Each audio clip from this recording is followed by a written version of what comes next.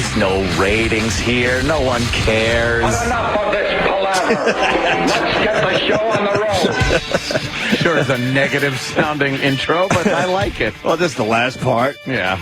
No one cares. The rest of the intro made perfect sense to me. Of course it did. There's no ratings here. No one cares. Yeah, I don't even... Yeah. No one watches us. No one gets in our hair. We're in daycare. We're in daycare. We're in daycare. We have half-day daycare. Hey, I like that. The AM session. The AM session of daycare. Yeah. Good morning. It's the Opie and Anthony show. What is it, guest day? Apparently so. We got Jackie Martling calling. Yes. Jackie Martling wrote me last night, and this guy knows how to plug, Anthony, and I'll tell you why. Of course he does. Jackie Martling goes, hey, I got a gig in Dix Hills tonight. I wish I had the plug to give it a proper plug. He goes, and then after the show, I'm bringing everyone to F.H. Riley's. So then I'm like, you son of a bitch. Now I got to talk about Jackie Martling on the radio show. Now he got your... he knows how to freaking... push your buttons. Yeah, get my attention. So according to Jackie Martling, he does this show in Dix Hills tonight. And then he's bringing the whole crowd over to F.H. Riley's, my brother's restaurant in the heart of Huntington Village. For milk and cookies. 400 New York Avenue. Yeah, he's doing the Andy Kaufman thing. Well, we'll do it with, I don't know, spring rolls. Yes. Buffalo spring rolls or something. Those are so tasty. So Jackie Martling's calling in today. Ian Halpern. Yes, Ian has a few things, I guess, to get to. Larry King he's going to talk about, Sandra Bullock, something about Craigslist, David Hasselhoff. Well, the blind item. Well, the Larry King was a blind item, he's now telling us. Yeah. And who said he's like Kreskin? Somebody on staff said he's like Kreskin. I believe E-Rock. His talking points for this week, Larry King. I predicted cheating in his marriage 3 weeks ago in a blind item on your show.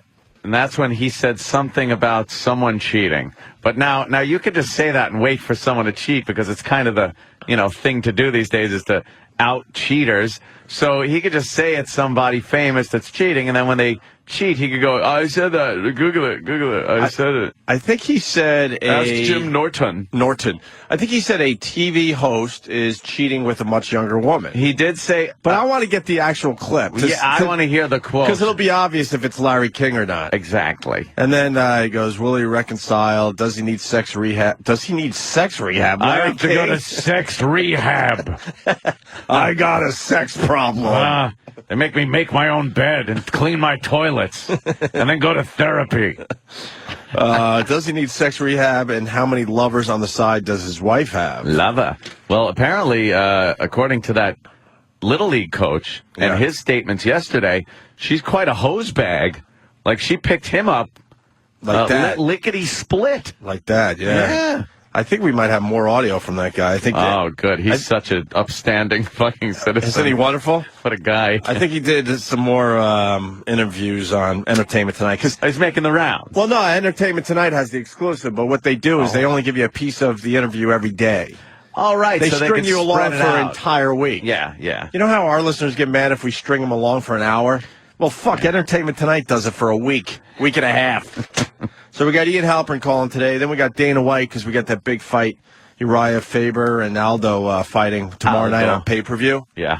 The WEC thing. Yup. So we'll talk to Dana. He tweeted last night that he went and saw Kick-Ass. Oh, yeah. And he liked it. He liked it. Or is it Kicked-Ass? It's Kick-Ass. Kick-Ass. Kick-Ass. He thought it was great. It's good. I just think it could have had a little more. Yeah. Like I said, the scenes with the kid just fucking shit up is great, but it's not the whole movie. Right. They need more ass kicking would have been nice. And then 9:30 today, an old friend, Mariah Carey. Yes. Is coming in. She's coming in. What is she up to these days? I think she's just continuing with her life. I think she's doing some dancing over the weekend. She's always poking her ample breasts into the news in some way, shape, or form. But you know how we talk about Celebrity Rehab and we're not sure about Dr. Drew? Well, she was on Celebrity Rehab. Okay, then we can ask her about... And Dr. Drew, got some issues with her, and she wasn't going to be partying anymore. And and she liked ballet growing up. She's got a ballerina body. Yeah. What? On Jupiter. Where's Sam? Because he saw this fucking Celebrity Rehab with Mariah Carey. And it looked like she was changing her life, Anthony. She was turning her life around. Here she was turning her life around. She was... That's the biggest statement, by the way, on First 48. What? The crime show where they murder, somebody's murdered, and they try to find... the person that's murdered is always involved in some kind of drug dealing. And then when they go to the mama to talk, to inform her that the guy is dead, mama will always say, he was just turning his life around with his 8 kids and his baby mama. Yeah. And it's like, no, he wasn't. He was shot during a cocaine deal. Yeah. Okay. It's like, he was not turning his life around. He was talking about going to school. The timing is always awful, right? It's terrible. Just when they were turning their life around. What was he doing? They got caught in a big fucking drug bust. Wasn't selling as much cocaine. Right. He had good intentions. Of course he did. Where's Sam? Because he knows about Mariah Carey. Sam. So she was trying to get off the drugs and the booze. Yeah. And she was going to leave the porn thing behind her. And she was going to maybe go back to her first love, which I think was ballet. And even on Celebrity Rehab and Sober House, they showed her kind of like... Oh, no, she wasn't. Kind of like dancing and stuff. No. And she was tormented, but she thought she could give it a good give it a good shot. Do I think a lot of girls realize ballet is for waifs, very skinny, small-breasted, small-framed girls do ballet. Right. She could put the Viking hat on and do some opera if she wants to, get some fucking braids sticking out of there and do that. That stupid Viking hat. I'm not bashing her, but I'm just saying, fucking ballet is a little, we'd all like to, hey, I'd like to be a fighter pilot. Right. A little past my prime. Right. Well, I hope she opens up about the Celebrity Rehab and what it really is about, because it turns out, I can't find Sam because he knew a little more about this than me, but I guess after she left Celebrity Rehab and Sober House, she made a go of it for a couple weeks and then made a porn mocking Celebrity Rehab. What'd she call it? Right back to the well. Yeah. It was called Celebrity Pornhab with Dr. Screw. Just totally mocking what Dr. Drew was trying to accomplish. Great title, by the way. Right. I must say, when you get the parody titles, that's pretty good. So we'll find out about her experience with Dr. Drew and Celebrity Rehab and fantastic. Where was that Jackie plug? I saw you popped it up there. Jackie. The Adventures of Jackie Martling, the Dix Hills Performing Arts Center, Five Towns College, Dix Hills, New York. No one's going to write down the phone number right now, but he's performing tonight, and then supposedly bringing everyone to F.H. Riley's. Yeah, I better give my brother the heads up. Yeah, better. But every time a celebrity says they're going to F.H. Riley's, they never show. They don't show? No. What happened? What's her name? Victoria Gotti never showed. Oh, right. She said she was going. Well, maybe you don't want Spark Steakhouse East. You don't want the place to become notorious. That's true. Did you see the video that someone sent me and you last night? No, I did not see this. Sam, real fast. I guess just to wrap up the Mariah Carey. Then we'll get to the video in a second. Yeah, I can't wait to see it. I'm all curious. Did I get all the info right on Mariah Carey? She was on Celebrity Rehab. She was trying to turn her life around. Dr. Drew was getting to her. She was going to turn her life around and stop drinking and doing drugs. And no more drinking, no more pills. She was going to start learning ballet because her real passion was always dancing from the time she was a girl. She was never good at it. Ballet doesn't usually have a pole. No. In the middle of the stage when they're doing, the Nutcracker. Wait, how do I do a spin without a pole? Yeah, what is that?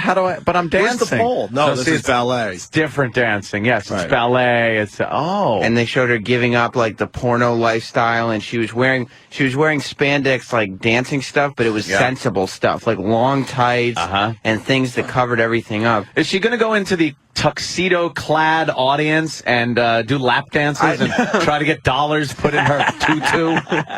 Is that what she's gunning for? I think at the time she was thinking she'd sober up and move away from that area altogether. Well, okay. Yeah. Sounds great. So what happened? Well, she was in Celebrity Rehab. I think she was in Sober House. She did Sober House, yes, I thought. And so, she did her graduation and everything. and she was a new Mary Dr. Drew Carey. has a graduation ceremony. And what does the graduation entail? If they could stand up and hold their diploma for 3 seconds? Well, graduation is fun because not that it's just for TV or anything, but that's when all the Celebrity Rehab people announce whether or not they'll be in the sober house. Oh, okay. Which means they continue their treatment. They get pushed on to another reality show. You're right. Okay. I get you. And see, unfortunately, you don't watch Celebrity Rehab and Sober House, but what you find out when they say, yes, I'll go to Sober House, that in between Celebrity Rehab, the filming of Celebrity Rehab and Sober House, just about all of them are back on drugs and alcohol. Of course. Or their sex addiction, whatever the hell they're into. Go figure. A reality show based rehab thing in front of the American public doesn't work. Wow. Yeah. And then I'm watching the latest season of Sober House. They're there for 3 weeks, Ed. 20 to 21 days. That's it. Yeah. In the Sober House. That's it. And then they move them on. Well, because, no one has time to film a reality show properly anymore. Get back out to Drunken House. Right. Exactly. And then they move back into their regular houses with the drug dealers knocking on their doors, and they're back. Nothing gets accomplished with these shows. If you kept them in the Sober House longer than 3 weeks, then the camera crew wouldn't be prepared to film the next season of Celebrity Rehab. Right. So you have to end it. Yeah, they're just knocking these out. So we've discussed it on the show. I mean, we come from an era where reality shows took 6 months to film. Now they take 3 weeks, right? 4 weeks. You got to pump out some more seasons. Jersey Shore was a 6-week fucking show. Yeah. They call it summer at the Jersey Shore, but they were there for half a summer. Half a summer. Well, just enough to get some shenanigans. Yeah, just enough to get someone punched in the face. Right. Someone puking and a girl topless, and they got enough for a reality show. If you get people who are unconventionally good looking and then combine them with alcohol and hot tubs, you can pump out a lot more in 3 weeks than you would in 6 months. Well, Dr. Drew's just helping. Yeah, exactly. He is helping. That's why. And that's the important thing, isn't it, Opie, that Dr. Drew is out there. And it doesn't have anything to do with money or getting your face out there as far as the popularity of a television show, being on a television show. He doesn't care about that.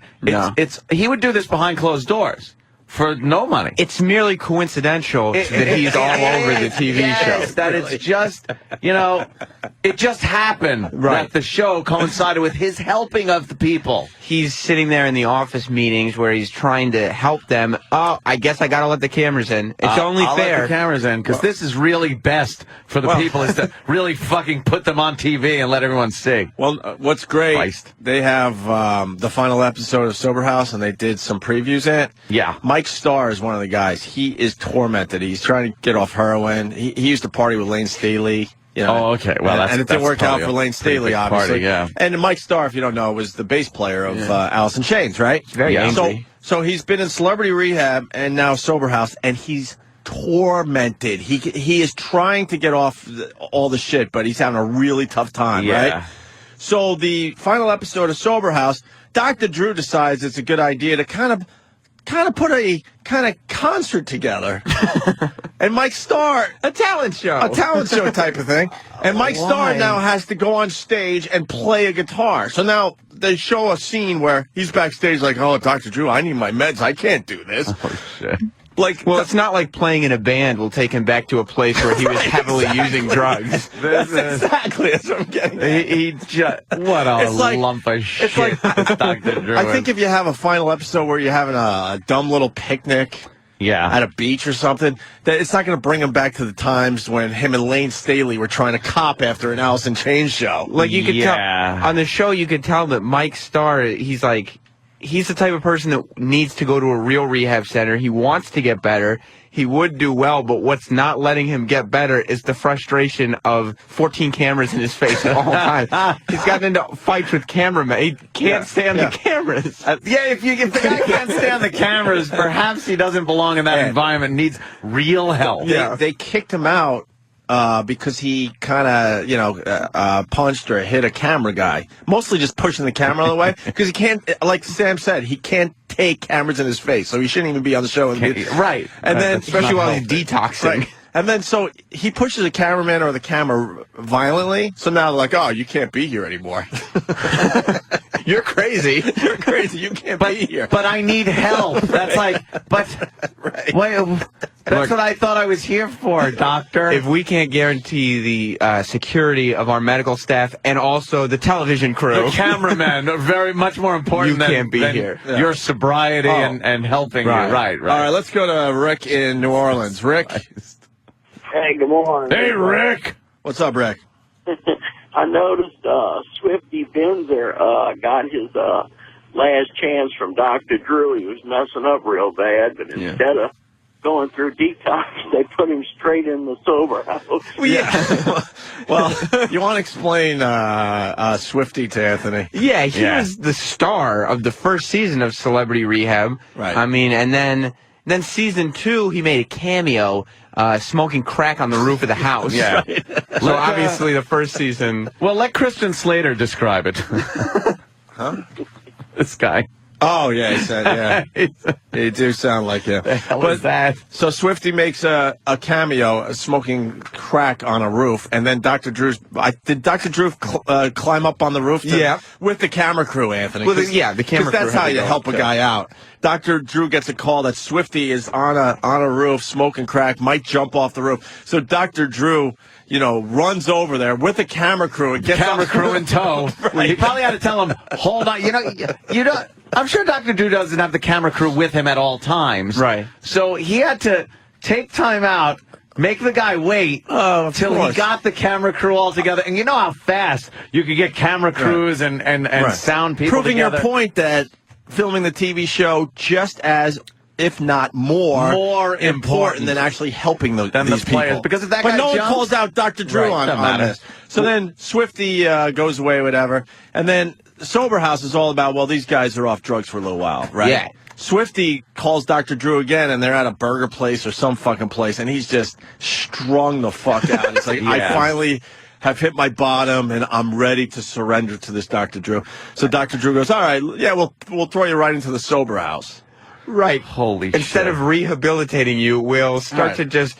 And I guess Shifty said, I've hit my bottom. Luckily, it's at the same time that you're... Whatever his name is. Luckily, it's at the same time as you filming a television show. Right. Thank God. Right. So why It do worked the out like rehab? that. Let's do the post-rehab Holy shit. Sober House. And the fun thing, since they're celebrities, is you get to... you, at home, can track their progress after the show is done. What? I didn't know that. Well, I mean, just watching what they do in their careers when they end up on TMZ. Or what did Mariah Carey do as soon as she left Sober House? Well, I thought she Got unsober? Hold on, she graduated though, Sam. She went through graduation.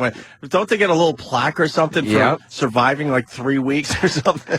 She was rehabilitated, and then she said she's leaving porn because porn is obviously a gateway back to the alcohol and pills and all Well, that you're stuff. supposed to not really cohort with the people that were in the lifestyle that cause you to, have to seek medical attention by Dr. Drew, of course. So then just a few months after the season ended, Mariah Carey came out with a new film.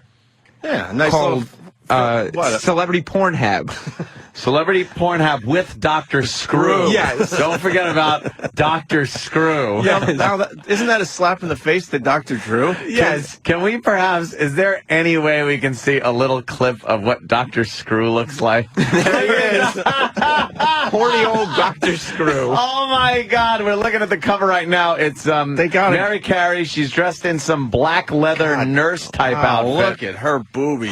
With an enema hanging from like an IV rack. Yeah. And she's squatting on Dr. Screw's lap. And Dr. Screw has the gray hair and the glasses, looking very Dr. Screwish. She's got kind of a dominatrix / nurse outfit on. Oh, is that a scene from Dr. Screw? Nice. Is that Dr. Screw fucking her?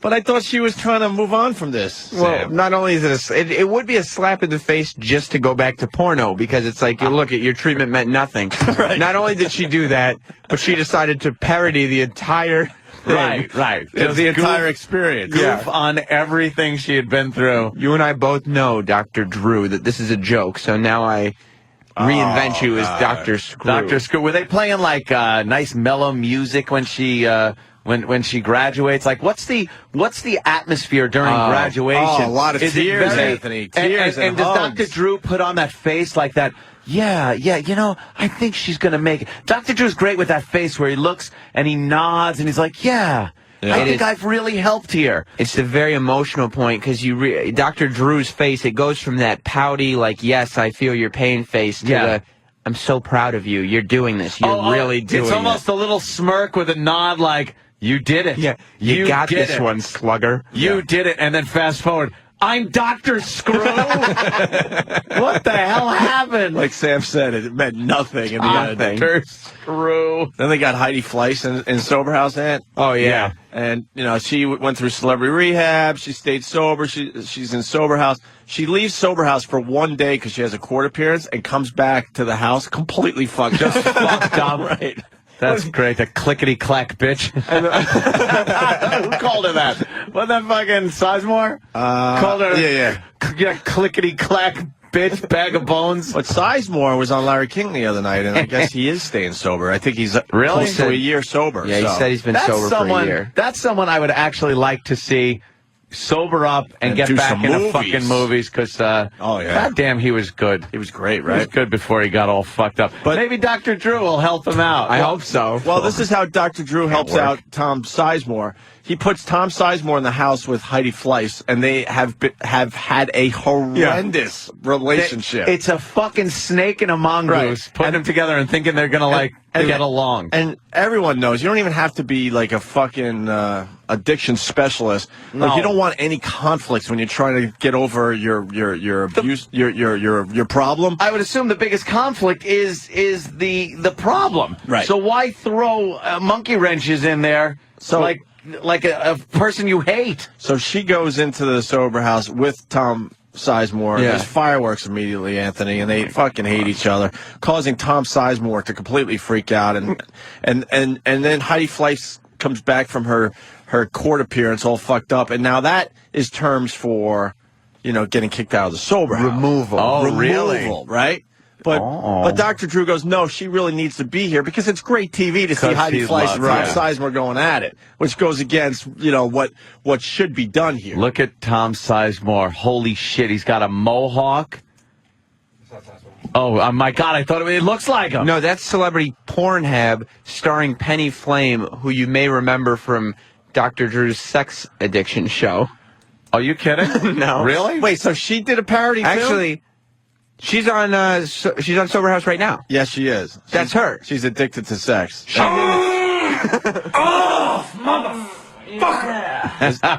Sizemore. This, what's her name? Penny Flame. Yes. Except you can't call her Penny Flame anymore. Why? What is she? I forget her real name, but she's not going by that anymore because she's not in porn. She's not a sex addict anymore. But we're looking at see her porn. get naked. Was this after the show? It must have been before. Well, but it's called Celebrity Pornhab. She's kind of hot, by the way. I just want to bring that up. She's really hot. I just want to bring that up. She's really fucking hot. But she's not like this anymore. She graduated. But she did? But it says Celebrity Pornhab. What is that based on? Yeah, but if she graduated, this is made after, right? Must have been before. Looking at this Holy scene right here, shit. Anthony, it looks like she learned a lot from her sex rehab time with Dr. Drew. Holy fuck. Dr. Drew really helped her out, huh? This girl's great. She's on Sober House, and oh, wow, she's all right, man. You're not being conducive to her recovery. No, I guess I'm not, but let me holy shit. Did she learn that in sex rehab? Yeah. Sam? No, she learned that that's not the right way to get attention. Did she do that with her diploma in her mouth? Was she able to actually deep throat her diploma like she is that cock? Holy shit. But I need to know, was this made after her time with Dr. Drew or not? It has to be if it's called Celebrity Pornhab. It was definitely made after Mariah Carey's season, but it might have been made. Before her season. So, yeah. But either way, she'll be making these movies in no time. Here's some dialogue. I think she's going through withdrawal right now. Oh, where's Dr. Screw right now? Well, this is a different film. Oh, okay. Dr. Screw should be in this too, though. They need help. Is this one of the steps? Yeah. There's really not supposed to be any sexual activity in the rehab rooms. I don't know why this is going on in Dr. Screw's rehab. Jesus Christ. She's a good egg. Wow. You'd think a nurse would hear that or something. Yeah. You'd think they wouldn't be able to do this, and they should be doing maybe chores. Yeah, chores. She's hotter than that. Yeah. She's even hotter than that. They're supposed to clean their room. You know that. Well, she's cleaning something else right now with her mouth. Dick. Amazingly. Yeah. All right. Oh, Jesus Christ.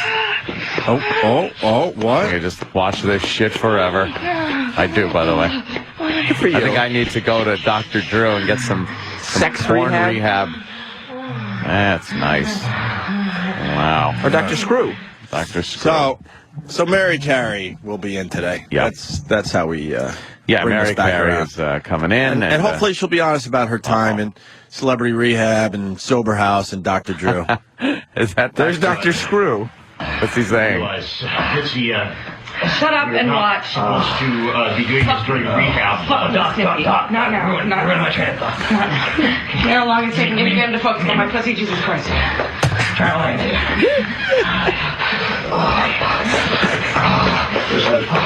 Doc, shut up.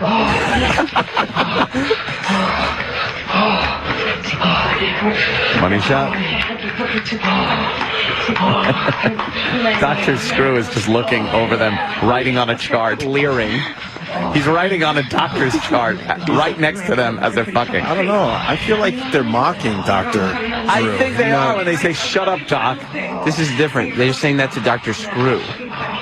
Yeah, but we all know who that's supposed to represent. Oh, What is he writing down? I don't know.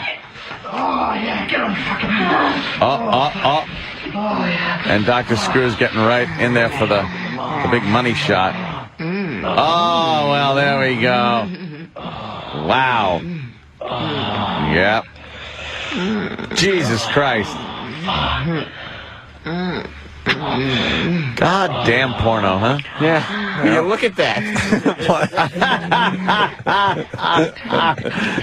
Now, what does Dr. Screw have to say about that? Yeah, I don't think he'd be happy with He's that. writing feverishly. Oh. No, that's really not going to help your rehab or your career. Sniffy, I think I found your crack rock. What? Are you fucking serious? Where? Fucking crackhead. Spits at him. Wait. Worst doctor ever. Worst doctor ever. As she storms out of the room and he chases her with his chart. This isn't good really that they're all hot. mocking him. I'm starting to think he's just trying to help. This is derogatory towards Dr. Drew, I think. He's just trying to help. I'm starting to think. Holy shit. Well, it's not like Mariah Carey would join Celebrity Rehab just for attention. It's not like she ran for governor in California just for attention. She needed help and went Yes. to Dr. Drew, one of the premier doctors in this field. So I'm sure it didn't help her porno career at all. Well, then, no. Anthony, if this is going well, we do have the last episode of Sober House where Jen. Do you know anything about Jen? I know nothing. This is great, though. I'm learning. Great. Jen's the house mom. Now, what is the house mom's responsibility? Well, she's sober. Uh-huh. But she used to be one of them. They always work. Yeah. She's not a professional. She's not a professional, but she's in charge of the house, and she's got strict rules. Strict rules. And she spent the whole season kicking people out of Sober House. Because nobody listened to her. She has a say to kick people out? She's the one. She's in Dr. charge. Screw did it. Right. Drew, sorry. But I Dr. Drew get doesn't. him confused. Dr. Drew doesn't live in the Sober House. Just Jen does. Oh. Who has no background or training. She's just a crazy woman who used to be a drunk. to deal with recovering addicts. And she's one argument away from fucking going back to whatever she was into. Oh, she wants that bottle. Yeah. This should be illegal. It really should be. It's like, it's so unethical to present this as a doctor helping people. It's like, why not do, instead of something like this, have a doctor that perhaps at one point in his career was a brain surgeon.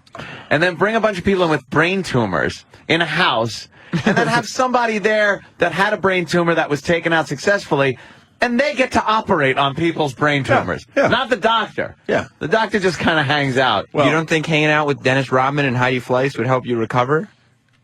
No. No, I think that would probably be a bad thing. A deterrent? Do they do group therapy? Yeah. Oh, yeah. Morning meditations. You really got to watch Sober House, Hands. So let me get into this because we've spent a lot of time on this. Jen needs people to clean the kitchen and clean their room. Like they have chores in the Sober House.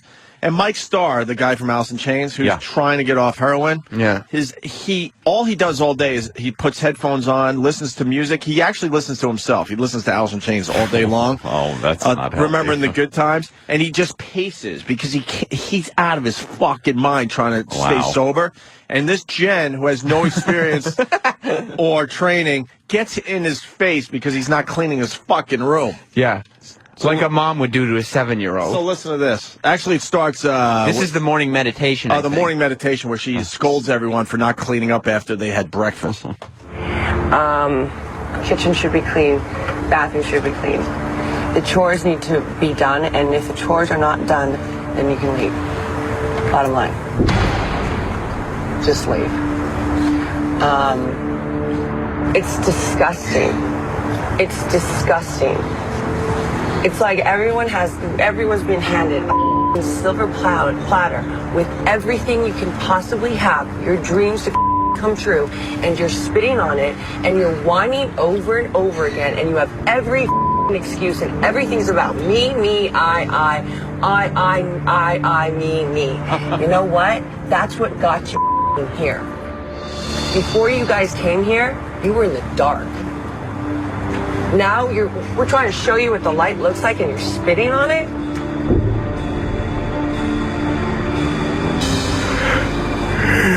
I'm sad for you guys. Pray for us. Pray for us.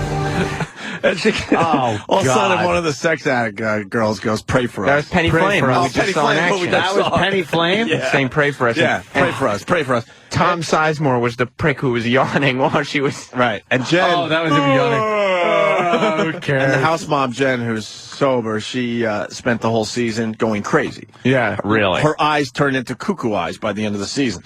So then this is the confrontation with Mike Starr, who used to be in Alice in Chains, who's just fucking pacing. He's out of his fucking mind. All he's thinking about is heroin. What's there to do today? Did you clean your room?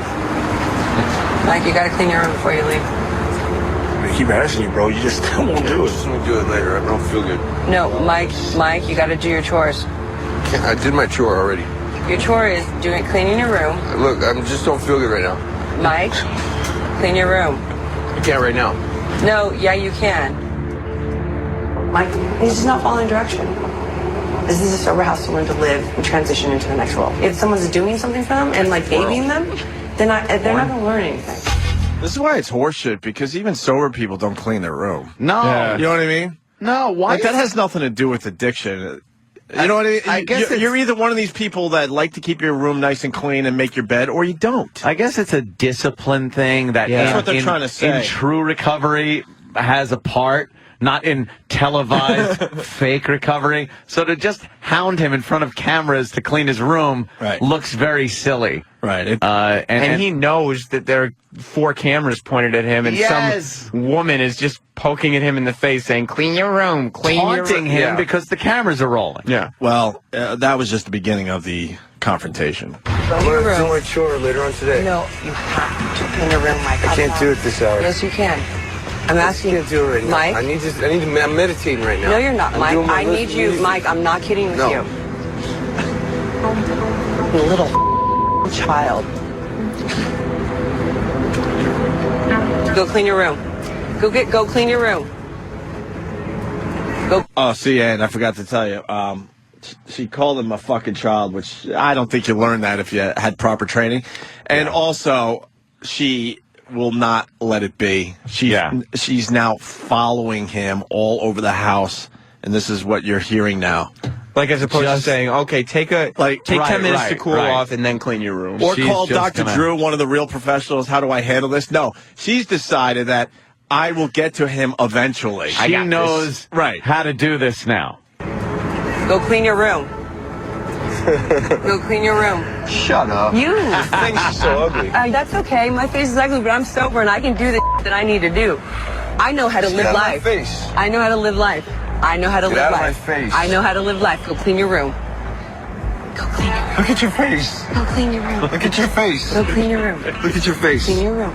Go look at your face. Look at your face. Look at your face. Look at your face. Clean your room. Shut up, you dumb douchebag. Go clean your room. Go clean your room. You. Go clean your room. you. Go clean your room. Right on. Right Don't on. touch me. Give me a hug. You touch me, I'll call 911. I'm not even kidding with you. Go clean your room. Go clean your room. Now, Anthony, I know you don't have the proper training as far as dealing with addicts, but no. Do you think this approach is actually very positive and effective in the end? I got to tell you, not knowing anything about what it takes to have somebody in recovery and successfully recover from their addictions, I would say that is the worst method possible. You don't think standing nose to nose, saying clean your room, clean your room to a recovering heroin addict is a good idea? And then, with cameras rolling, of course, and then threatening him with 911. And that. No. And having no experience, just throw some former drunk in there. Right. No, I don't see that as being a good thing. It didn't end there. No, it's Dr. Drew. Not If you're a around. douchebag, I wouldn't clean my room. Go clean your room. Rude. That hurts. Just because you're rude. Go clean your room. Kick me out. Kick me out. Pack your get out. Kick me Pack out. your get out. I'm out. kicking you out. Go. Go kick me out. Get out. Get out, Somebody Mike. kick me out. No, I'm the someone that's kicking you out. Get out. It's Sure. over. Yeah, Sure it it is. is. Yeah, it is. Sure it is. Watch out. Out of Mike. the way. You're such a drama queen. You're a liar, You're cheat, and a stupid. thief. Go get your get out. Go get your get out. Shut up. Enough with the abuse. Get away go from get me. your and get out. I never leave. Get your and get out, or go Shut clean your up. room now. Shut up. Go clean your room. I'm standing my ground with this whole house. I do not care who they are, or where they came from, or how much money they have. I don't care what they do. I just see them as addicts that are very sick and need help. See, she's the one that's pretty sick. She's a mental patient. Just because she's sober doesn't mean she's not fucking crazy. Holy shit. Isn't that amazing? That's just not how you handle the situation. And she You does. live like a pig. You put it on the floor, pick it up. Oh, shut up. You're No, Mike, you. I mean, in the end, You're a fucking pig. in the end, like a pig. I know he's trying to get off heroin and he's an addict and all, but in the end, the guy traveled the world with Alice in Chains. Exactly. And you're telling the guy that he lives like a pig and he needs to clean his room? Fuck you. That's never going to resonate with him. Fuck you. You live like a pig. You put it on the floor, pick it up. Oh, shut up. You're No, Mike, you shut up. I'm so jerk. tired of your BS, baby, whining, complaining. Shut It's up. ridiculous. I've had it up to You're a here. drama. I'm not going to clean my room. Now while you're you going to pack bitching. your I'm going to put everything in a Well, trash you- bag and I'll kick it out. Okay, do that. Mike, Do that. Do that. you don't want to lose Do this it. opportunity. You have Do a few it. more days and you have Do been it. so difficult. You No, are I a have not. grown I've been man, great not for- a child. It's been 2 weeks and I've been great for a week. She's treating him So like don't a just child. say that. I've Mike, been great. now you're not great. So look, emotionally incapable. If you don't, Constitutionally If you don't- incapable of being honest with yourself and growing up and acting as if maybe you have potential to be a man and to cool. get better. You clean your room, Mike. Cool. Give me a reason to leave. Clean your room. Good. Then you're leaving, you can walk out. No, I'm gonna go do something. No, go walk out, Mike. I'm gonna go do If something. you're not cleaning your room, get the out of here. I'm gonna go do something. Get out, go, Hey, shush. Jen, I'm gonna go do something for a Go while. away. I'll be back in a little while. Go away. You're giving me a pro. Go away, Mike. I was trying to clean my room, but you No, wouldn't you let weren't me. trying to clean your room. You're complaining the whole time. Get the out. No, I was trying Get to out. clean my Go, room. go, go, go, go. Goodbye, you're out. Shut up. He's so fucking with her. He rules. That's so- She's like, get out. And he's like, all right, I'll be back in a little bit. Yeah, No, all right. you can't come back. Yeah, I'll be right back. Yeah, I gotta go do something. I'll be right back. He's just fucking with her. Dennis Rodman fucked with her pretty good, too. Yeah, she goes, At one point, he goes, I just want to see how mad you'll get. because she goes, now everybody has to give me their cell phones as punishment for missing your curfew. God, Ann hasn't seen any of this. And then Dennis Rodman One goes, guy- no. Dennis Rodman and one of the porn chicks or one of the sex It was Penny addicts- Flame. It was Penny Flame. They decide, part of their treatment, they need to go to an LA club. So they go to an right. LA club Yeah. while they're living at Sober House, right? Of course. And their curfew was what, midnight? I think it was 1 a.m. 1 a.m.? So they're mocking the curfew while they're still in the club, like 1 a.m. Yeah, right, whatever. So they show back up to the Sober House, and there's Jen, this psycho bitch, right? Yeah. And all of a sudden, she goes, well, because these two were late, everyone loses their phone privileges, and now she's taking their cell phones. Could you imagine someone coming to you and going, Anthony, give me your cell phone? Because somebody else stayed out late. No, Right. I wouldn't either. And the whole reason you become a rock star or a professional athlete or a celebrity is because you don't want somebody telling you what to do in your job. Yeah. So she collected all the cell phones of these very famous. But Dennis Rodman just looked at her and he was like, "No, I'm not going to give you my phone." This to me, you know what it is? When cameras are going and you got people in front of cameras like that, both sides are just going to put on things. Of course. They're going to put on, like, she's doing that, clean your room, because the cameras are there. And he's fucking with her and being an asshole because the cameras are there. They have an so audience. it's called reality, but this isn't fucking reality. You ever have a woman named Jen tell you to clean your room? Certainly did. Got fucking rid of that lickety-split. Well, 9 years isn't quite lickety-split, but yes, I did. Now, that would have been a good reality show. It was, oh my God. Yeah, that would have been a great reality show. Vacuum the room. Vacuum the room. No, I'm going out. I'll vacuum the room. Take out the garbage. Take out the garbage. Me or her. Me or her. All right. That would be the end of the show, by the way. That would have been the end of the show. Finale. That would have been the Anthony's ultimatum, and what a surprise he picked that one. Are you saying Graduation day. That was graduation day. I graduated from the house. Are you saying that wasn't the right choice to give you? Not the, if anybody knows anything about good old Anthony here, it's that he does not enjoy the ultimatum and will 99% of the time choose the one you do not want me to choose because you have given me an ultimatum. This happens a lot. But on what planet would the me or her worked in her favor? Exactly. Especially how she was putting it to you. You know what it was? On the planet of a guy who would just go, all right. Right.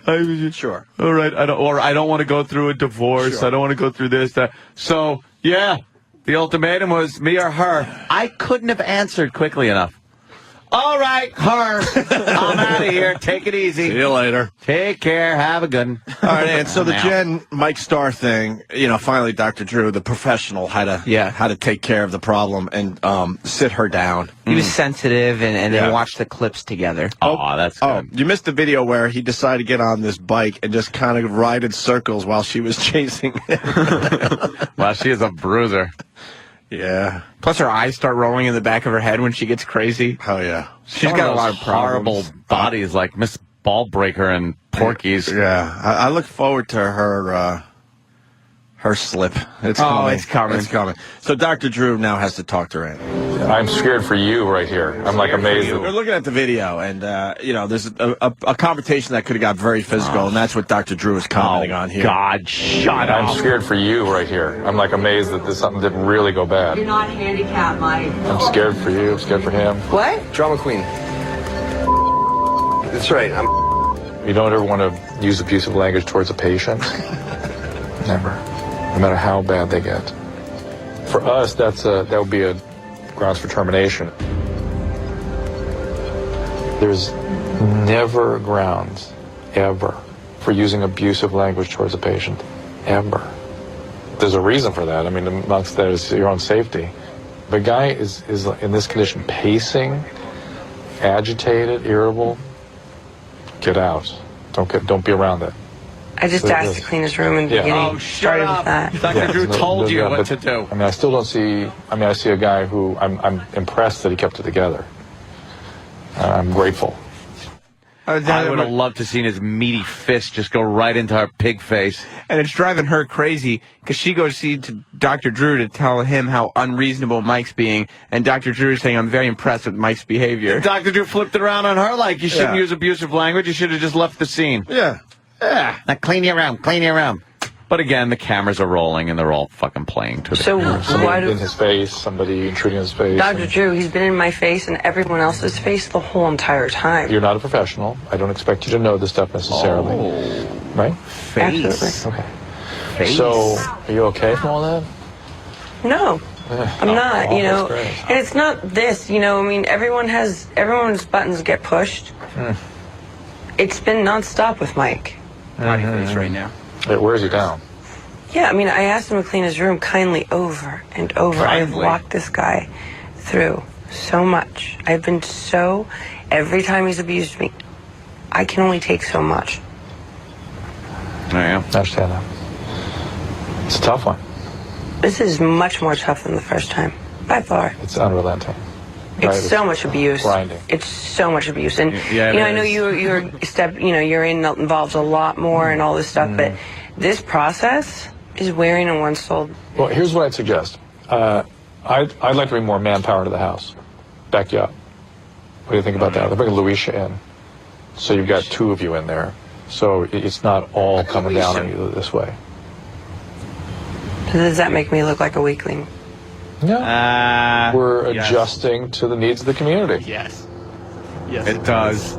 Yes, you it can't, does, you is can't right. handle these fucking guys. Right. So they got to bring some bouncers in.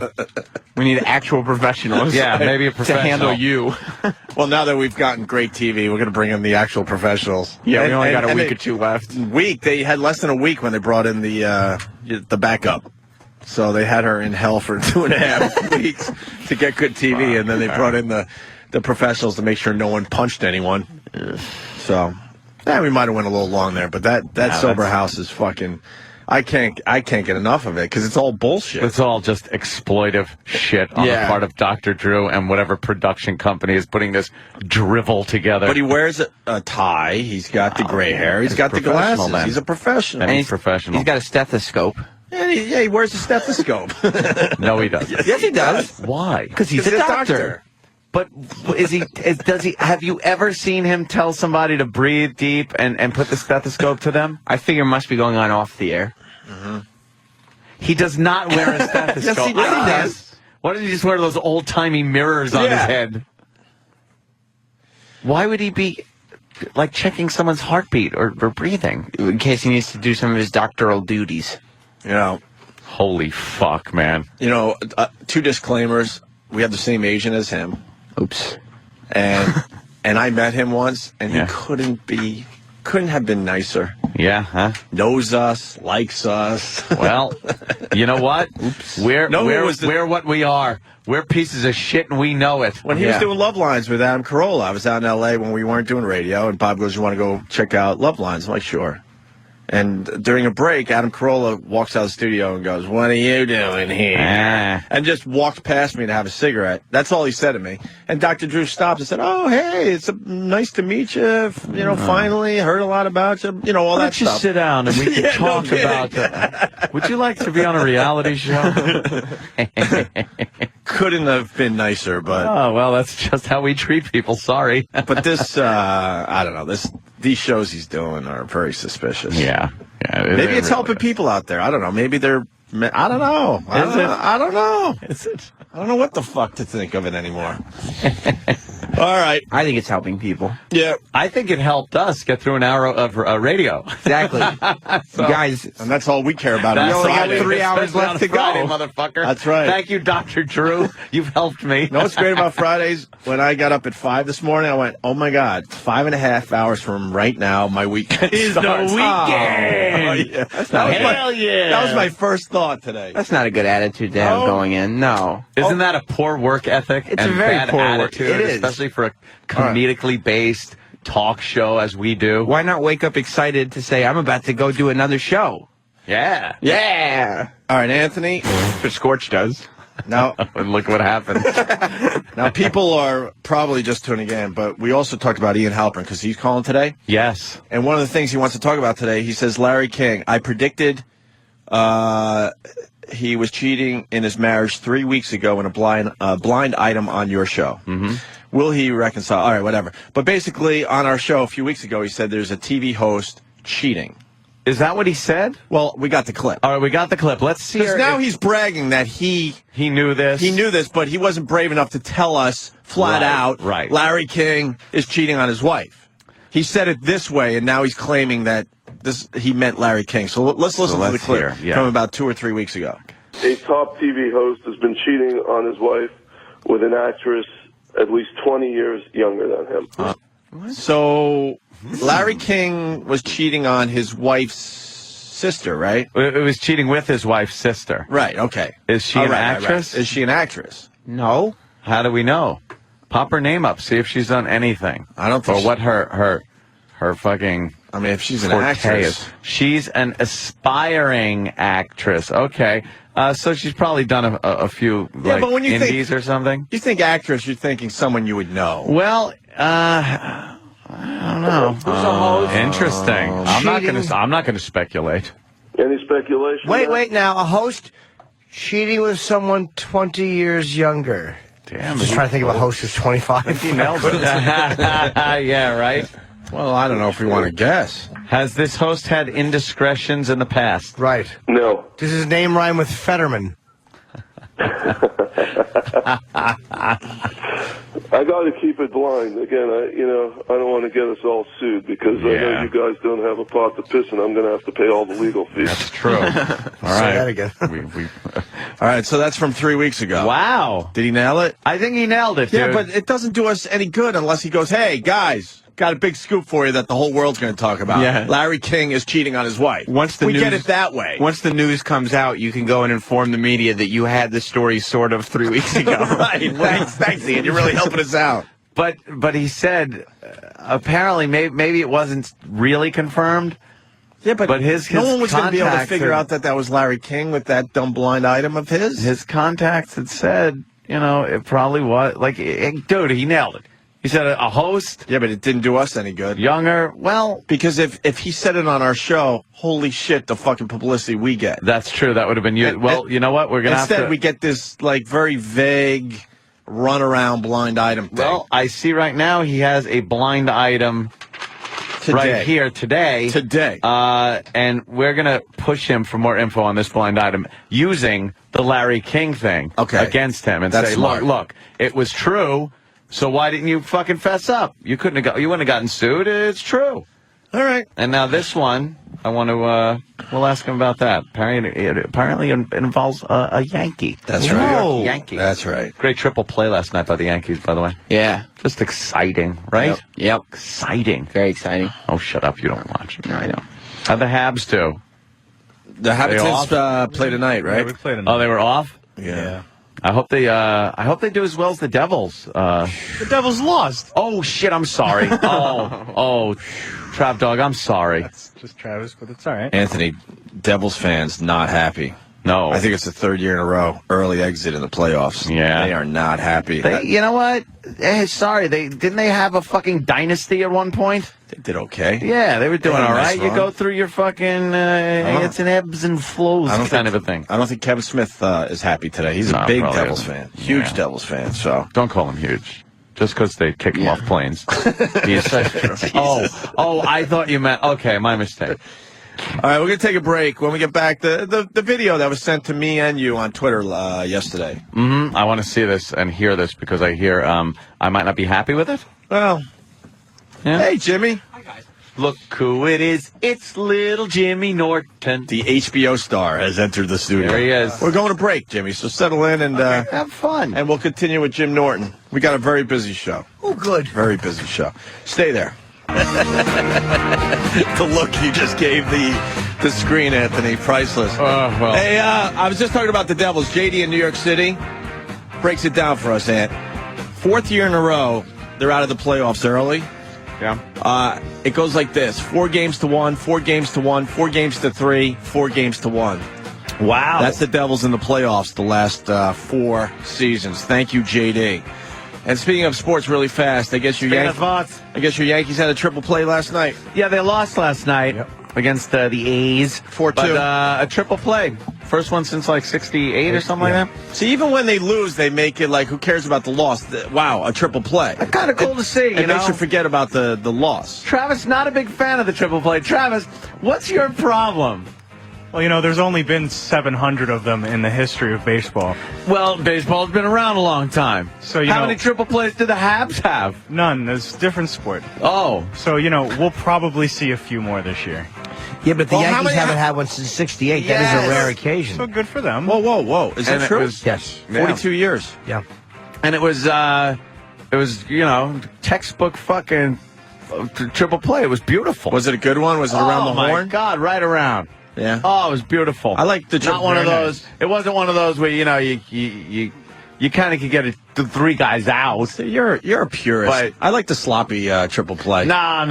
Where the guy just makes an amazing catch. The guy was already running for home. He freaking tags him out, and then the other guy coming from second is like, oh, fuck. Yeah, it's ridiculous. It's all just one guy. Stupid. If it was an unassisted triple play, I would think, hey, that's really cool. That is really rarely ever happens. But it was, it was around the horn? Yeah, it was a 5-4-3 triple play. Yeah. 5-4-3. It looked fucking cool as hell. Good for them. Fuck you. I hope your Habs lose. What the fuck's wrong with you, Travis? They're on the road to defeat. What? I just don't think a triple play. It's impressive. How many triple plays a year? Well, on there's average? been around 700, and Well, there's been 700 seasons of Baseball's only been around since slavery days. modern baseball, we'll say 1850 or whatever, so 150 years, 700 triple plays. That's pretty good. Yeah, there's a couple a year. Yeah. Yeah, but the Yankees haven't had one since '68. I know, good for the Yankees. That's a very rare. Using your math, it would be about 4 to 5 a year. Yeah, so right? good for them. Somewhere Look around at there. this. Here we go. All right, let me take a look. How many games See are how there, too? impressive this is. All right, you Wham, got a little there you freaking... Boom. Boom. Boom. Hey, got him. Yeah, that's all right, man. That's a good one. Pretty good. That's there goes all right. Suzuki gone. Maybe if Suzuki ran a little faster. That guy hit into it. How annoying is it when you hit into a triple play? Oh, you're not going to be the guy that walks into the dugout cheering. There's no outs, 2 guys on, and It's fantastic, and you right? hit into a triple play. Yep. The guy who hit it actually had the 3-run homer that won the game for Oh, he did he? Yeah. I mean, like just desserts. Maybe later on he... All right, well... Boy, they must have given him a razzing in the clubhouse. Oh. I bet the A's have a weird ritual. Like, if you do something wrong, they, like, humiliate you sexually. Like, when he came in, they probably just pinched his scrotum with their fingernails. Really hard. Left a mark. Left a little crescent moon mark with his fingernail. All right. Shit. And that's and the NFL draft happened, and we don't know much exciting? about that. We don't know much about that. I just know whenever I see clips I'm not from even it, gonna fake it. people I are don't- hooting and hollering and cheering and The NFL draft day they is just a are. huge sporting event, man. they're Huge losing their now. minds. It's going on today, too, right? Third day. I believe so, right? It ends today? Yeah. Yeah, but now they're into the No, weird... it ends tomorrow. Oh, sorry. Tomorrow? Yeah. Oh, it started yesterday. It started last night. I think last night was the first time they've ever done it in prime time. One of the headlines: Tim Tebow will be playing in the NFL because they were wondering if he could play in the NFL and if he was even going to be drafted. The Gators quarterback there, and Broncos picked him up first round. Oh yeah, 25th overall pick. So that's the only thing I know. I'm not even gonna try to fake this shit. I don't know. Giants got a defensive player. Exactly. Who? And what team did he play for in college? Steve Morgan, and he played for the Rutgers Scarlet Knights. What? What was the big get this year? Does somebody know who the big get was? Like, holy shit! I'm sure if we go to that's a good fucking player, and I'm sure if we go to the that's going phones, to change the team. There's a lot of sports. Leroy Johnson was actually the Leroy? big player. Leroy Yes, Johnson? Leroy Johnson. What team did he play for in college? In the movie Fame. Oh, okay. He couldn't read too good. Wagon machine. Yeah. There's sports fans though that study this stuff. They know their shit, and they go down there. Where is it at? Radio City Music Hall this year? Yeah, something like that. I think so.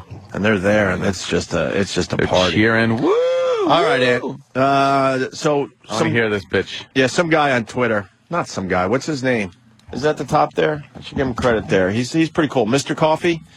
Yeah, Mr. Coffee's all right. Mr. Coffee Says is his Twitter name. He's a good one to follow, actually. Sent this video to you and I, and basically he sent it to me to make sure you see it, because he thinks that this would bother you a little bit, Anthony. It probably will. It's a lot of the things you have said about Obama and the people that support Obama. Oh, okay. So let's take a listen to this. Hello, this is Colander, not your mother, Obama. And guess what, people? I love President Obama. Yes, I do. I love President Obama. And guess what? I voted for him. Do you want to know why I voted for him? Do you want to know why? Do you want to know why? Because he black. He black. Yes, I said it, and I say it again. I voted for him because he was black. Yes, I did. And guess what? I'm gonna get me some health care. Showed up. I don't know why you looking at me. You need to be at work so you can pay for my health care. I love it. I love it. I-L-O-V-E-I-T. Yes, I do. I'm getting health care. I ain't got no job. I love America. I love me some America. Me and my 7 children, all 7 of my children gonna get some health care now. Sure enough, sign the bill, honey. Sign the bill. So, anywho, that's all I gotta say about it. And if you don't like President Barack Obama, if you don't like him, then you is a racist. Yes, I said it. You is a racist. Uh-huh. Yeah, you are. Because you know what? President Obama is doing good by me. Uh-huh. Now, yes, I can get sick now. So y'all keep going to work, making all that money, because your taxes is helping me and my chillins. All right, over now. Thank you. I love America. America. Obviously, she's mocking people like you, Anthony. Yeah. No, obviously she's putting it on and kind of mocking the people that think that just because Obama's in office, they're going to get all that stuff. She's mocking a lot of I didn't see 1 ounce of parody. I think that she's... you think she's sincere? Yeah, right. The thing is, I have gone to certain websites, let's just say, and looked at videos that are real, like that. Well, bring one to same the show. ideology. Well, bring one to the show. Yeah, should I? What site's that? It's a site that it's the N-word, right? And then it's followed by mania. The N-word mania.com. Yeah. So you have to write N-word mania. See, every other N-W-O-R-D mania. Every other day, I go to that site.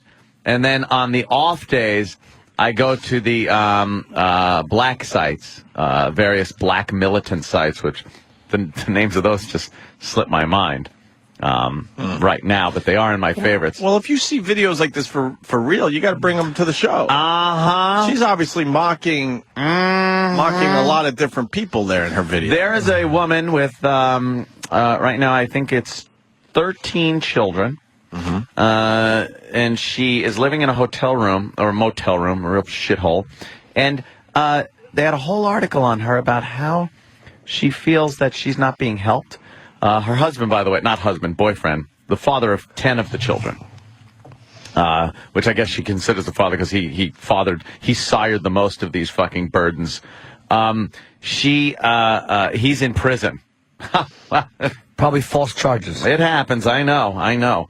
And she's saying, what am I supposed to do?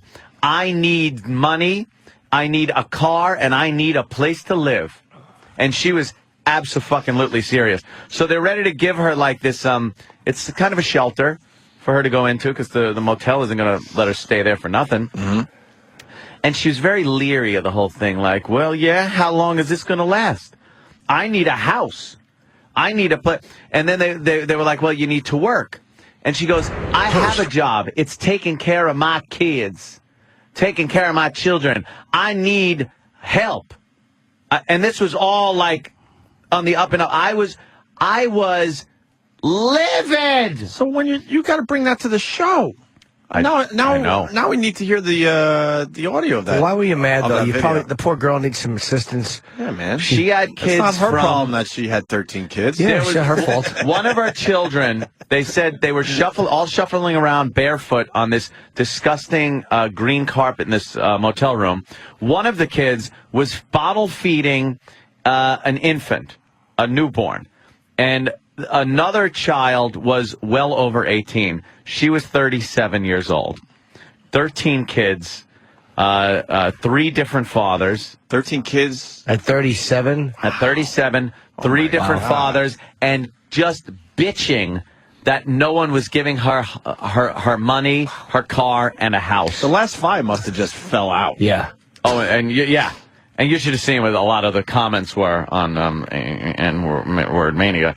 Well, take them to the White House. I'm sure there's room there.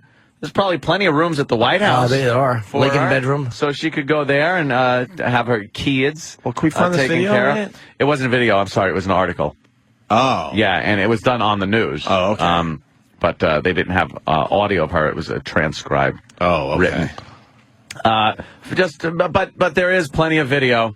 There's the head of Acorn, I guess, that woman. Yes. Who was talking about socialism, and oh my God, I wanted to fucking bash my monitor watching her too. Saying that the Tea Party movement, which she called the bowel movement, get it? It's shit, Yeah. right? The Tea Party movement is just a masked organization of racism. Just pulled out the race card because it's basically middle-class Americans that don't want to be taxed up the ass to pay for the likes of the 13 fucking kid bitch that's in the hotel. But she was saying that socialism is good, and she's talking to a bunch of young people about socialism and how it's a good thing, and I wanted to fucking smack her, Acorn. Go get in more trouble trying to fucking get housing for prostitutes. Yeah, that was funny. That was Anthony's big insult. Go on, get in more trouble. Why don't you? Why don't you get in more trouble, by gum? Well, Anthony, I pulled my pants up. I'll flip you like a cheese sandwich. The basics. So the more kids you have, the more government assistance you have, right?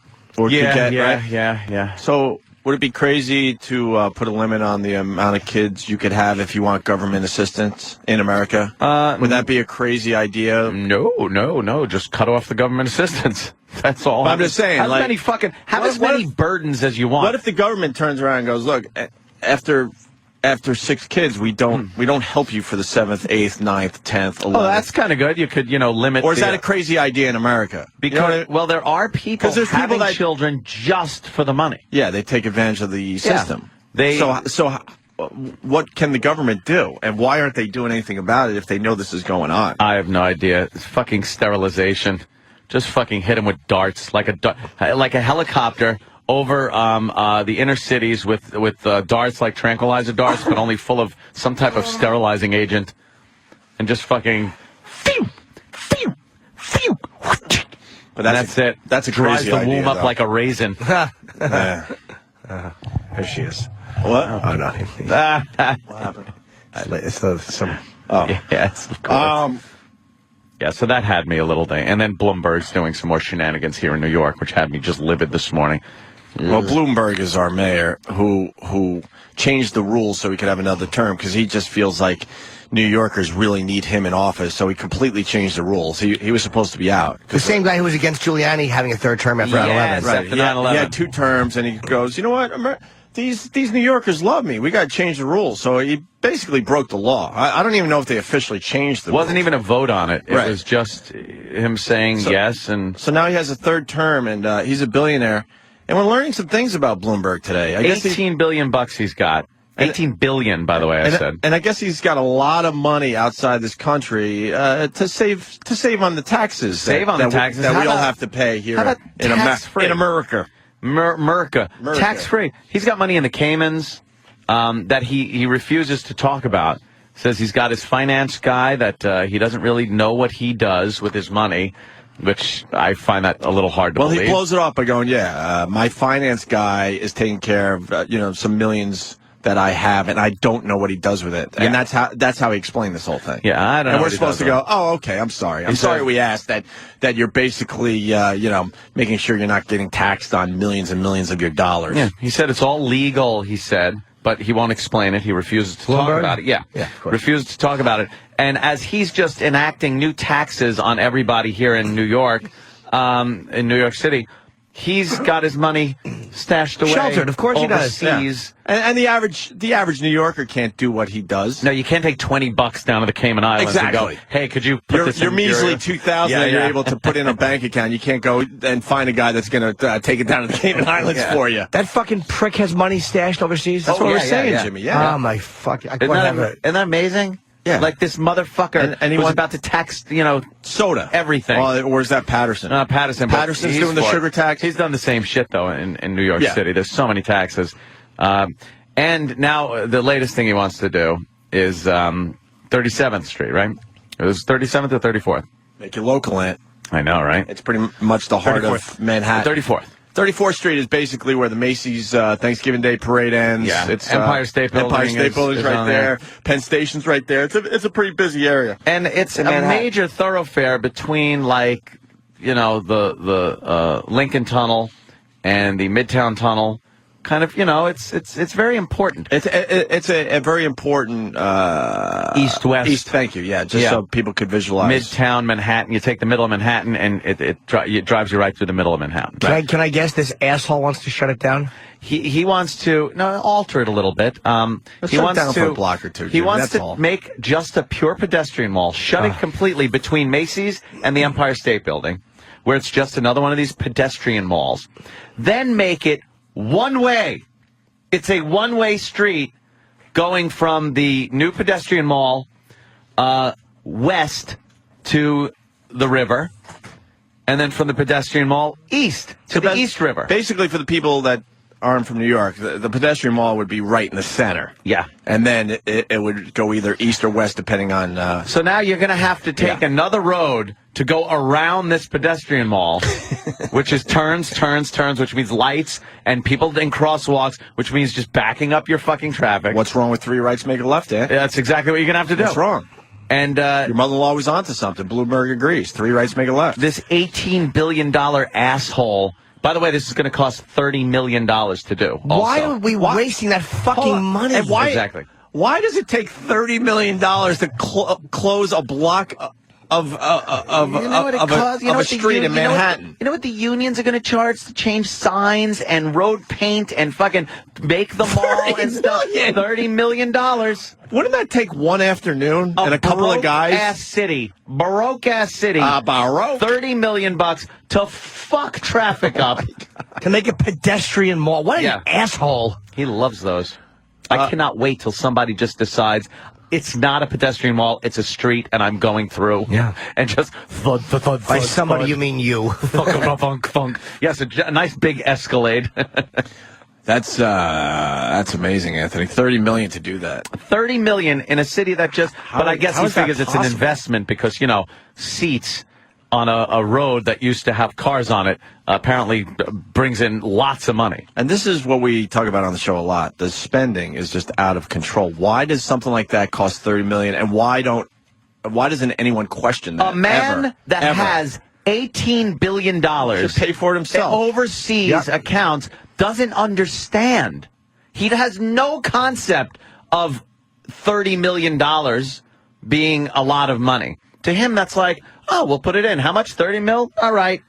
How about you bail New York City out, motherfucker? Why isn't he living by the tax codes of New York? Why is he hiding his fucking money over? I don't have money overseas. No. My money's in the bank here. Yeah. I'm getting 0.5% on my money. Yeah. I'm doing good. Which, by the way, gets taxed. Right. Your 0.5% gets taxed. Whatever it is. I don't even know what it is. That's anymore. wonderful. It's under 1%, right? Yeah. For basic savings. Oh yeah. What is going on? And in this he's world? stashing money away that isn't even seeing the IRS. And, making us pay $30 million to inconvenience our driving. $30 million. He's an ass. Spending is out of control. That's where they got reelected. That's where they could save real money. Not taxing soda. Don't do that. Not taxing soda pop. Anthony, Bloomberg is playing a billionaire's version of SimCity. Yeah, that's what he's doing. Let's close that down. And then there was me with a big exclamation point over my head. All mad like the game. That was Pat from Menaki, by the way. Was it? Yeah. Yeah. It's true, though. It's true. Mike in Virginia. Mikey. Hey, basically the government's easiest way that they can cut budgets is put drug testing on, anybody that needs government assistance, for one. And then you should also, anybody that's on government assistance, like welfare or any of that garbage, should be forced to have like a depot shot or whatever to make them sterile. And they should have time limits. That gets into all kinds of shit, though. And you want to start sterilizing people. Believe me, because you know what would happen. The majority of the people would be from a certain ethnic background, and they would be crying all kinds of fucking shit about sterilizing more people of one race than another. All right. Absolutely. Well, it's only temporary sterilization, right? Not permanent. Temporary. They have, like, the implants. Mm-hmm. That's what I'm saying. Like, the depot shot, it's a 6-month sterile thing for women, you know? Or fucking just slit their throats. That also works, you know? Can you imagine if someone proposed that now as a bill? We say that if you have more kids while you're on public assistance, that the government slits your throat. This is all just going to end bad. We're going to be our own downfall, man. Dude, we are in we really are going to be our own downfall. We are appeasing and just coddling and placating people that don't contribute, that are detrimental and burdens to our society. And this administration and the political correctness that's going on these days just grabs them and holds them and says it's okay. It's okay. And then if you say anything about it negatively, if you're a member of the Tea Party movement, you are labeled a racist. That's why the term racist to me has no fucking meaning anymore. It has no meaning. That's why people call me racist. I could give a fuck. I love it. Call me one. Because I will just speak my fucking mind. I got called a racist on Twitter by this girl. Right. Jimmy, a racist. By the way, Jimmy's probably one of the least racist people I know. I'm talking Ginzo. Right. I prefer greasy wop. No, but it was one of those. It was the old rant I did. It was a goof, obviously. On it was the racist promo for a gig. You know, hello Jews and niggers and spits. Right. You know, it was obviously a fucking sarcastic. Just nonsense. Yeah, idiocy. Obviously. Completely. But you know, this girl, she's like 20 on Twitter. Man. You're a racist, and she called me. So I smashed people back when they attacked me on Twitter. Just forward it to me and say you've sent this to the wrong person from the show. Exactly. And so I bashed her back a little bit, and the fucking fans jumped on her, and it tapped into something. It's not just about somebody badmouthed Jim. I mean they don't really care that much about that, but it's just being called a racist for a racial joke, and they have been fucking killing this girl. Yeah. And she actually keeps twittering back, just make it stop. I'm sorry. Oh, man. I wanted to stop. Shit. But then she says things that annoy, I never asked anybody to bother her. But then she'll say something that will annoy the other people. Like what, whatever it is she says that's just, 20-year-old girlish. But she just keeps re-fucking annoying the hornet nest. It's really fun to watch them all jump on her. But that really tapped into something. She's one of the simpletons. There's a bunch of simpletons out there. Do you know? I think their fucking opinion matters. Yeah, they're just simpletons. Like if you can't understand that was obviously a joke, and you're not racist. You're a dumb simpleton. But you can't be afraid of those. Like when people. I'm not saying you should be afraid or anything like that. But they're just you shouldn't even give them the time of day. But when people get called racist, they back up and go, "Oh no, I'm." Right. And it's like you should be belligerent about your response. Sure. If someone's accusing you of some shit like that, you should be belligerent about it. And that was to me where I'm as fucked up when he went on Sharpton's show, and he was nice to him. And Sharpton brought his dumb daughter out. I know. Is that the same daughter? I don't know if it is. Who got pulled over for yelling at the cop? Oh, right. Yeah. Is it I the same remember that enchantress? episode. Yeah. There's just this atmosphere going on now that it's complete separatism too, but it's only one way. Like, there's something going on at McDonald's that is just ridiculous. If you've noticed over the years, McDonald's has really set their sights on black people. Yes. They have completely changed gears, and I'd say 90% of McDonald's commercials right now are completely targeted at black people. They have a website now that McDonald's sponsors that is just dedicated to black people. And how they can get how they can advance, and how McDonald's Corporation can help them, and how there's diversity programs within McDonald's. Like there's this whole thing going on behind the scenes at McDonald's that goes beyond the commercials. That is it's called 360 Black. I think 360black.com. I think that's because they don't want 1 month a year dedicated to black history and blacks and things like that. They wanted 360 days a year. And it just seems to me that if any other group got this attention, McDonald's would be getting chastised for it. Yes. It's separatism. That's probably not it. Maybe it's three fucking... Well, they're just making up for the fact that what it is. black mortality is probably really in bad shape thanks to McDonald's fucking food. McDonald's, USA, McDonald's.com, and then you go to 365 Black. Oh, 365. Because I was wondering, 360, what would happen the other 5 days? Exactly. They sponsored the Klan. Right, exactly. I know. Look at 5 days of the Klan. I can't count the days of the I know. week. I'm like, what are you talking about, 360 days? I was thinking Compass Point. That would open them up for a lot of abuse. I was thinking degrees. The other 5 days. But here it is. And now there's a video on this. If you go to what is 360, I think the video is on there. If you scroll down. No, maybe it's one of the other subjects. Opportunities. Maybe it's on opportunities. But there's just all black people popping up. Yeah, there's the video. There's the video. And it's all just black people. It's called 365 We Black. all know and love McDonald's. That's where we get some of our This is the favorite music. treats, Jazzy music, like yeah. hamburgers, premium chicken, Mhm. the griddles, and of course the fries. Yeah.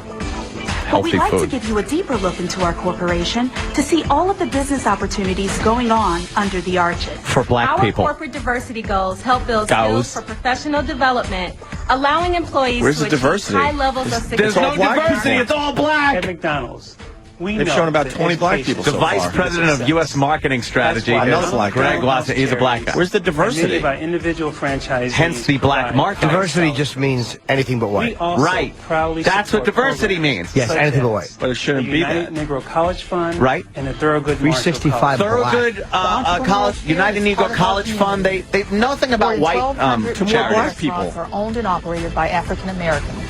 Jackie and I Well, that was a little light, belong though. to the But still National black. Black McDonald's Operators Association. There's a national black McDonald's operators fucking organization. Every year in our McDonald's restaurants.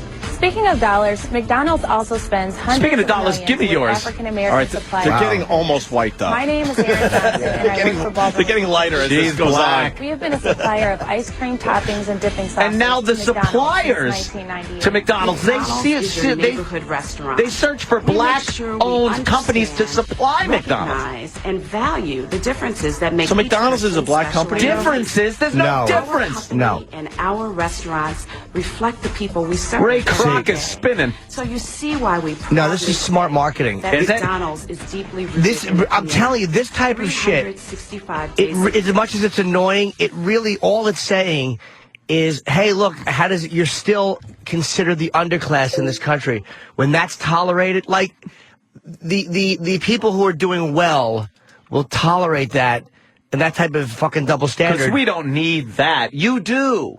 Exactly. And that's McDonald's, because the bottom line is a lot of McDonald's in black neighborhoods. White people are not, I'm sure they eat McDonald's, but I think white people have probably moved more away from McDonald's. They have. For Why? health reasons. Why? Then why can't black people move away from McDonald's for health reasons too? Well, that's what, it's probably more affordable. But also. Is it? It costs an arm and a leg to eat at fucking McDonald's. Now, you can eat pretty cheap at McDonald's, and they get a lot of criticism, because, like, you go into a black neighborhood, and all you find is Popeyes, McDonald's, all these shitty foods. Like, there are no fucking places that open up there. Like, if Starbucks opens up, I think they do well.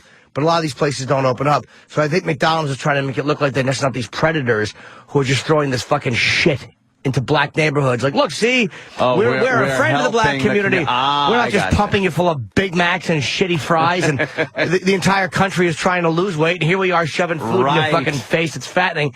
It's like bullshit.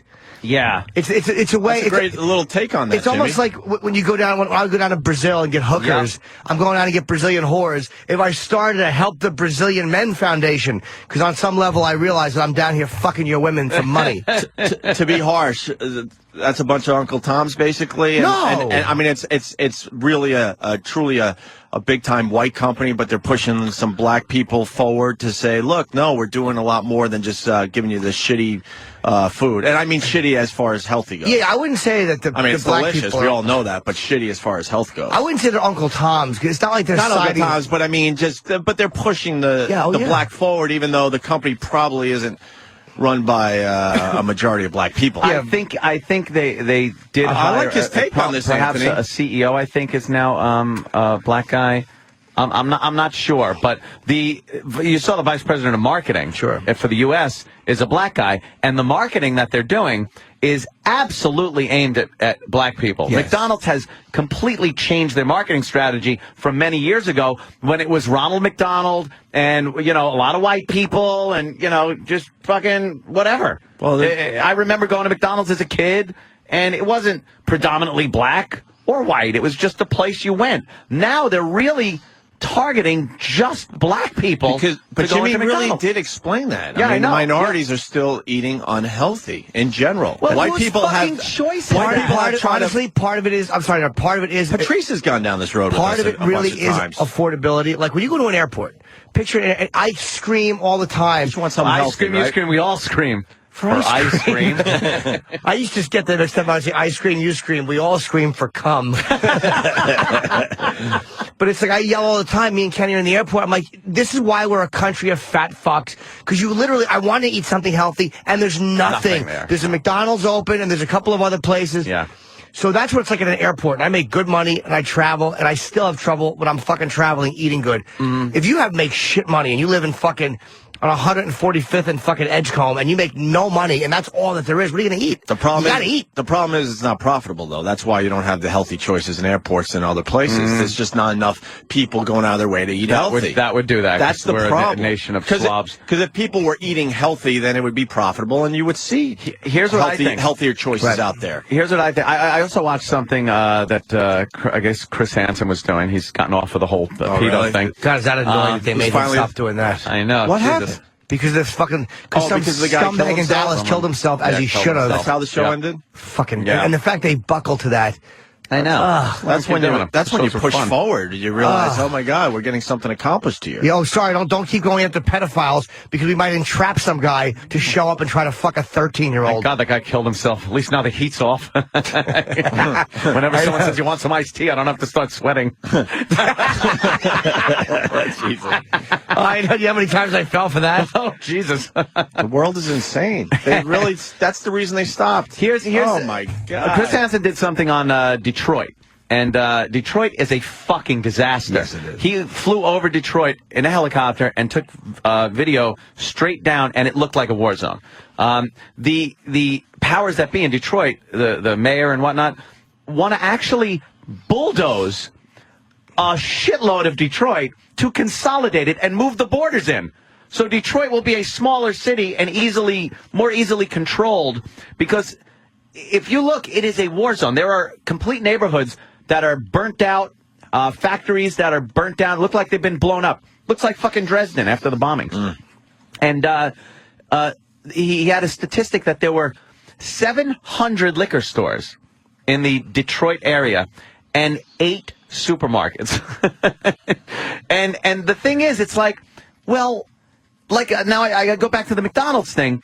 Why isn't McDonald's being criticized for targeting the black community with this food that is inherently unhealthy, and dragging them in for their money, giving them unhealthy food?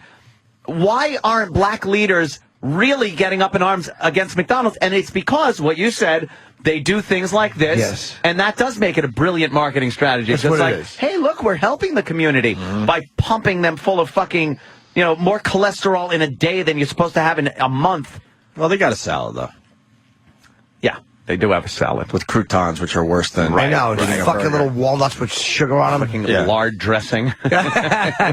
Well, didn't they say that some of these salads are worse than actually eating the burgers? Yeah. So I just find it like that's offensive. I have brought up the alarm company that just uses white people. And that stupid AJ that comes to the back door when she's ready to open it. I never get over that goddamn commercial for Broadview Security. AJ seems like a nice guy. AJ's at the door, just kicking his shoes together. He's looking down, kind of like, all right. And she goes, goodbye, AJ. Right. And AJ goes, take it easy. And he's just looking down and kicking his feet like, oh, gosh. Yeah. And then her girlfriend goes, who's that? And she looks at her and goes, I don't know. But she's smiling like, this guy is fucking hot. And, oh, it's AJ. And she's meeting him and stuff. So she blows the candles out. She sets her alarm first thing. And blows the candles out. And then she's like washing some dishes. And then she looks at the door and she goes, AJ? Like, all right, AJ, come And on back she's in now that the walking party. towards the door. Now that the party's over, come on back in. Dumb AJ. And lick my pussy. Just say, like, I forgot something. Right. Did you see a cell phone? Hi, I'm sorry, I forgot. He's in. Yeah. He's in. What's the name of that company? Broadview Security. But again, all white people breaking into white people's houses. And that's the not, only black person you'll ever see is at the Broadview control center, at the nerve center, calling, going, "Can we send assistance?" But it's not real. It's again, that's the luxury of the ruling class to slap its own hand. Is that it? Of course it is. Yeah. It's such paternalistic dog shit that it's so unbelievable and idiotic. It really does show you that anybody buys into that and thinks that, wow, that's a good thing. They're balancing this. Where's the diversity in these commercials? Where's the diversity in these fucking commercials? You know what that is?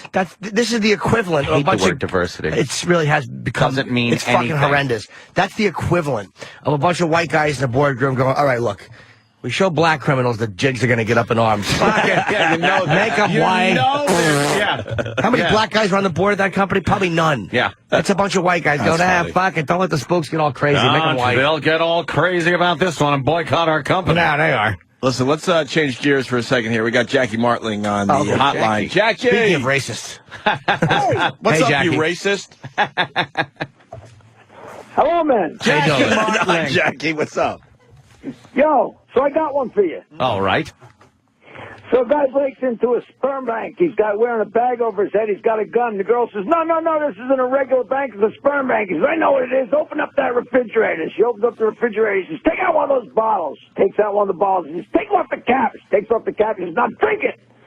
She drinks it down. He takes off the bag. It's her husband. He says, see, it ain't so bad.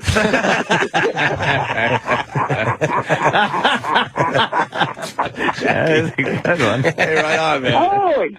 How are we? Hey, buddy. Good, Jackie. Goddamn. We're good. I got your email last night. And I told Anthony, you really know how to plug a gig, because I'm reading your email, and then you go, after my gig on Friday night or tonight, I'm going to take the whole crowd to F.H. Riley's, your brother's restaurant. I'm like, fuck yeah, we got to get Jackie Martling on the phone.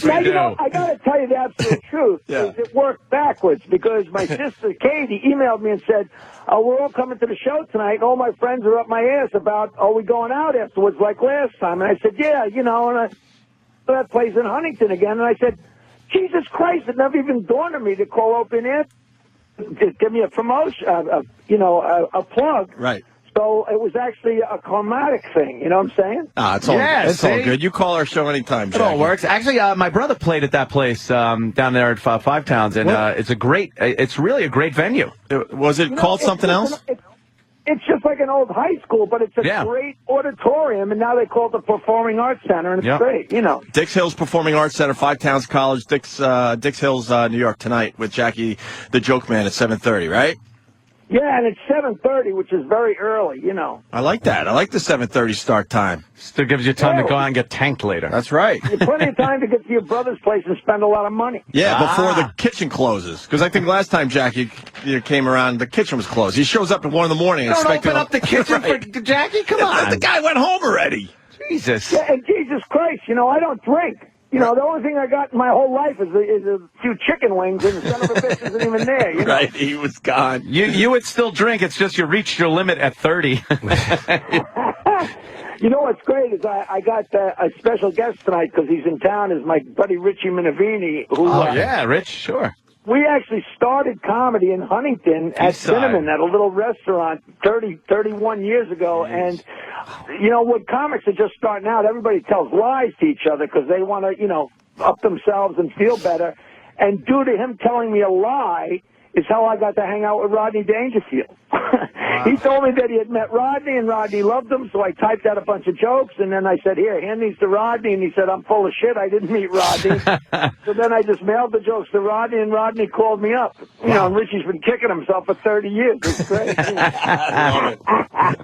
Richie's good. It's Norton. Tell him I said hi, man. Richie, didn't he used to book East Side? I think he had me booked at East Side, and I got there and the fucking padlocks. He owned the place. Okay. Right up until they put that big lock lock on the front door. Dude, I was booked there that weekend. And literally, I got there, and literally there was a fucking lock on the door. Sheriff's lock on the door. I had never seen anything like it. So tell me it owes me $500.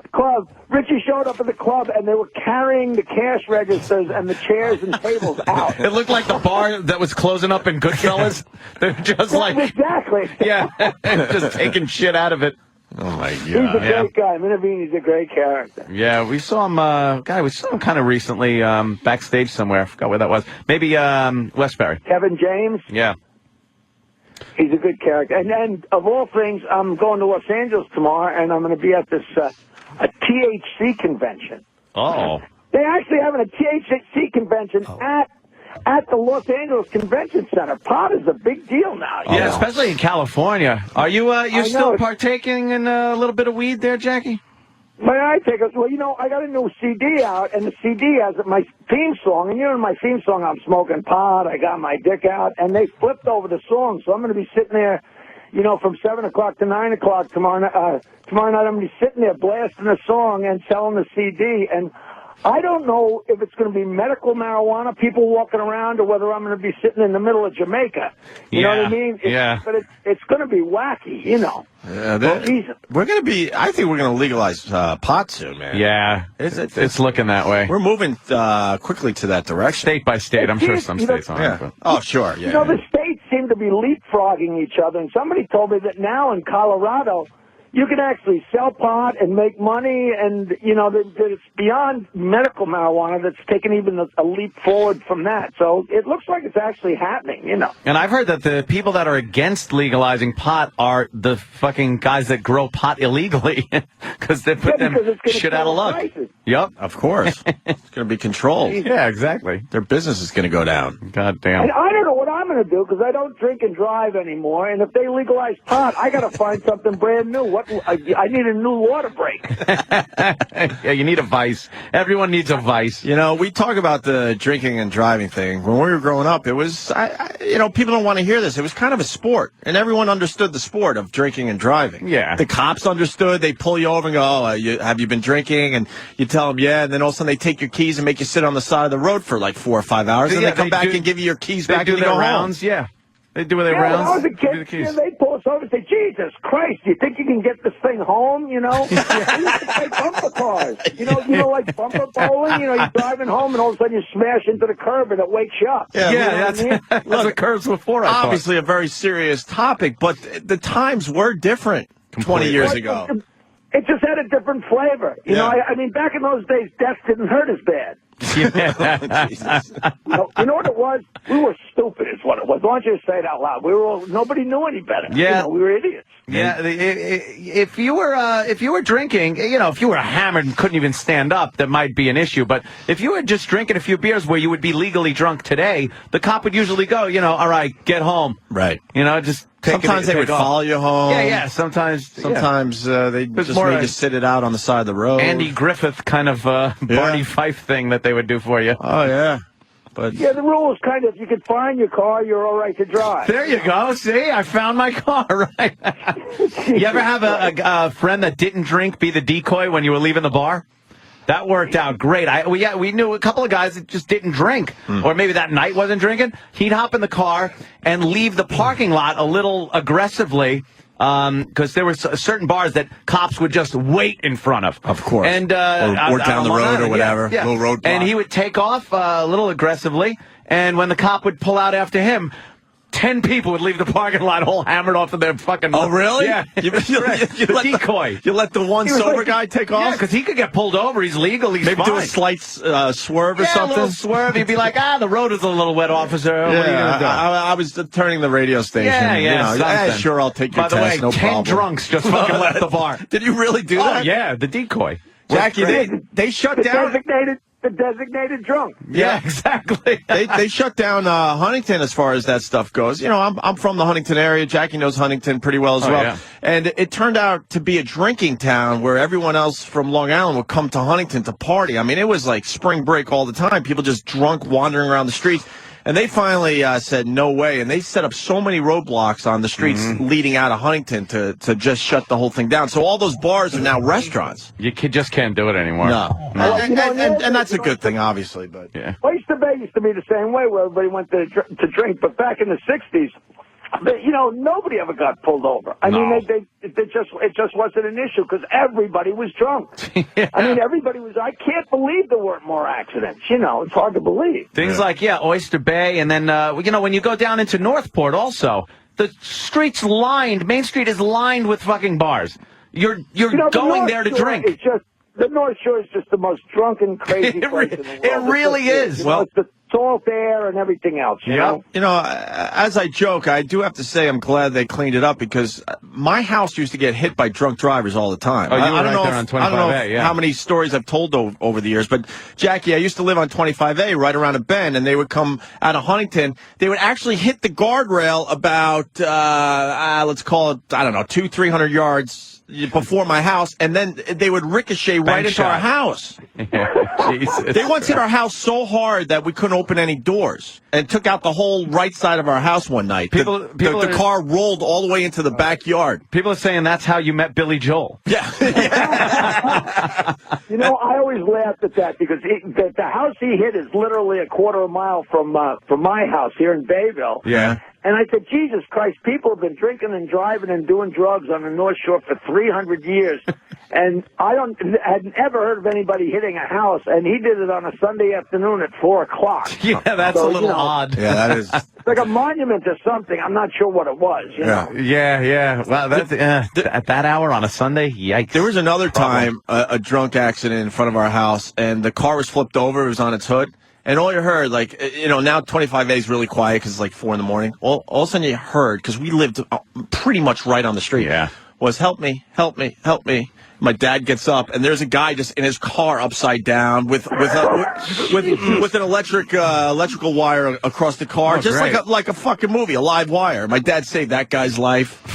Jesus. There was at least 3 or 4 in front of our house when I was growing up, at least, and we haven't had one, knock on whatever, in many years because they changed the laws. You just made me think of a great. You're not gonna believe this. This is absolute true story. I was in the cleaner like a couple of weeks after Billy's thing where he hit the house, and I see my old friend Steve LaCava's sister Celeste. I say, "Hey, how you doing?" She's all right, and I must have just come up and said, "Dude, I can't believe that Billy Joel hit a house on on Bagel Avenue," and she goes, "You don't even know how crazy it is." She says, "That's my aunt's house, and he almost killed her." Jesus. And I said, "What are you talking about?" And you know how the tabloids and the media are, right? Uh-huh. This woman's like 88 years old. She's lived in that house her whole life. Billy comes around the corner, and he had he went up on the glass, and I think he hit the porch. He didn't go. He wasn't in the living room, for Christ's sake. You know what I mean? Right. But he did hit the house. But the media descended on the house, pulled her out of there, put her in a chair. Everybody wanted to talk to her, interview her, make her up. And Celeste said the pressure of all the media almost killed her aunt. Oh, the pressure of the media. Imagine? Yeah, it wasn't the house that almost barreled through the living room. It was the media. Of course. The media. Of course. What happened? Where were you? What's your opinion? And she had no idea who the hell Billy Joel was. She wouldn't have known who it was if it was Frank Sinatra. Wow. Yeah. There's a big story in Long Island right now, like a young woman on pills barreled into a lady, killed her. Killed her as she was cutting her grass, and she commented, said, it's not that bad because she was old. Oh, yeah, and the media is just having a field day with her. Didn't say that. Yeah, something like that. I'm paraphrasing, but basically said, it's not that bad because she was old. That's not good. Yeah. So it's not like it was a woman with a baby carriage. Yeah, exactly. Yeah, don't worry. That's how she was justified. Now that was like that was literally in the house, like that van or car, whatever it was. Yeah, the van. Yeah, that plowed. Yeah, she was gone. She was on some drugs, apparently. Well, she plowed the woman cutting the grass, and then ended up in the house. Yeah. Ow. Ouch. Unbelievable. Why don't we say where Jackie's going to be? We got to take a break. 7:30. Jackie's going to be at the Dix Hills Performing Arts Center, 5 Towns College, Dix Hills, New York, 7:30. It's a great show, man. Jackie's been just doing this forever, and man, he knows how to make you laugh. I'm telling you. I really appreciate it. Yeah, I'm running to drop off my car. I got the THC convention tomorrow night, and my new CD. I'm going to send you guys a case of CDs. I don't know if you want to give them out or sell them. Yeah, we'll give them out. We'll play a couple tracks. Steal some. And of course, jokeland.com. And are you really coming to F.H. Riley's tonight? Because I'll make sure my brother does keep the kitchen open. I'm absolutely going to announce on the stage that we're all going over there. So tell them to save me some chicken wings. Okay. And we'll have a great old time. Listen, I'm really sorry I couldn't come in there and live, but I want to come in there again. I had so much fun with you guys. I can't believe how many people heard it. Like, the whole world told me they heard me on your show.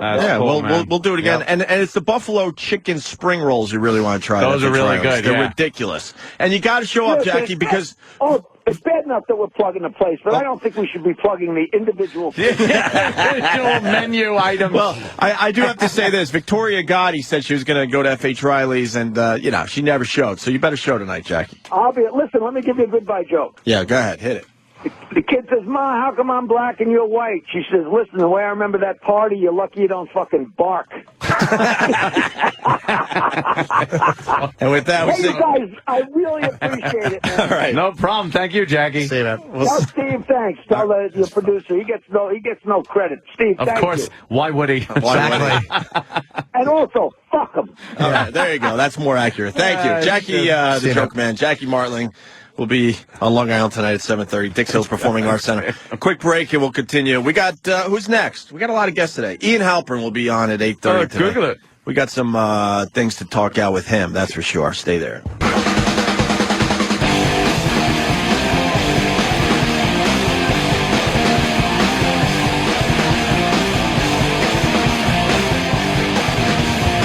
Opie and Anthony, Jim Norton. What do you got there, Jimmy? I wanted to mention for the Stress Factory, we got an interesting request from Schimmel to come on. I believe he reached out because he didn't realize Howard was off on Friday. We just had too many people today. We have Dana calling in, Mariah Carey, and we had Jackie. So if you're in the Stress Factory area, I just wanted to plug him. He's a great comic, and he's a sweet guy. 732-545-HA-HA. If you live in the Central Jersey area, catch Schimmel tonight or tomorrow at the Stress Factory. If you haven't seen him, he's great. I understand he's not doing too well. You want to try to squeeze him in somewhere? I honestly don't even know if he's in the building or where he is or if he reached out or maybe Vinny just called. I really don't know. I didn't know he was local. I actually am tempted to go see him. Well, Steve, find out where he is, and I don't know. We'll get a call from Australia. Robert's in Australia. Yes. Let's try to squeeze him in. We just have a lot of people on the show today, and we want to do some stuff just us three. So, speaking of which, the best cry ever thing is now auto-tuned. And someone oh shit! And someone also sent me, and I didn't get to hear it. Maybe Danny did or somebody else that they used the best cry audio about running out of chicken. I haven't. It's somewhere on my Twitter. It's gonna be pretty tough to find on my Twitter, but maybe it's out there on YouTube. Take a listen, see if it's worth playing. But you remember the whole, running out of chicken thing? They remixed "Best Cry Ever" into that piece. God damn. Okay, that's. It funny. sounds like it has potential to be really funny. Definitely. Or it could be a bust. So. Nothing with that fucking cry is a bust, by the way. Everything works? It is great. Well, here it is. Fast food chain Popeyes became a victim of its own advertising today. So many customers lined up for a big special. Some locations, including one in Penfield and the city, ran out of chicken.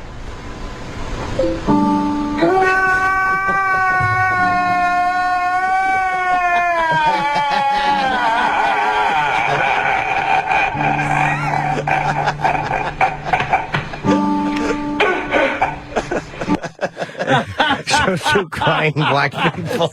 That is fantastic. The visual's great. So go to Best Cry Ever. Popeyes runs out of chicken. Yeah. Put that in YouTube. Holy shit, that's fucking funny. They actually just took the audio and video from one thing and mixed it with another. Literal Jimmy. That is very funny. That is the best pent-up wail ever. Because he just... It comes out of it. It's 0 to 100. It's like John Coffey getting rid of the fucking sick. Danny, give me that link because they're already asking for it. Hey, and with that, we also have it auto-tuned. So let's take a look at that. Take a listen to this. Because I know somewhere deep down in my heart, I still love you.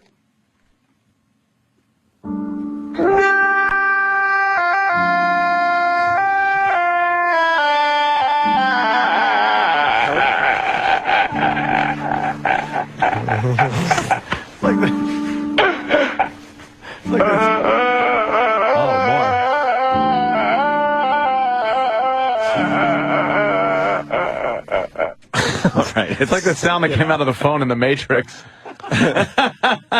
Oh, it was Burger Couch that sent me that. Sorry, in Arkansas. And Puddle of AIDS, he's got a website. What is it? Puddle of AIDS? TedWilliamsHead.com, or is it TedWilliamsHead.com? And he's putting some good stuff up there. And he's got a best cry ever with the Christian Bale rant up there. So maybe that's worth taking a listen to as well for the show. Is it TedWilliamsHead.com, Puddle? P-O-A? All right. Talking to nobody. God, what was I going to say? I kind of thought I forgot it. What is it? TedWilliamsHead.com? It's like a blog site, and there's some good stuff on there. Yeah? What were we going to say, Jimmy? I don't know. Are you all right? Yeah, it wasn't bad. It was might have been something about the greatest cry. Says it's TedWilliamsHead.com. TedWilliamsHead.com? I don't remember. Looks like a professional fucking site, man. All right. Larry King's in trouble, Ant? Yeah, well, a little bit. He's always in it. Isn't Larry King just always in it now? Always in, always bad. What did he do now? What happened? He said something. Are we What's all that? right? What happened? I don't know. Jimmy forgot. I'm fucking rolling. What were you right going to along. say, Jimmy? I don't fucking remember, dude. and literally, I still had my finger up, like everything was ready to talk except the thought. That's what I saw. I think that threw me off too. We were playing the auto-tuning the guy. Yeah. And you were going to say something. Terry Schiavo in there could be good too. Best guy ever with Terry Schiavo. Schiavo. That could be pretty good too. Yeah. I just don't remember. All right, no worries. We're back on track. Okay, so Larry King in trouble for saying he agrees that Sarah Palin should be in Playboy. Why would you get in trouble for that? I agree. 76. He's probably been fucking his wife's sister. Who gives a shit? Oh, and his fucking wife is getting banged by the Little League coach. Exactly. Let him fucking say whatever he wants at this point. Why is it bad to say that? Break it down. Why is it bad to say that? Break it down. For him to say it, it probably looks bad. If we say it, no one cares. If he says it, he's got like this reputation. What's his reputation? Do you watch his show? Idiot, I know, but you know what? You see who he interviews on a nightly basis? If you ask people, a lot of people would say like, "Hey, what does Larry King do?" Oh, he's the interviewer on that. We would be like, "Oh, he's the blithering old fool." I think if it was like Brian Williams, of course, then I would agree with you. It's Larry King. He's not in that league. People still remember him as being the guy that just does interviews and he's and more gets in the tabloid. Well, now. Can I say that if it's women's groups who are attacking him, I don't know if it is, but if it's women's groups, they fucking hate Sarah Palin. Yeah, true. They despise, despise her. Nobody despised. I have no home. But you know, other people have said shit about her, and they never come to her defense. Why now? Never. If that's who it is. I can't imagine a men's group coming out after Larry King. Well, here's the clip. Let's hear We can't leave without asking you. My producers say I must ask you. Sarah Palin, what do you think? Sarah Palin. I got to say her name because we have to say it every night. Sarah Palin, what do you say? About what? Her posing in Playboy? I think she should go for it. Agreed. Thank you, Sarah. Oh, so that's Sarah Silverman. Yeah. And so you got a comedian on to begin with. And all he did was say he agreed. What the fuck is the problem? I'll tell you what happened. That was, I think he caught Sarah Silverman off guard, or maybe he referenced the joke she had done. Yeah, come on. What do you say? What do you say? It's like forcing people to say shit. Well, here you go, guys. As might be expected, the comment has irked some, even though he just said agreed. Lulu Flores, president of the National Women's Political Caucus, there you go. told Caucus Politico that King's comments were way, and there's a lot of A's in the word way, and a lot of Y's. Way! Perfect. Inappropriate. That was her quote. I hope way! I hope Lulu's vag gets stuck to the toilet seat in a glue accident. Inappropriate. Referring to King's recent divorce filings to end his 8th marriage, Laura Ingram said, Larry, when you're in a hole, stop digging. Larry should pose for Viagra Monthly, said Ann Coulter. No, stop. Wow, Ann Coulter's beating him up. She's just probably just shitting on him because she likes Sarah. She'll shit on people. Yeah.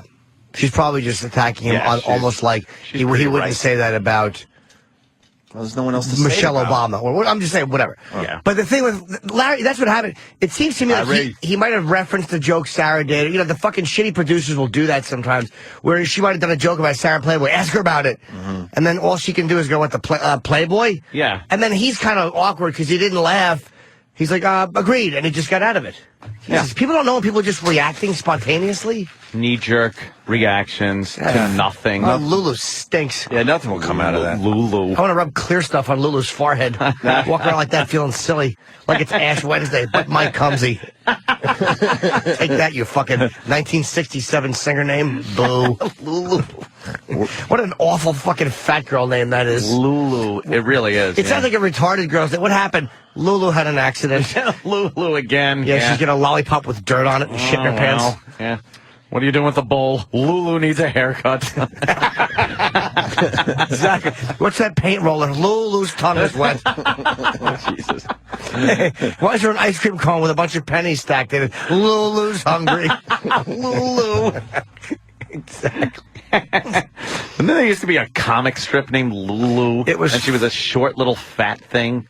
Terrible. Lulu. By the way, comic strips are just fucking. There's a gay character in the Archie comic strip. Yes, hello, Archie. They should be offended at how bad that comic is because they have this gay character and how he appears in the comic, and it's just horrible.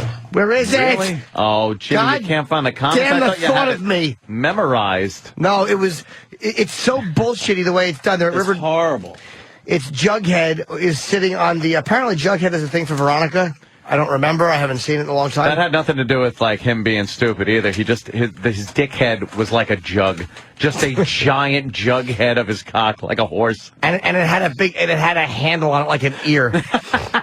A birth defect. Archie comes out. This is how phony this is. Mm-hmm. Archie is sitting there with the Jughead. No, I'm sorry, not Archie. Jughead's there with this crowd. And he goes, watch out for her, Kevin. She's a royal pain. I guess he's talking about Veronica. Probably Veronica. She's the who likes Kevin, because Kevin's very handsome. Oh. And then Kevin goes, she's not so bad. I'm just not interested in dating her. And Jughead says, Veronica's not going to let that stop her. Mm-hmm. And Kevin says, it's nothing against her. I'm gay. I guess I should just be upfront. And then Jughead's got the devious look on his face, and he says, maybe. But what he's thinking is, or maybe I can have some fun seeing how long it takes Veronica to figure it out for herself. Oh, boy. That'll teach her to make a fool of me. First of all, that's not the way people in high school come out. You don't just tell a guy with a fucking spiky hat, I'm gay. And Jughead would have said, maybe. And Jughead says, so am I. And then yes. Go under the porch. And then Jughead says, why don't you let Big Ethel strap it on and fuck you in the shipmaker? Or Jughead says, I hope Veronica doesn't fuck him. She might get AIDS and give it to me. Or it would have been great if he said, why don't you let Big Moose hang your head over the side of the bed and throat fuck you? Remember Moose? Big Moose. I don't remember Moose in that strip. Oh, you remember Big Dumb Moose? I don't remember.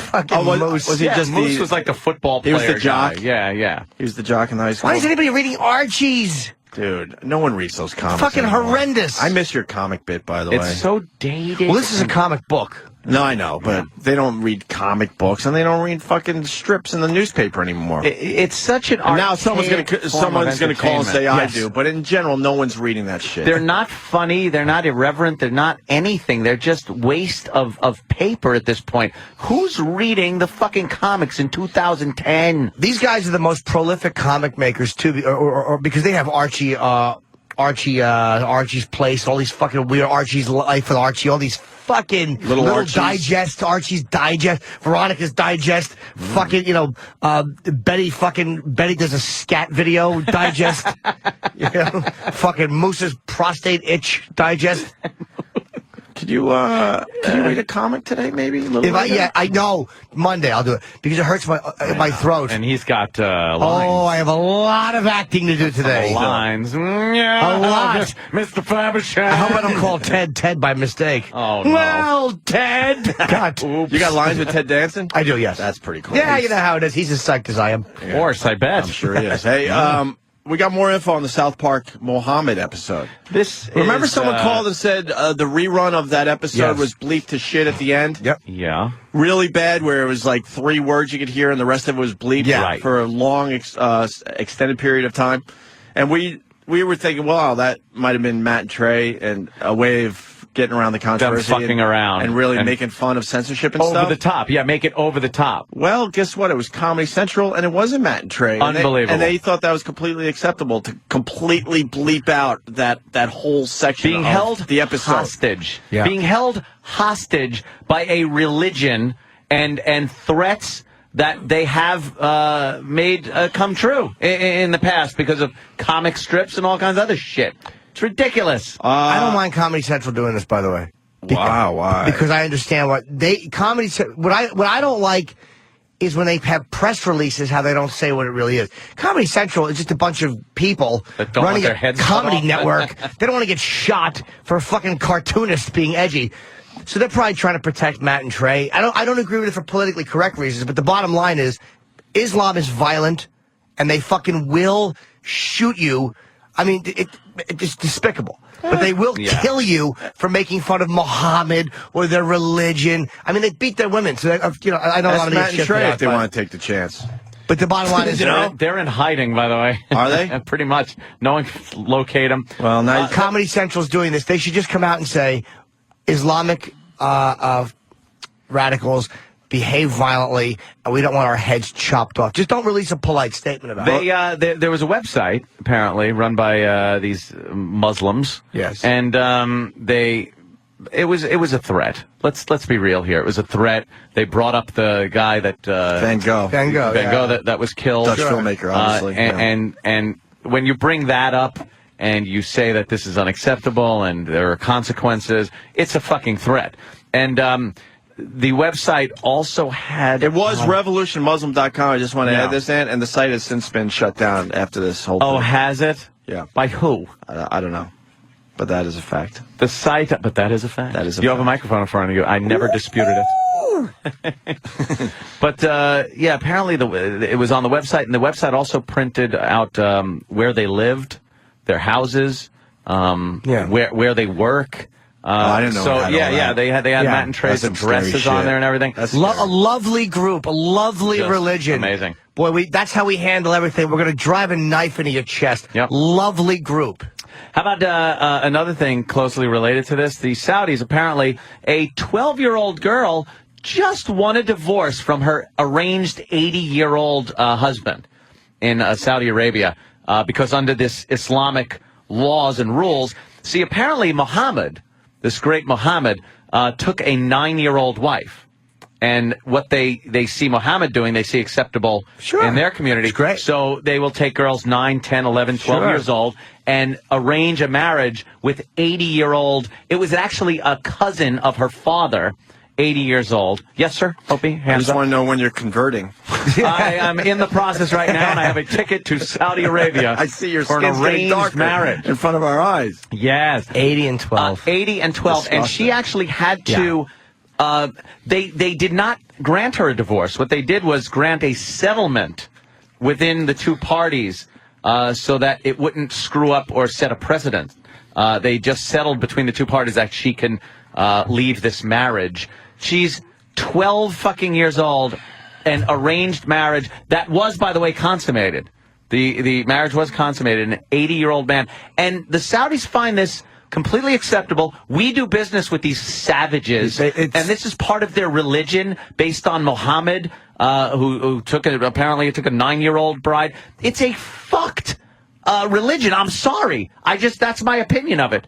From what I know, and I think we're learning more every day. The fact that we're friends with this shit country, it's not just Democrats or Republicans, it's all of them. You're right. Well, I gotta say. It's all of them are fucking...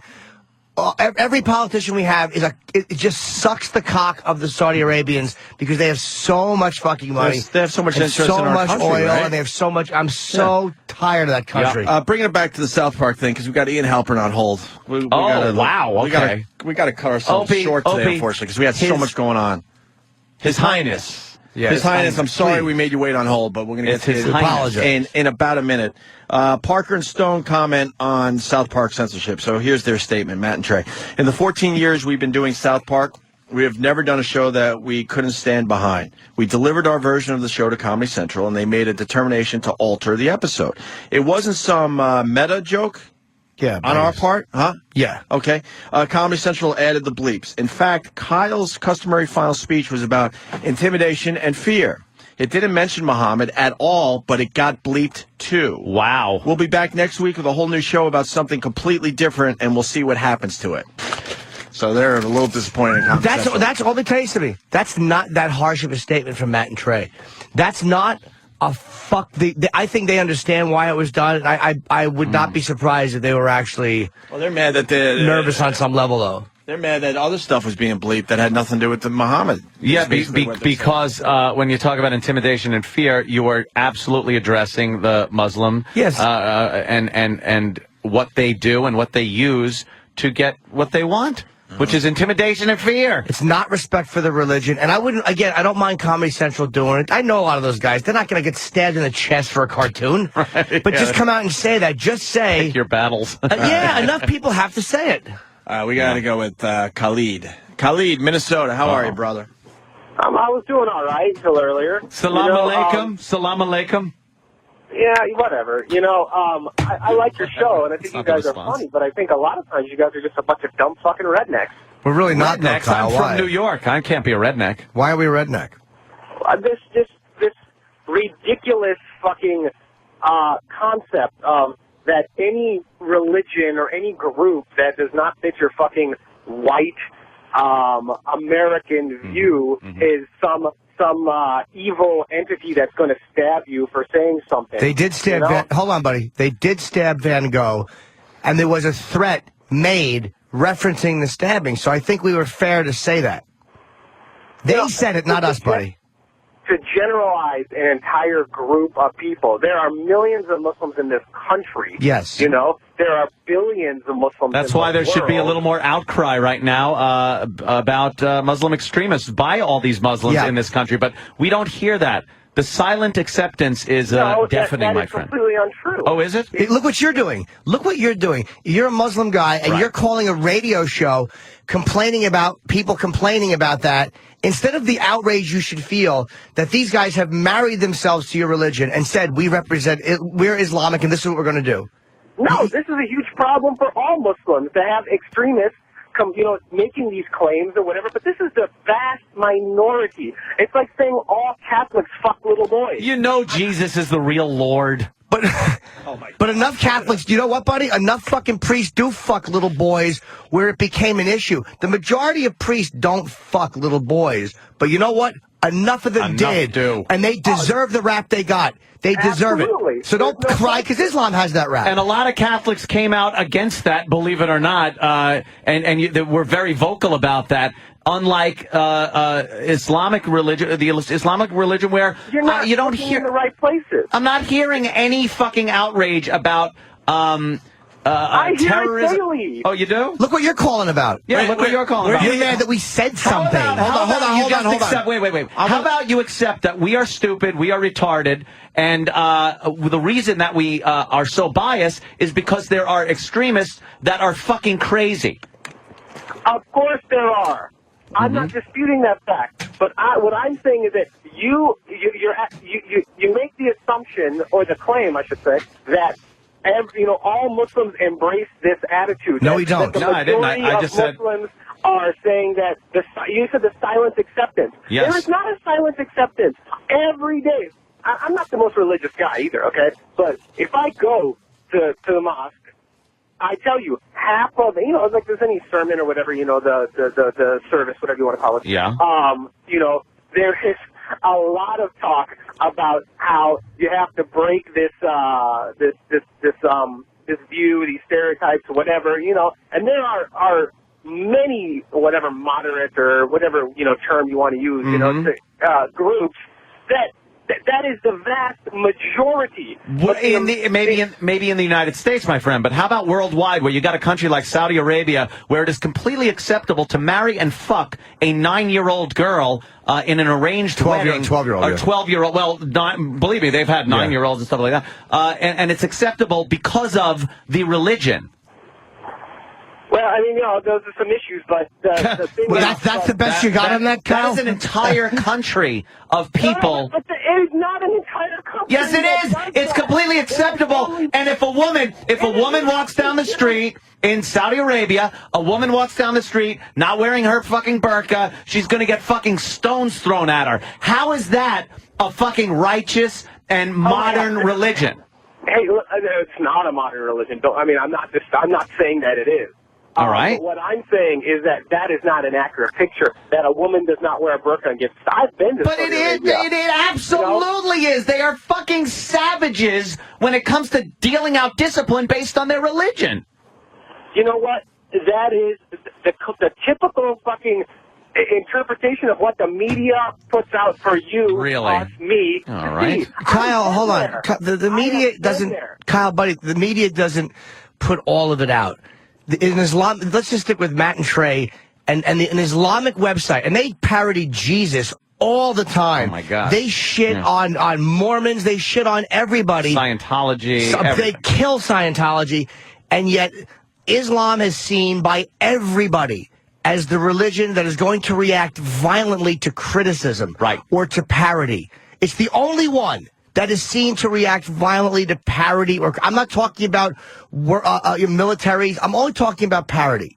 They're the ones who react violently, and they always say, we are Muslim and we are doing it for this reason. We don't marry them to that. They marry themselves to it. So you call our show and say that we're redneck for listening to them? Yeah, I'm saying that you're not making an informed decision. I'm saying you're getting the information, and we can choose to see the information we want to see. Oh, and I mean, how many fucking Muslim people do you know? Do you know any? No.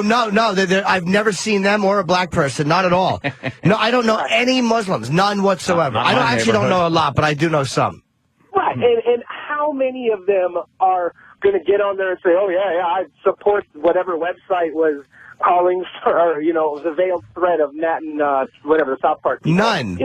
None, exactly. Not supporting it doesn't mean you're not getting up in arms about it and criticizing it. Like Jimmy said, you called here to criticize us, not to criticize the people that threatened Matt and Trey's life. No, that's ridiculous. I completely think that's ridiculous.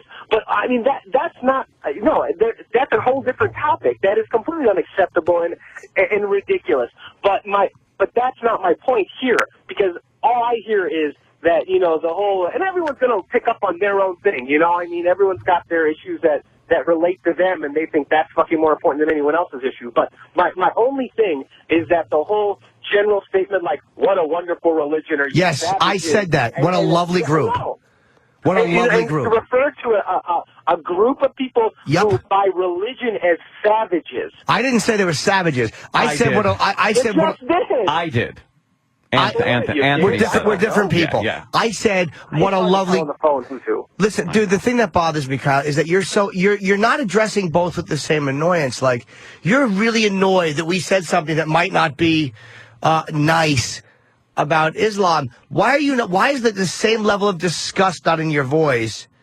That when Anthony mentioned an 8-year-old, a 12-year-old, your whole response was, well, yeah, there's some issues. That's how you respond? It's fucking awful. But my point is that that's not the majority of people. And it is in the United States, it's not. You're being myopic. Dude, you are the one that's looking at a small group of people and judging the entire religion. Do you know how many more Muslims there are in this world than there are in this country? And do you know how they act in other countries is a lot different than how Muslims act in this country? And what I'm saying is the way they act in Saudi Arabia and a lot of Middle Eastern countries is archaic. And women's groups ought to be all over our country for even dealing with these motherfuckers. But because of the oil and whatever other resources, we deal with a country that beats its women, fucking stones women who were raped, marries 12-year-old girls to 80-year-old men, and it's completely acceptable and accepted. That's the Muslim religion I'm talking about, not you in a mosque in fucking Jersey somewhere. Minnesota. All right, but whatever. You know what he's saying. I just picked a state. All right, let me get Rick involved here. Rick in Austin. Rick, you're on with. How do you say your name, sir? Khalid. Khalid? Yeah, well, Khalid, that's close. Khalid? All right, Khalid from Minnesota. Rick, Khalid. Go ahead. Let me tell you Muhammad. something. I wiped my ass this morning after I took a shit with a page from the Quran. Oh, and wow. very impressive. Dude, you're not even. Now you're just being nasty. All right, we're actually trying to make an argument and make points here, and that I even find stupid. Why don't we go with Jim and Philly? There's a bunch of people that want to react to this. Maybe pick the wrong one there. Jim and Philly, go ahead. Yo, it's Jim. Yes, Jim. Here, you're missing a big point, dude. Go back to when the Danish newspapers published all those pictures of Muhammad. A lot of them weren't even really that big of a deal. They went crazy. Millions of people were nuts, burning down buildings. Yep. There was about 100 deaths as a result of those riots, setting fire to Danish embassies in Syria, Lebanon, Iran. I'm reading this right from news sites. Storming European buildings, desecrating flags. They went psycho for about a week. How many bad apples is it before it becomes the bunch? Right. You know? You're right. It's like, oh, it's just a few bad apples. No, it's more the bunch. You're totally right. Sorry, Khalid? Yeah, I would not. I mean, I'm not disputing that there is an archaic. I mean, that the religion has got some fucked up issues. Don't get me wrong. That's what I'm commenting on. Yeah. That goes beyond fucked up issues, buddy. When that many people in this time riot over a cartoon being printed in a newspaper. Thank you. Yeah. Wait, hold on. Are you're referring to not this event, previous, right? Yeah, we're talking about the Danish cartoonist who it was. He depicted Muhammad, and this guy's right. I forgot about that. There were violent riots. Yeah, huge riots. Yeah. So look, I'm about as American as they come, you know. And you sound it. Well, yeah. I mean, I was fucking born here, but you know, but you know, the only thing is that I'm still judged on a daily basis of whether my fucking name or how I look or whatever, you know, and as if that. The whole, you know, like exactly like my name or my what I look like is some reflection that I have some like that I support these like the extremist issues or whatever. So isn't it a bitch that you got to live with those problems because of the way people have bastardized the religion and twisted it into a violent fucking mess? But so why aren't you mad? Why are you pissed at them? No, I'm mad. I am. I have to deal with this shit. Well, be a little more pissed at them, and instead of the people that are interpreting it as, holy fuck, these people are violent. Yeah. Because you guys are smart enough, and you know that, and you know, fucking some of it's good radio too, whatever. Act like whatever that you hate everybody, and I understand. You don't hate everybody, dude. I honestly don't hate Muslims, and I'm not being polite. I really don't. I've had enough good interactions where I know that it's not all. We know that, but you don't need to say that every time. All right. We got to wrap up because we got to wrap up. We got a really busy show, man. All right. All right. Take care, guys. I think we gave you time to make your point there, Shane. No, and I hope you continue listening. Whatever. He made his point, and in closing, I will say he has a valid point. I mean, I'm sure there are Muslims out there that just want to fucking go through their life and enjoy the American way of life that are being judged because of what other people are doing in other countries, blowing shit up, whatever. But that is a problem that they have to deal with internally. They really need to be a little more outraged at what the people in the Muslim religion are doing than what the people that are criticizing the Muslims are doing. Exactly. Yeah. Because the perception's not good, Anthony? Exactly. Correcto mundo. We have to apologize to His Highness, by the way. Yes. His Highness, I'm sorry. Should we... Oh, my God. Why should we? We should just go to His Highness. Yeah, we should go to His Highness. His Highness, we apologize. His Highness. Hi, Your Highness. I'm really Your Highness, sorry we for apologize. the delay today on the phones. We're very busy, and I hope you accept our apology. Humble apologies. Our humble apologies, sir. Aloha kake hayaka. Ah. Boker tov. Exactly. That's what I was going to say. Where are you? Ohio gozaimasu. He's in Ohio? You're in Ohio. Ohio Gozaimasu. I have no idea. Cleveland? Where? Akron? What? What's he speaking? He's speaking in tongues. He got hit on the head. Oh, he's fucking De Niro at the end of Cape Fear. Little Highness, I'm here, little. Salamat Paji. Yes, he's speaking Arabic, I believe. Oh, yeah. Okay. Or Hebrew. Sounds like Hebrew, yeah. You know a little bit about the Arabic countries? Ia ora na. Oh. Hey. Una diminita. We get this version of him today. I know. What it on the was. day that we got to keep everything quick. Look at this. Hey, Ian. Yes. We saw your we saw your claim here that your blind item was indeed about Larry King when you came on our show and said that a TV host was having an affair with a younger woman, perhaps an actress, and that was Larry King? Yeah, look, today there's a headline today, Anthony. They're calling me Hollywood's Nostradamus. Look, this wasn't difficult to see. Everyone knew King's wife was banging half of Hollywood on the side, and King himself, man, he's the king of Viagra. That's all he is. I mean, this guy, you put His Highness and King on the same show together, I'll knock this guy out in a heartbeat. He wouldn't have a job. Really? He couldn't compare with me. But, you know, the fact is, look, this guy, he should be in rehab right now with sex rehab with Jesse James, Tiger Woods. And the skank he's married to, man, I wouldn't even pay $5 for her if she was the only fucking hooker left in Times Square. Wow. That's how, you know. Wow. Neither would Norton, and I assure you, Norton you know, he'll pay for anything almost, but I'm sure if that chick was in Times Square, Norton would just walk by her. You'd be surprised, Ian. I paid for a lot worse. You'd be surprised. You give me too much credit. You know, let me ask I know you're a big fan of Norton, but he certainly has a weakness. Yes, Norton is garbage. Right, he does have a weakness. Yeah. And I want to ask your female demographic out there, right. If King was the last guy alive on the universe, would they jump on him and ride him? I would have to speak for them right now by saying no. Yeah. Because he's really old and doddering. I think it's time King hangs it up. We put him in Madame Tussauds. You'll see no difference. I mean, this guy... Whoa. I have no idea how this guy... He's boring. His ratings are terrible, man. Yep. His ratings are a fraction of what you guys get, on the 10 o'clock slot on your show. Well, CNN is... they got to figure out something because the ratings are atrocious at this point. shitter. Yeah, they were really bad for the first quarter of this year. So I'm sure behind the scenes they're trying to figure it all out. You know, soon we're going to hear that Nancy Grace are having a dalliance. I mean, that's how that station works. I've been on that station many times, and I keep telling them when they call me, don't call me, I'll call you. I mean, when I go on wow, there... you come up with that? When I go on your show, for instance... Yes. People recognize me. They recognize my voice at bowling alleys. I go on CNN. I've been on many times. Nancy Grace, Jane Velez, Headline News, all the news shows. I mean, I can walk out of the building, walk right down Broadway, and nobody knows who the hell I am. It's a waste of my time. And I sell 2 books.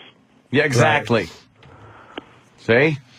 Bowling alleys. Yeah, I walked into the bowling alley about a month ago in Ventura, and the guy giving us the balls, he recognized me from just by voice. He said, "Are you Ian, who's been on the Opie and Anthony show?" I said, "Hey, that's cool, man. But when I go on Grace, Jane Velez, man, I could stand in the middle of Times Square yelling and screaming, and no one's going to know who the hell I am. Ian, thank you so much. But enough of ass-kissing of us. Let's get to some... My whole point is, I hope the morons at CNN are listening to this today. Yes. And they fire King's ass, and they put you guys on at the 9 o'clock slot with His Highness on at the 10 o'clock slot. His Highness. Listen, Ian, I've been on Anderson. I have questions for you, sir. So is the new Archie's Comics guy. I have questions for you, Ian, about Larry King and what you said. On our show. You predicted the cheating in his marriage. Now, you did this as a blind item.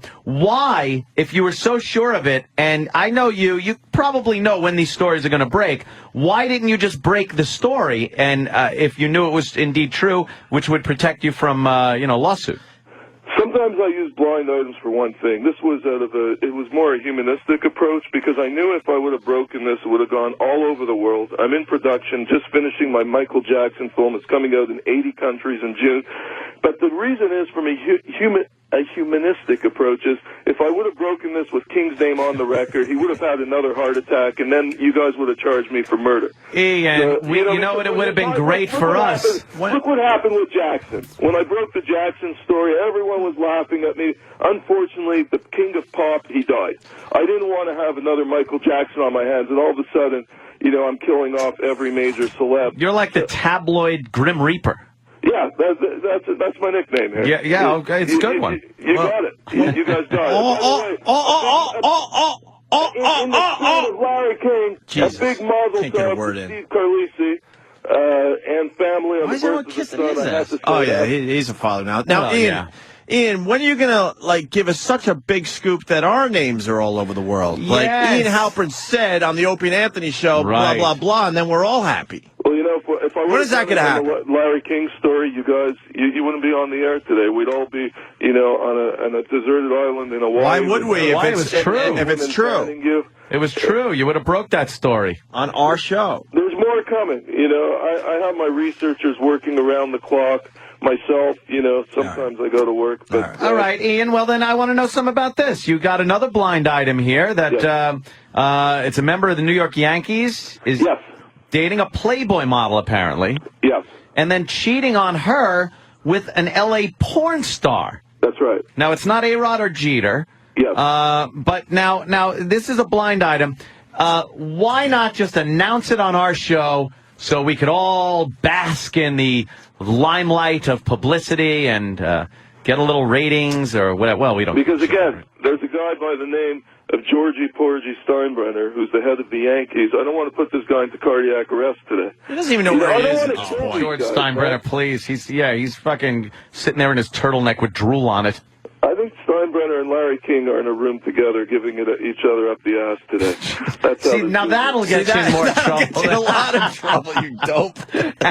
Jesus, Ian. Oh, Tell us the Ian. Yankee right now. Give us a scoop. Well, take a guess. Let's narrow it down here. Narrow it down. Tell us field position. I'll give you a couple of clues. It's not Shelley Duncan.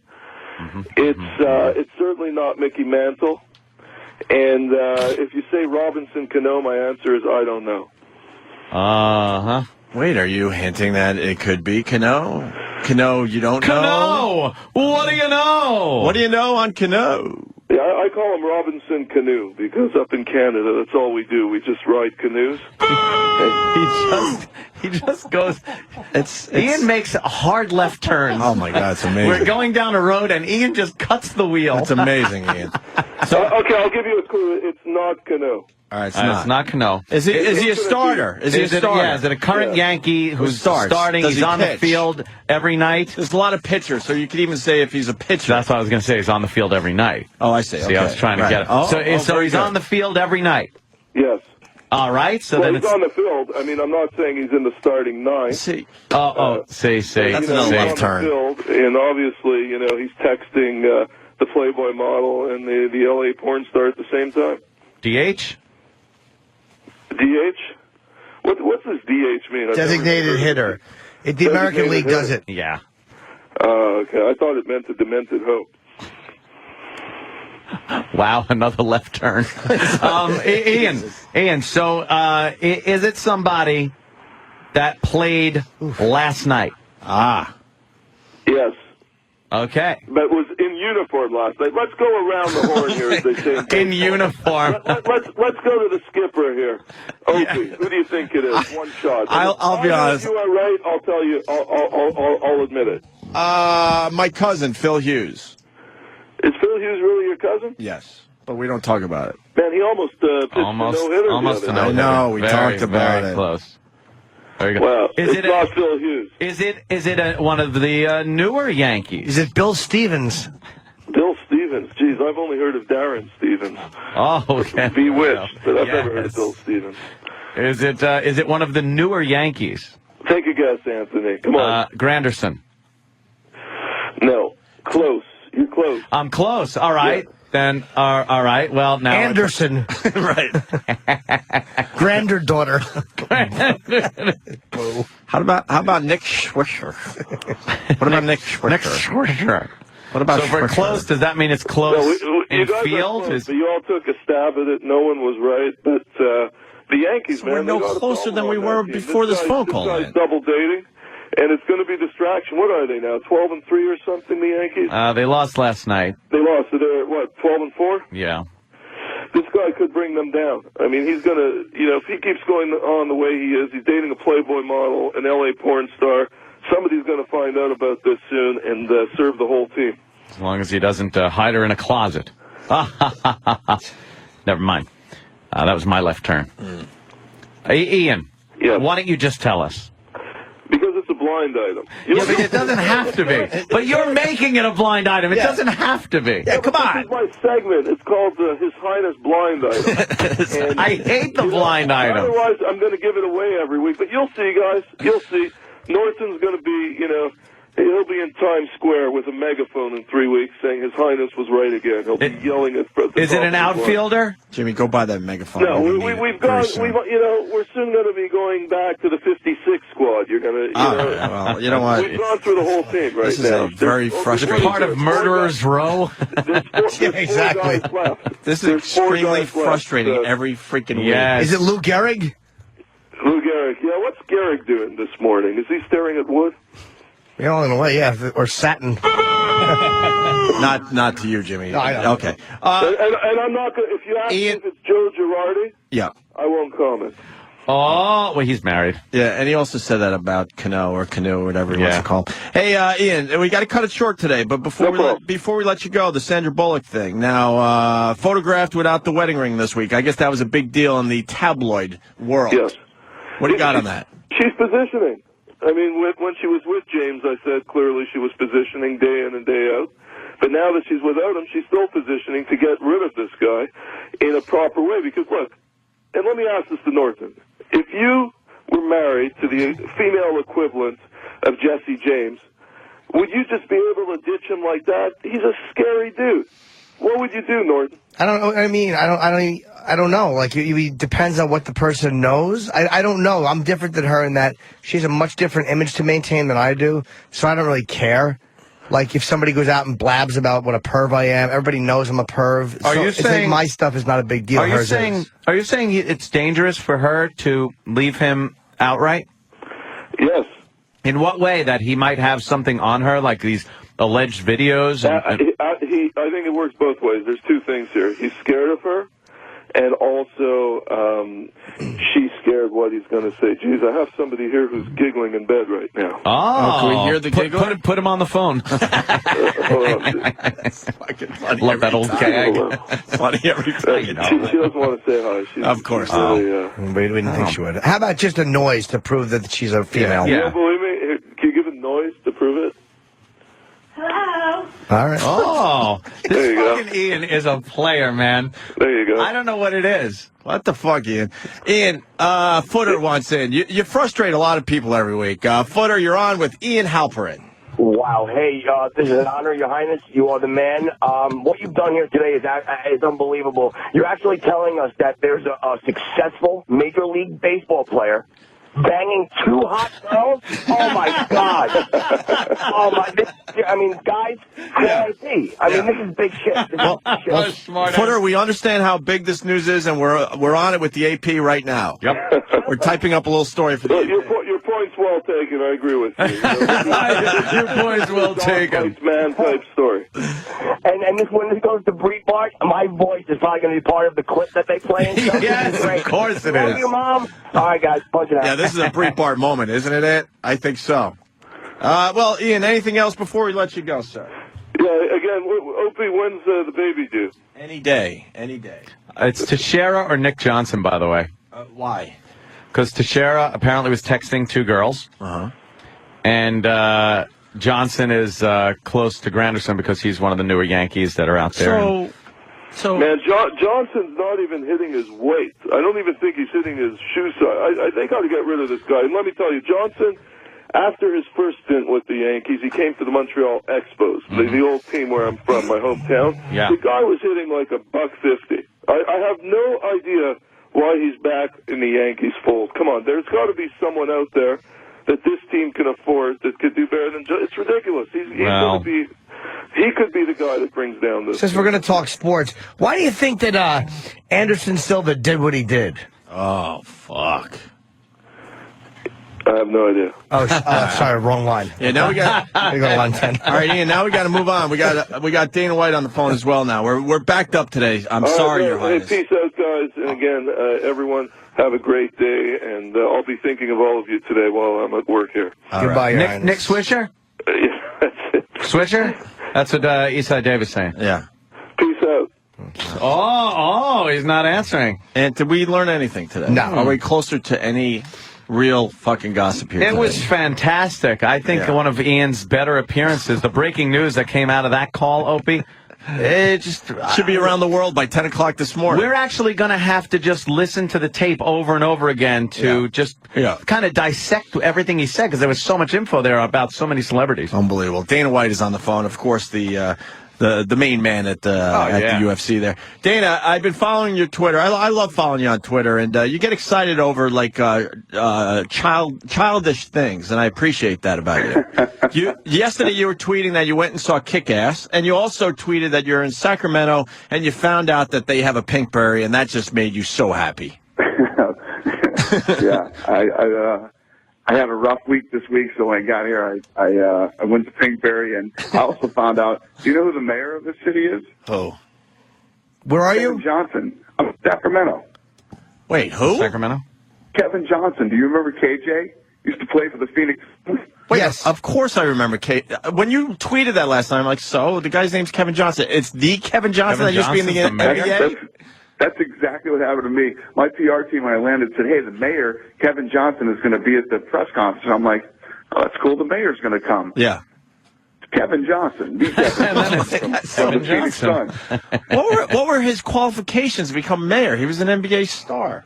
Actually, he couldn't be a cooler guy either. I'm sure he is. Very cool. Just a little strange, though. Hey, did you like Kick-Ass? Only in California, you got Kevin Johnson, Arnold Schwarzenegger, Sonny Bono. Right. Clint Eastwood you had for Carmel. Yeah. And you wonder why the state is broke. Yeah, exactly. Jesus. You just explained it perfectly. Kick-Ass, did you like it, Dana? Yeah, it was really good. I liked it a lot. Anthony thought it could have been a little better, but he did enjoy it. I did enjoy it. I thought it was quite novel. I liked of course, anytime kids curse and do horrible things, it's hysterically funny. I love that shit. But yeah, I think there were parts of it where I could have used a little more action. Hit Girl made the movie. Hit Girl was the best. Yeah, that was just fucking hysterical. She's kicking ass. Literally. How annoying would it be if we were one of those radio shows? So, Dana, do you promote that type of behavior from children? Don't you think it's a bad influence on the channel? Shut up. That's a dumb question to ask me. Yeah, exactly. And finally, what do you get at Pinkberry? Because I got a Pinkberry in my neighborhood. Jimmy goes, too, I believe. I certainly do. Yeah, what do you get at Pinkberry? The original with Fruity Pebbles. Oh, my God. Jesus. You need a fucking tougher answer than that. Fruity Pebbles. I think we need to hang up right now. Yes. I like a Care Bear and some Fruity Pebbles, please. With some gummy bears. I like gummy bears and Fruity Pebbles. Wow, was I not expecting that? No, not at all. It's funny, too, on Jesus. I love, too, on Twitter that they smashed the fucking media for not, liking something you said. You're like, well, then don't fucking follow me. I love that. Yeah, that's perfect. Yeah, well, You know what? Yeah, actually, when I was in Abu Dhabi, when I was all pissed off about the Anderson Silva thing, the media was starting to write stuff about what I was saying on Twitter.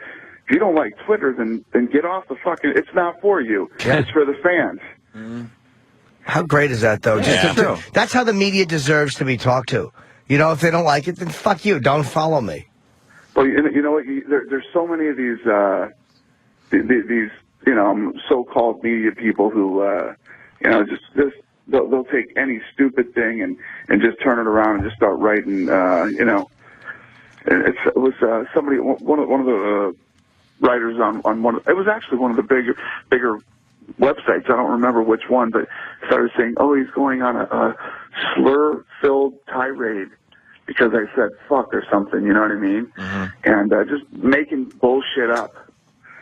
Stay off my Twitter. Yeah, well, it's like that they forget that they use profanity too, and the fact that a guy curses or is pissed off about something, it's not news. I mean, it's like if you drop the F-bomb, and they're like, "Oh, did you hear what he said?" It's like same thing you say. Exactly. And I like Fruity Pebbles. That's the F-bomb. Yeah, really. Do you have a double helping of Fruity Pebbles? Because you're entitled. You're entitled. I hope you know this, to 2 toppings. You sure are, Jimmy. Sure. Oh, that's funny. I would never have guessed that at Rifle Pop. I usually go strawberries and some kind of like chocolate chip thing. That's it. I'm having Jesse Ventura kick your ass. It's funny, whenever I have my girlfriend run into the Pinkberry for me, she's like, "What toppings do you want?" I'm like, "Yeah, just get me whatever you want." And she comes back with crushed glass on it. Tax or something, right? Yeah. I like that you said that Twitter's for the fans. Yeah. I don't have time for the haters on my Twitter. There's plenty of places where haters could go, but not on my fucking Twitter. It's all about the fans and having a good time with this damn thing. Yeah, the funny thing about haters on Twitter is people go on there and tell you how bad you suck, and then what the fuck are you doing on my Twitter? Yeah, exactly. You hate me that bad? You're actually hanging out on my Twitter to talk shit? With their 3 followers. Yeah. Hey, let's get into it, Dana. This WEC thing tomorrow night's going to be great. We had Faber. Yeah, we had Faber on the other day. He told some great stories, man. Great stories. He's awesome. The main event was Faber and Aldo's going to be a great fight. Uriah Faber held the title for 2 years. The kid's the most dominant featherweight in history. Jose Aldo is this kid hasn't been beat since 2005, and his last 6 fights he's won by knockout. Wow. He wanted, Uriah Faber is an icon here in Sacramento. Right. He walks in. Jose Aldo wanted to fight him here, wanted to fight him in Sacramento. This place is going to be sold out tomorrow night, and nobody's going to be cheering for Aldo. Now, I'm a little confused. I mean, I'm still very new to the MMA. I'm not going to lie to you. So why don't you take a fight like this that everyone's talking about and put it into a UFC pay-per-view? Yeah, no, people ask that all the time. Bottom line is when we bought the UFC, there's 155 up to heavyweight. But when we first bought this company, the 155-pound didn't exist either then. We created a title for it back in the day, and there's so many more weight classes that we could have brought in, too. We bought the WC. These guys had the best lighter fighters in the world, and we put this thing on Versus, got a TV deal, and it's pretty much the way that it worked out. People keep asking us, when are you going to mold it into the UFC? But we've got a great deal with Comcast and Versus, so I don't see it happening anytime soon. Okay. Would you allow the guys to go back and forth? Like, say Penn wanted to, I mean, I guess the weight class, they'd have to go to UFC, but if Penn wanted to fight Faber at, say, 155, I guess they'd have to fight the UFC. But what if Penn wanted to go down in weight and fight him there? Would he fight him in the WEC? It's happened.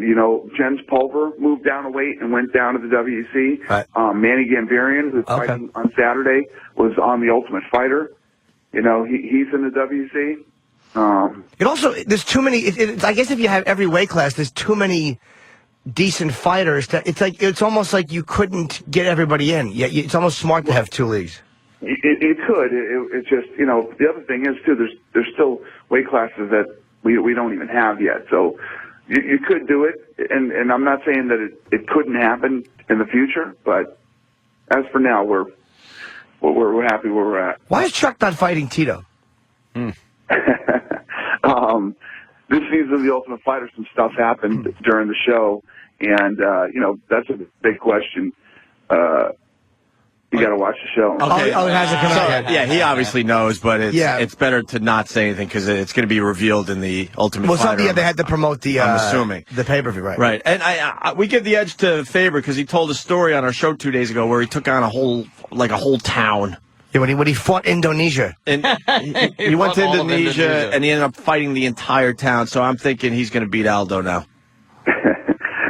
Advantage Faber. It's going to be a good. One of the things that I love about this fight too, when you talk about these guys, that neither one of these guys are a safety first fighter. And to be honest with you guys, after what happened in Abu Dhabi, I'm miserable for 2 weeks over that whole thing. You were. So I'm actually glad that we have this fight right now because our next fight is until May 8th, the Shogun Machida fight up in Montreal.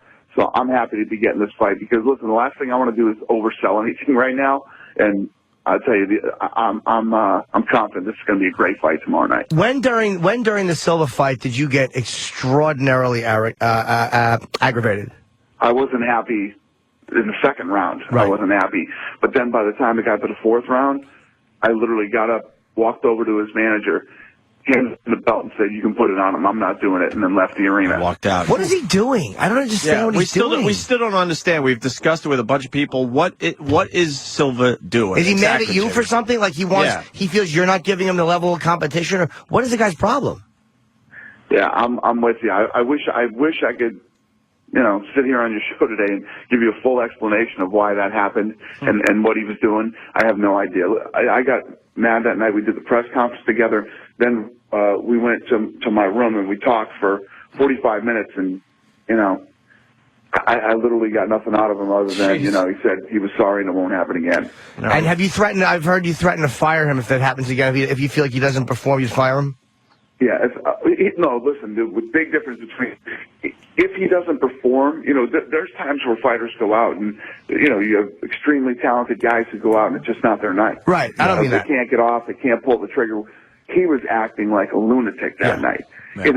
Doing the things that he was doing, going down on one knee, slapping the canvas, telling, screaming at Damian Maia to fight, but then would run away from him when Damian Maia started the fight. It was just so jumping behind the referee. I mean, just crazy shit. Yeah. All right. We'll see what happens as we move forward. Hey, off my Twitter, Graham Cracker 4. What's your thoughts on the Strike Force brawl the other night? It's not good. It's not good for the sport, and I think that a big reason it happened is from the top down. You would never see that happen in the UFC because we control who goes into the octagon before and after the fight. Right. You don't just let fighters that want to go running in there because they want to jump on TV. You don't let it happen. First of all, Jake Shields, the odds for this kid to win that fight, it was like a Rocky story. If you asked 1,000 people, 1,000 people would have told you, yeah, Dan Henderson beats Jake Shields. Jake Shields, not only that, Strikeforce is so stupid. These guys let his contract expire, and he was their champion. Jesus. They basically bet that Henderson was going to beat him. Then even the commercials that these guys put on were only of Dan Henderson, not of their champion, Jake Shields. So Jake Shields goes in there and dominates the guy, right? Right. Then is having his moment on CBS to do his interview. And, you got Mayhem Miller running in there. Hey, give me my rematch.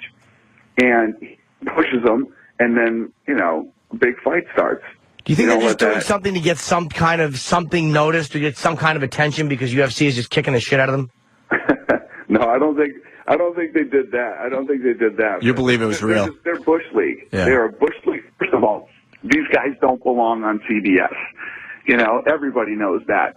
They're a small Bush League show, and that's the kind of stuff that happens. Right. Okay. And yeah, Rogan explained the cage is locked down after the fights, and it's all very controlled, so that type of thing just doesn't happen. Yeah, you get guys all upset because they want to walk in there and celebrate with them. You can celebrate back in the locker room. Right. You don't need 50 guys in the aisle. You get that many guys, and plus, most of these camps consist of a bunch of other fighters. And like I said, the Diaz brothers have taken a lot of heat for that fight.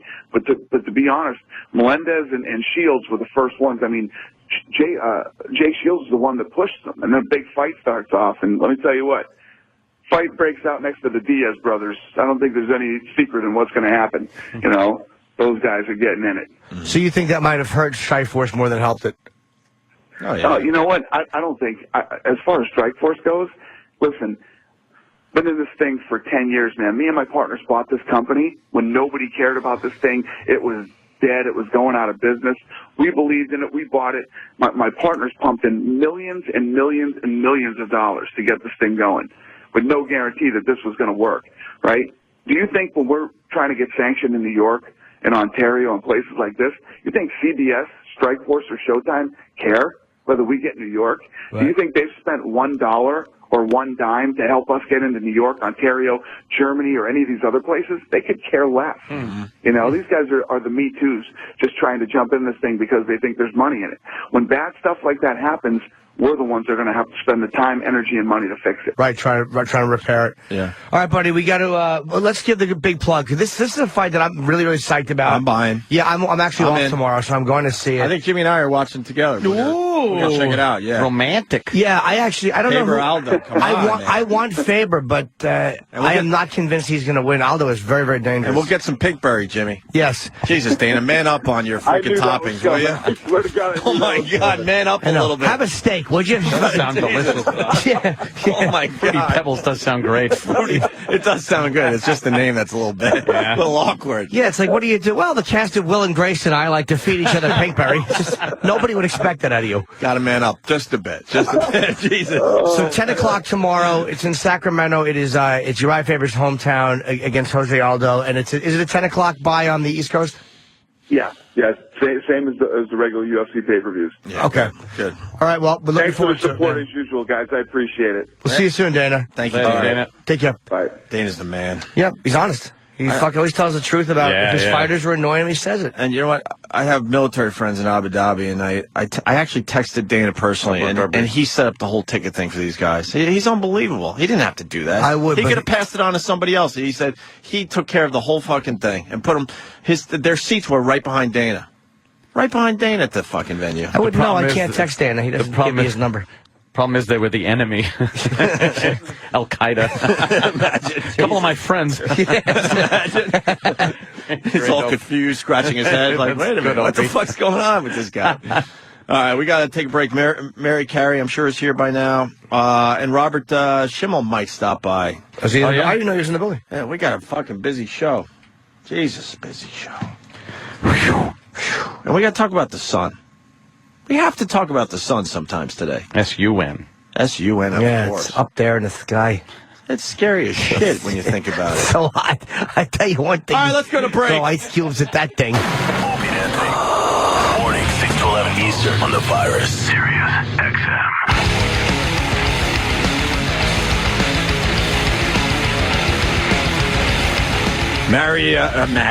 Mary Carey making her way into the studio.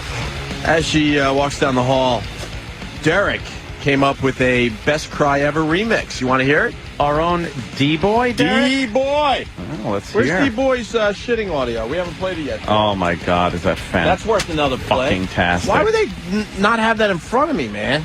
We get a few plays out of the D-Boy shitting thing. D-Boy's shit should be right in front of Opie. I think you're right, Ed. Maybe it is. Maybe I don't see it. Anyway, here's D-Boy's Best Cry Ever remix. You got a war face? Ah! That's a war face! Now let me see your war face!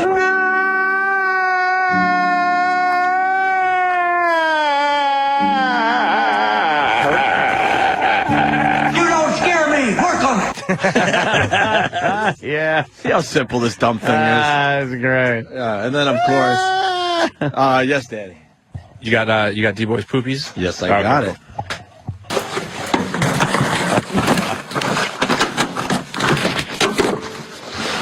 This is so bad.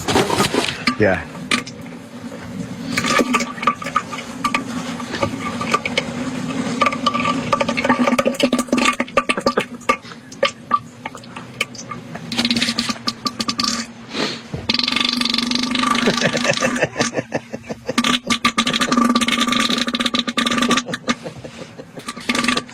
Every time. Fucking children.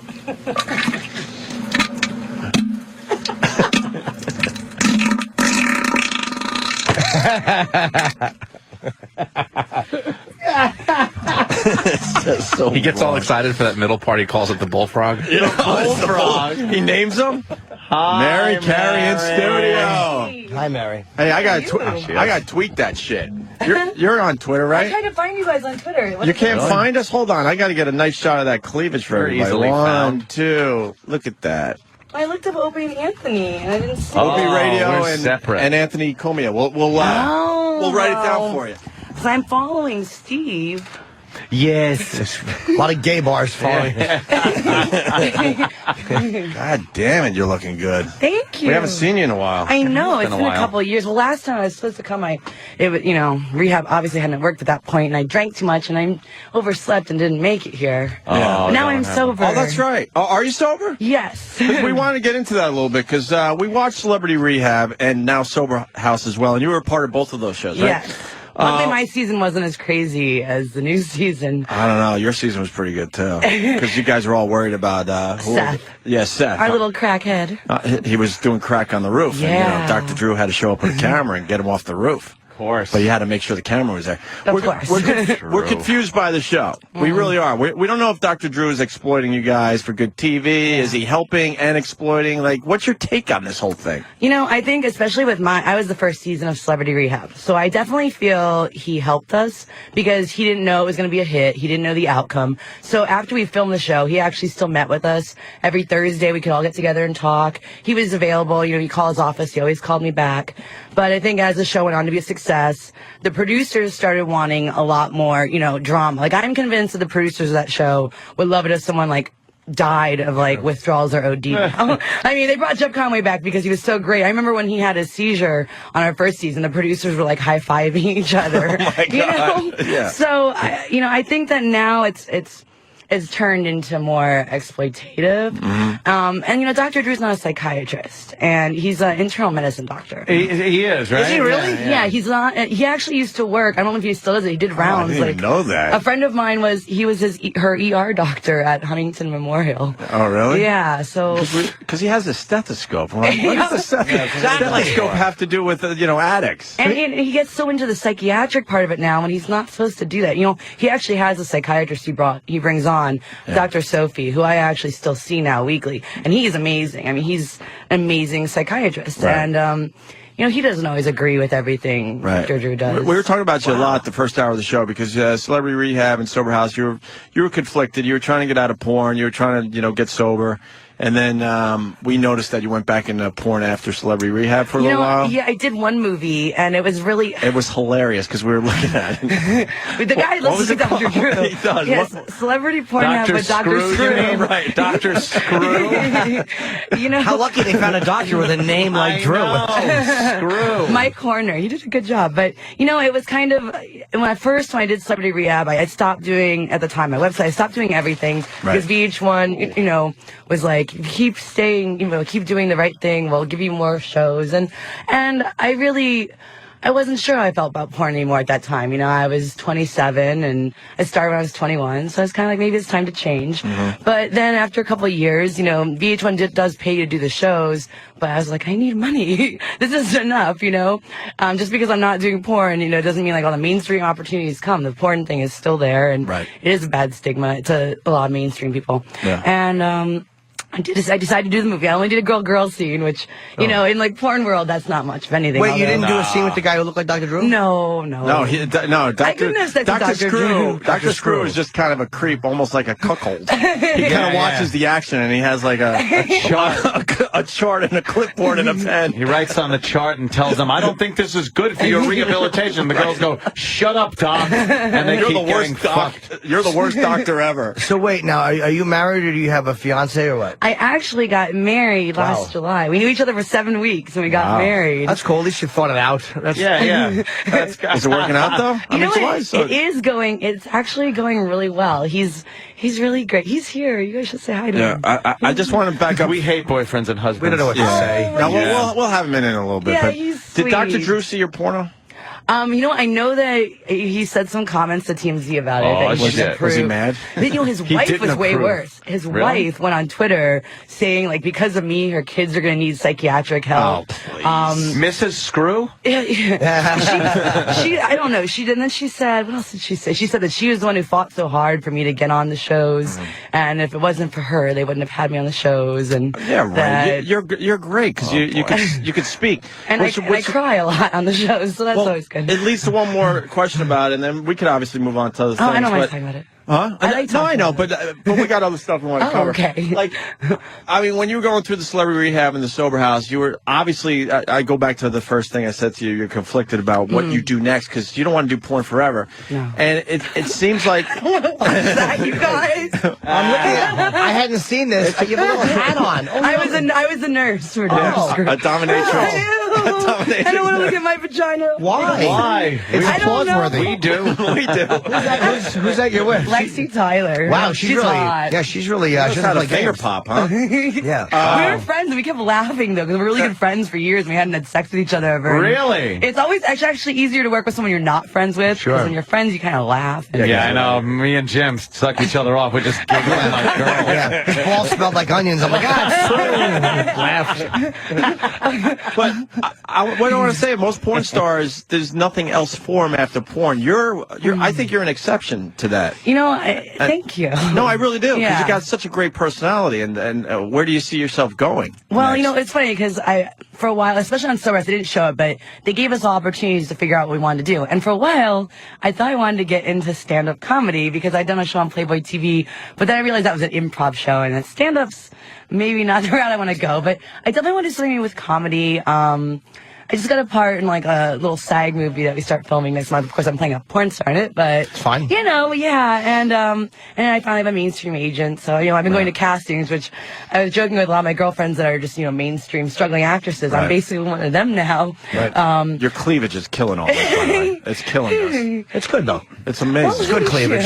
It's amazing. So wait, you're doing You're in a movie, a SAG movie. Yeah, it starts filming end of May. It's called Hollywood Method. I don't know much about it because they haven't fully casted it. I was, I got lucky when I went for the casting. Danny, you could turn this. I'm talking to Mary, and I love watching her eat pussy. It's not that it's bad, but it's like... Well, it was weird because I didn't know what my friend's pussy ever looked like before, and it was a lot different than I was expecting. Wow, not as good, huh? Well... Come on, it's all right. I know what I mean, because I love her.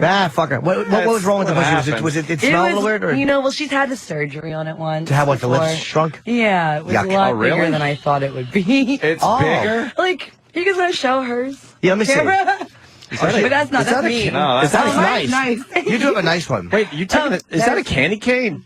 I think it was a candy cane dildo, maybe.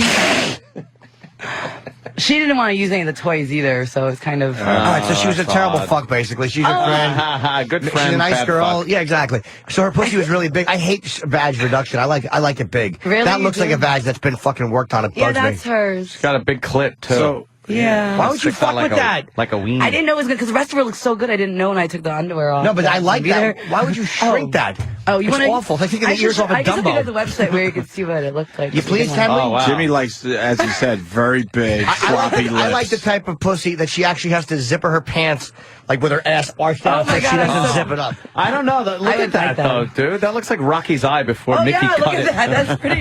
Yeah, but oh, my God, that's a horrible shot. I hate vag surgery. I hate... I think instead of abortion doctors, that's who should be shot. The guys that shrink vaginas. I like it big, for real. I don't even know how they do that surgery. I don't either. It's just terrible weed whacker. There's no reason for it. I don't know. That's good. Well, she just had a baby, so I wonder what happened now. And she had a baby? No, she just did like 2 months ago. Oh, that vagina's just a mess. Oh, you guys, speaking of who had a baby, do you guys remember Tawny Roberts? Yes. She's had a baby. She's the one that ran out crying? Yes. Oh, my God. I was telling my husband about that. I played it for him because someone put it on YouTube. That's one of the funniest things ever. Which one was it? Because we've had a few. Mary was a trooper, though. She just was crying, and I told her if you take your headphones off, nobody can hear you. Right. So she thought she was talking to me privately, and I remember I pulled the mic in. You were bad. You were on our side. She was, man. You were bad. I did that with her a lot. The greatest thing about her as my best friend was that since she wasn't very smart, she pretty much was like just my hot blonde friend that I could bring. I'd be like, okay, we're gonna go to this. We're gonna do this today. Yeah. She did everything I said all the time. Yeah. So. Is she a good mother, you think? No, yeah, her kid got taken away. Oh, shit. Oh, my God. Well, you know, I mean, and I hate to say How it. old's the kid? Only a few months old? A year old? Now he's 2 years old. 2 years and a old? half. Yeah, when she had him, you know, she was like 6 months pregnant, and she flew out to see me. And before she got on the plane, she's like, I'm going to get trashed in first class.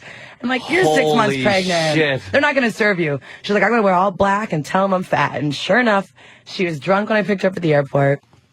My friends who were with me refused to hang out with us. She continued drinking at my place, took Xanax. Someone came over with, you know, Coke, so she's drinking Coke. And eventually the next day I kicked her out. I'm like, you gotta go. This is crazy. But then I forgave her, and the next day she picked me up. Well, because she was so sad, and you know, she cries a lot. What a selfish bitch, though. She's a selfish bitch. Oh, no, it gets worse. She picked me up in a limo that her, hooker client, that's what she married. Wow, she married her hooker client? Yeah. Oh, that's sure is working out. Yeah, so he Is that paid- healthy, Jimmy? Yeah, it's a good way to meet. You're never going to have problems with substance abuse or cheating. No. That's good. Well, she had a driver drive us around all day because I had meetings to go to and stuff, and she's drinking champagne, doing Coke. I was at my dermatologist's office. I'm like, have you guys seen my girlfriend Tawny? They're like, let's go look for her. They find her in the bathroom. They're like, yeah, she's got to leave. Holy shit. But she's such a sweet girl. I don't understand why she's so troubled. She's selfish. So she married this guy. Yes. Are they still married?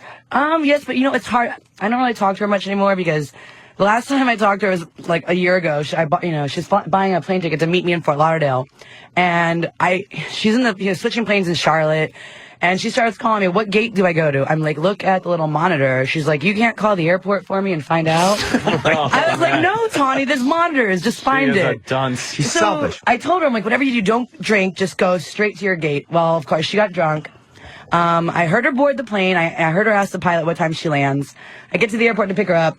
People are walking. I don't see her. I start asking people, have you seen this blonde girl, really pretty? They're like, really big lips. So apparently, I guess she got her lips done. Oh, Christ. They said she got arrested. Apparently, she called the flight attendants' names, and she got arrested and taken off the plane. And ever since then, I haven't really talked to her. Dope. I guess she's just fucked up. So she married now this hooker client. What kind of work does he do? Without saying his name, what kind of work does he do? He was doing like investments or something finance, stock. I don't know. Did he think she was going to be faithful and that knocking her up would make it like a quote unquote honest girl out of her? I don't know. I don't think they meant. That was another funny thing is because she had met him and was traveling around the country with him, and then like 3 months later, she told me she was 3 months pregnant. So obviously she got pregnant right away. Oh, there she is. I must say, With her ass up in the air. She's a pretty girl, Isn't but she pretty? she's not pretty enough to tolerate that fucking nonsense. And I've never seen a girl pop a baby out, and her body was like right back to that. Oh, see the vagina, Danny? I may change my opinion. It was crazy. Oh yeah, she has a nice tiny little pussy. No, forget it. I don't like want her. her lips. Oh my God, she's so young there. So she's just a troubled drinker. And how'd the baby get taken away? What happened? She got a husband. Her and her husband got in a fight, and I guess she said that he was hitting her. And apparently, if both people claim domestic abuse, they can take your baby away. That's it. Oh, good one. But I think the baby's he's so cute too. I mean, he has 10 fingers, 10 toes. He seemed fairly on each normal. hand. Not bad, considering she was drinking through the pregnancy. Yeah, really. Why do you think she's a bad mother? I don't necessarily think that she's a bad mother. I think that she just needs to get herself together first before she could become a good mother. So, because I definitely think she loves her child. I just think that maybe she wasn't in love with the guy she married. So that was you don't think it was? You think it was financially motivated? I think possibly, yes. At least we know it wasn't us, really. See, I don't want to say anything too bad because whenever I say anything about her, she gets mad. Yeah, it's just fucked up. Yeah, a lot of people were mad at us that she ran out crying, but I mean, freaking Mariah Carey was Mary's a trooper. She was an instigator, man. That was a great day. But Mary knows she's a bit of a nut. As far as radio goes, that was a great day. Oh, it was so great. I tell everyone about that story. I'm just what's going to happen though is one of her fans always hears me when I do interviews, and they're going to tell her, and then she's going to call me drunk later and be like, ew, and she's going to start, leaving me messages. Why doesn't she stop drinking? She told me she's going to go to rehab, and then she called me and asked me if I could get her on Celebrity Rehab, and... Are you watching Sober House? I am, yeah. You like it? I just think it's so crazy. It doesn't seem to be much... obviously I know they have treatment going on, because you see Dr. Drew 3 or 4 times a week. They don't show it. They like to show the drama, but...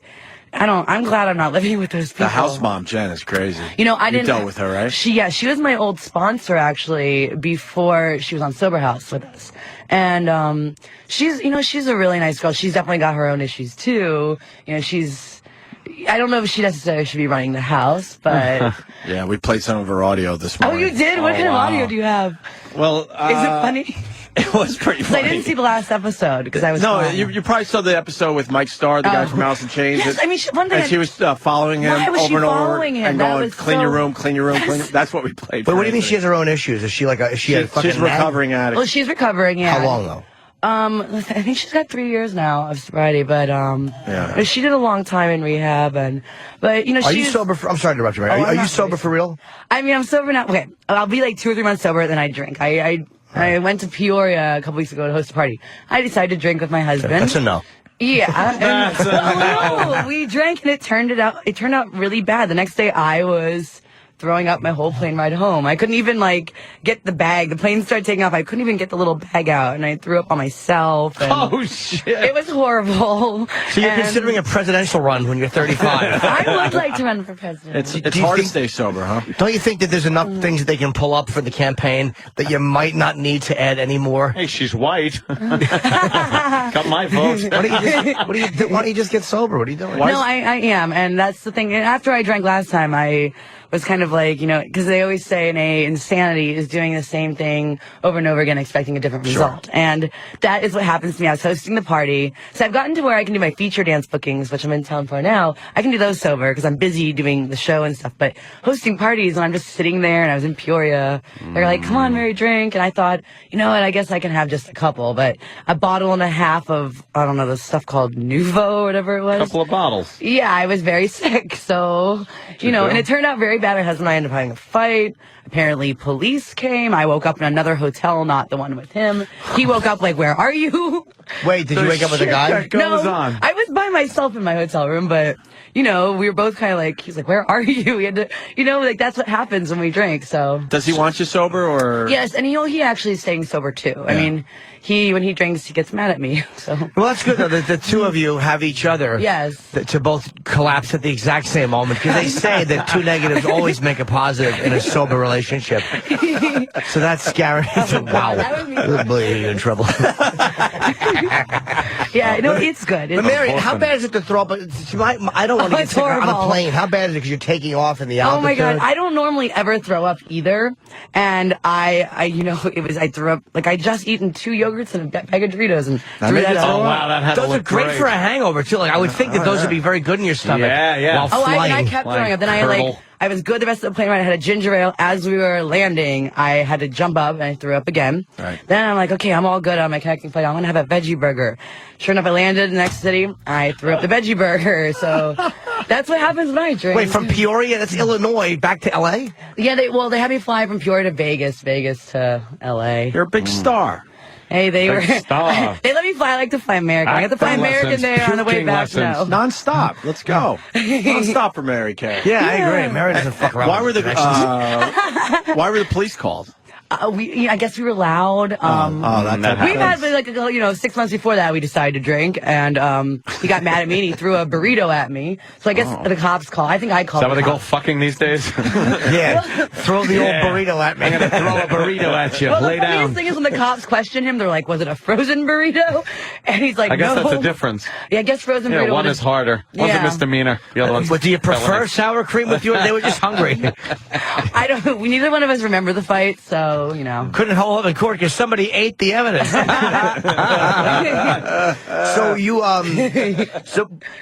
wait, you guys, you don't remember what you were fighting about? Nope. All we know is that we took the ride. They gave us back to the, back to the hotel. I was mad at him, didn't get out of the car. I went back to the club where I hosted the party. Apparently, just ran back in there and found, the owner. I drank some more, and then I guess I took a taxi all by myself. I don't even think I went with anyone. Back to my hotel. I don't know how I got, how I knew where my hotel was. And then we had a fight, apparently. Apparently. So I was told. You're a blackout drinker then. Oh, yeah, when I drink, that was that, that was one of the reasons I knew I needed to go to rehab, and that's why when I got offered Celebrity Rehab, I was really happy. Do you flirt with guys and stuff like that? Is he a performer? No. So he's a normal electrician in the union. So does he get jealous about your sexual history? You know what? I don't think so. Once, he obviously doesn't want to look at the DVDs, or if I start talking about, oh, she's hot. Who is that? Sorry. Don't distract me. Blondes with big boobs always distract me. He doesn't obviously want to watch any of my movies. If I bring up guys I've slept with, or sometimes I'll be just annoying, bratty girl, and if there's someone on TV that I hooked up with, I'll say something. Oh, and yeah. you know, Guys don't want to hear. Do you that. talk about now? Again, the threatening part of a porn girl is the fact that she's fucked guys with a lot bigger dicks who do it for a living. Like, you know what though, porn sex isn't that good. I don't think. Why not? I don't know. I mean, it's kind of like not comfortable positions. Right. Like if you're on top, you can't like really grind. You have to go up and down, which I don't like as much. And if the guy's on top, you have to like keep one leg open and. But that's positioning. The guys themselves, if you were just alone with them, would be able to fuck you a lot better than they could on film. I mean, the one thing is, and the sex just goes way too long when you're shooting a movie. I'm like, I'm just always like, I feel like I'm like doing a marathon, like trying to like you gotta keep yourself sounding like you're into it when really you're just like, I'm so tired, you know? But like once in a while I remember I'd like zone out and I'd be like, wait, I gotta make noises, you know? So, because it's just too long. Have you had those discussions where you're like, where he's like, where he's just quiet after sex and he's like, do you, you know, like where he's like starts like, you know, talking about porn dicks or like, you know what I mean? Like worried about it. Like, no, he has a really big dick though. Oh, really? Okay, yeah. good. Yeah, it's really big. That's good. It's very and helpful. we had when we met, we kind of had sex within like the first couple hours of meeting each other. He was really aggressive. Wow. And yeah, like it's called a rape. Well, you know, it was funny because I was like Brittany Sky introduced us, and when he came over, like the night before Brittany Sky and I we were in Vegas, and at 3 a.m. when I was drunk, I was like, I'm horny. Doesn't your boyfriend in LA have any guys we can call for me? So that seemed like a great plan that night when I was drunk, but as we flew back to back to LA, I was like, I'm sick. I don't want to meet anyone. And he came over and he just like within a couple hours was like grabbing my boobs, and I was like, whoa, you're aggressive. And next thing I know, he had sex on my friend's couch. You're really aggressive. Hey. Yes, and the next day, I mean, he kind of was just very aggressive. The next day, I remember I told his friend and my girlfriend, I'm like, he's really aggressive. I don't know about this guy. And then we went on a date the next day, and then I really liked him. Okay. Where'd you go on a date? We went to actually Saddle Ranch, just like bar in LA to watch the Laker game at the time. Aww. And he had never heard anything about me, so he thought it was really weird when people wanted to take pictures of me in public. Yeah. Oh, hey.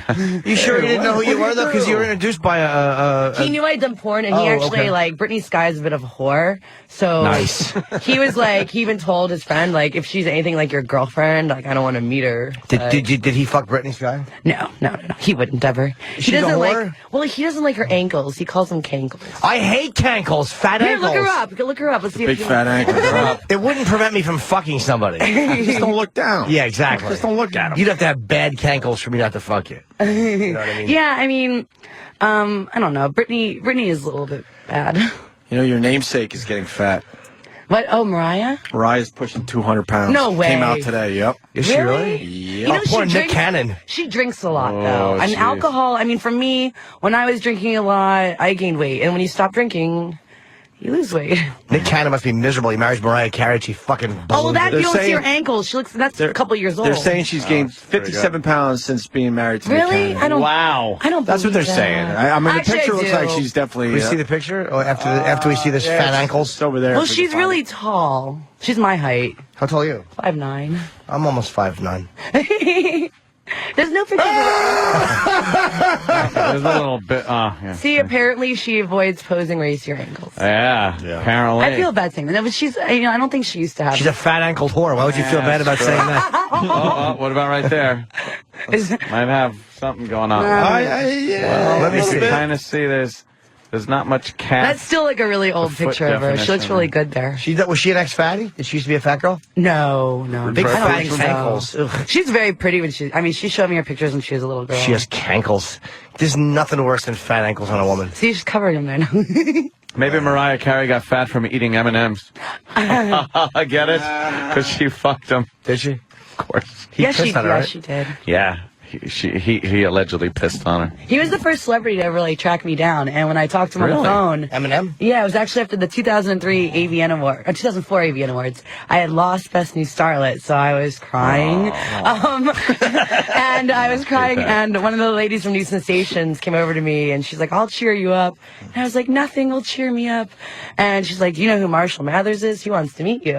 And I was like, "I don't believe you. Get him on the phone." And he got on the phone with me, and I was like crying. I was like, "Why do you like me?" And he's like, "Because you look like my ex-wife and Mariah Carey combined." I don't know if that's a compliment, though, but, you know, I was very excited. Oh, my. Did you ever? Holy shit. Oh, my. What's your name, fat body? His name is Mariah Carey, sir. Oh, wow. Holy mackerel. April 15th of this year. Oh, what a fucking But you know what I will moose. say? She looks really young. She looks way younger than 42. Yeah, 'cause her skin is stretched. There's no That's wrinkles. the secret. Stretches the wrinkles out. Yeah. She I looks gotta take a look very at that. young. She looks like she's only 29. Here's what's dangerous. She's packed into this dress, and she has like that in between the upper panties and she has like middle chest fat. Ooh, wow, that doesn't even look like her. rib It cage fat. doesn't. I don't believe it. She's having a tough denial. to look see. Oh yeah, she's I'll take a close look here. So wow. I want to see this Britney Sky's fat ankle. I think that's great. Oh, is that Mariah recently? Whoa. Yeah, she's. Aw, poor Mariah. She's still sexy. I mean, I still fuck you know her, what? but- I think that she's gonna. I think that she's gonna lose it again. She always goes up and down, so I do too. Poor Nick I don't go Cannon. that up, but I've definitely gone up and down. Poor Nick Cannon. Come on, you marry Mariah Carey and she puts on 57 pounds? What's that whole thing about? I think it's just because she drinks champagne all day, honestly. What is she drinking out of a fucking chocolate-covered strawberry? What a fatso. No, but maybe if she drinks like 5 bottles a day. See, her ankles look good there. Let me see her That's ankles. before she got all the tattoos on them. Oh, she got tattoos of things like her buildings Oh, no, there's to make them tattoos. smaller. No, her ankles are covered in the tattoos. Of course they are. Just to cover. She's just trying to cover it up. I'm gonna have like 2 angry former porn stars when this thing's over. Tawny Roberts and Britney Sky are gonna get together and come after me. Wait, Tawny doesn't do porn anymore? No. She's still married? Yes, I think so. I don't know. Are they LA? They're in New Jersey. You guys should have her on, actually. I didn't know we're in Jersey. She would love to come on. Yeah, she hated us, Tawny Roberts. She won't remember she hated you. She won't remember. She would call me up sometimes so mad at me over something because I'd say something on an interview or something. And then like 3 weeks later, call me up loving me. And then, you know, she hates me. Then she loves me. Do you think, but now I know you don't know, but do you think that she would have sex with people outside of her marriage? Yeah, yeah. Well, her husband had told me that she had, so. What, was he mad? Yeah, I think he was. Yeah, a little mad. Do you think that she would do it for, you know, For you guys? compensation? Definitely. Oh, good girl. Definitely. Oh, okay, that's getting there. Yeah, Okay. But not, it doesn't look bad though. They don't look that bad. I don't know. You guys gotta ask. They do look ask bad. my husband. He was Her from those ankles, two. they're terrible. Those aren't bad ones though. They look like fucking don't Vic know. Tayback's fucking wrists. But maybe that was before she had her babies. You want to talk to Mary Carey's husband? Yeah, let's talk to her husband. I love Mary. It makes you all nervous. It's funny to me. Are they? Yeah. Why, he's a union guy. Yeah. He never did any of this stuff, and like the guys at work. call Union him, guys like, scare the Hollywood. fuck out of me. Hi, Mario. What's up, He brother? broke his arm. How'd you break your arm? He doesn't know. Is that the guy who woke up throwing up the next day? Oh. I'm just kidding. I'm just kidding. On the job. Which mic you got on him there? You look cute, Mario. Oh, thank you. I don't know about Britney Sky's tangles. in love. Big. She has really big ankles. We're trying to find a picture. We can see that they're a little fat, but she seems to hide it well in It's photos. like she has 4 knees. Yeah. Oh, wait, let's show Mariah. Hey, Mario, look. Yeah, Mariah This will be has me gained when a lot I'm of weight. 42. Oh, wow. Oh, my Damn. God. Yeah, isn't that Not something? good, right? Holy shit. That's She looks like a Joy Behar. Yeah. Wow, she fucking does. Yes, that's a. No, she's Yeah, still she does. very Yes, she does. Nah. Well, Joy's pretty, but she's a little, Oh, yeah. you know, a little heavier. You know. A little older, a little heavier. So you knew Mary did adult films, but you had never really seen her work and stuff when you guys hooked up. Well, my buddy called me. He said his girlfriend, Britney Sky, had a friend for me to meet, and I told him, I said, I'm good. Your friend's a little bit on the dirty side. Your girlfriend. Yeah, or your girlfriend is on the dirty side. I'd rather have, I'm good. He called me again. He said, my girlfriend won't see me unless you come over. To meet me, I Yeah, guess. to I didn't meet know her. that happened. I didn't know she said Why that. do I not get these calls? Look, I need you to play wingman with a porn star. So I told him, Once in my let me life look I at her. had that. So I looked her up online, and she looked good. So I went and saw her, and then she was really aggressive. No, you were the you were the aggressive one. He claims that I kept like saying, "Pull out your dick," but I don't. No, think she was sitting on my lap outside, and she says, "Do you have a big dick?" And I said, "Of course." And I then, don't you know, remember saying these things. Oh, of course That's not. pretty confident, though, to say that to a girl that does porn. Wow, yeah. I would say, well, it's probably better than you expect, but compared to what you're used to. No. So you're not threatened by her, like, do you ever compare yourself, like, fuck, like, she slept with this guy, that guy, and it's hard not to. Not really, because I have confidence, Yeah. I mean, I have to please her. If I don't please her, she's gonna go somewhere else. So I have to force him to have sex sometimes, though, because I'm like, I like to have sex all the time, and he's like, I'm tired. I have to go to work in a couple hours. I'm like, you just lay there, you know. And at 5 I work at 5 in the morning. At 2 in the morning, she wakes me up. I want your dick. I'm fucking sleeping, baby. I love you, but I got to be up in 2 hours. And so then I throw temper tantrums. So just lay there, lay back and let them do the work. Yeah, I try to do, but then I had to turn around. I had a little fun. Even last night, he's like, we have to get up in a couple hours. I'm like, I don't care. He's like, fine, whatever. And then once you get started, you're like, why was I even arguing this Yes, point? I want his side of the Peoria story. Yes. What happened in Peoria? With the blackout and the cops and separate hotel rooms. And we don't know. We drank 3 bottles of this together, weird drink. Yeah, bottle half each, basically. So, all I remember is we left, and she wanted to have sex, and I was wasted. I wanted to sleep. So I woke up, and the cops were knocking on the door. And they said, hey, you guys are being too loud. And they took her outside and took me inside. They talked to us, and according to our witness, he was getting aggressive with the cops. Yeah, my little agent was there. But I mean, honestly, I really do not remember. Wow. I woke up and my wrist was swollen. Seriously, it was swollen, and I went to the doctor, and they said I have a broken bone, 4 months in a cast. You think you punched a wall or something, or hit it? Well, you know what? I asked the doctor what it could be. He said usually when you fall, this is what happens. So but I'm a big guy, and this bone is like 1.5 inches thick, you know? Jesus. So for that to crack in half, I had to do something. Yeah. I had to do something bad. Wow. All for sex. All because I said no to sex. You know, if you said yes, none of this would have happened. So is Mary a handful? 2 handfuls. Yeah, she's rough, as you can see. No. No, she's fun, though. She's fun. Yeah, we see the very fun, silly side of Mary. You know, she's really nice. We love having her. Yeah. But I guess after a few drinks. After a few drinks, sometimes she gets to be, like a 15-year-old brat. Uh-huh. I mean, damn. She said she pointed out guys on TV, and then, just to be kind of. But it's, it's something that happened. I made it so he doesn't like to listen to some rap songs anymore. What? No. He didn't like the Yankees for a while. Please, I hope it's only Beastie Boys. Yeah. So did I. What? Yeah. Why couldn't it be country western, Mary? Why rap? Can you name one of the guys? McGraw or something. Can you name one of the guys she pointed out on the TV? You know what? Melky Cabrera? Well, you know what's funny is this rapper called her probably like 4 months ago. And the milkman delivered. I said, hey, let me answer this phone call. Because I was actually a fan of the rapper. You know what I mean? Right. So, I know they used to date before, whatever. So I answered. Wait, you knew they did or didn't know? No, I did. Oh, I did. We can't say his name? Oh, you can say it. Exhibit. Alvin. Exhibit. Yeah. So anyways, I answered the phone, and all I hear is breathing. I'm like, hello? Hello? Nothing. Just hung up the phone. Oh, shit. And he just lost a fan, Yeah. Really? All he had to say was, hey, He was a horrible picture of him. Don't forget, he might find a nice picture. He's a shit. Find his mugshot. Do you think he was jerking off? I think he was about to until I answered. Oh, yeah. That's a bad picture of him. I know. That's disappointing. I don't want to see that. He doesn't look like that now, you guys. Don't show me that. What a hard-on killer. You want to talk to sexy Mary and you hear, hello, I'm a big fan. Can I have tickets to your concert? Yeah. So, he probably didn't know. Did he know she was married or no? Oh, yeah, he did. So, he was late night. Like the first month we were dating, he kept calling and stuff. I just didn't answer. Why didn't you just tell him you're married and you couldn't hook up anymore? I think I eventually did tell. Well, I told him I had a boyfriend. I think some guys just don't care. Yeah, I mean, if she's going to cheat, she's going to cheat. I'm not, what can I do? Right. I just got to do things right. Kill me.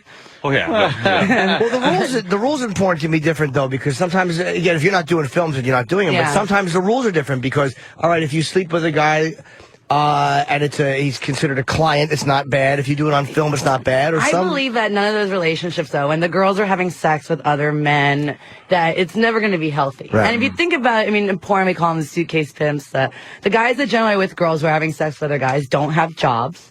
A lot of times they're drug addicts.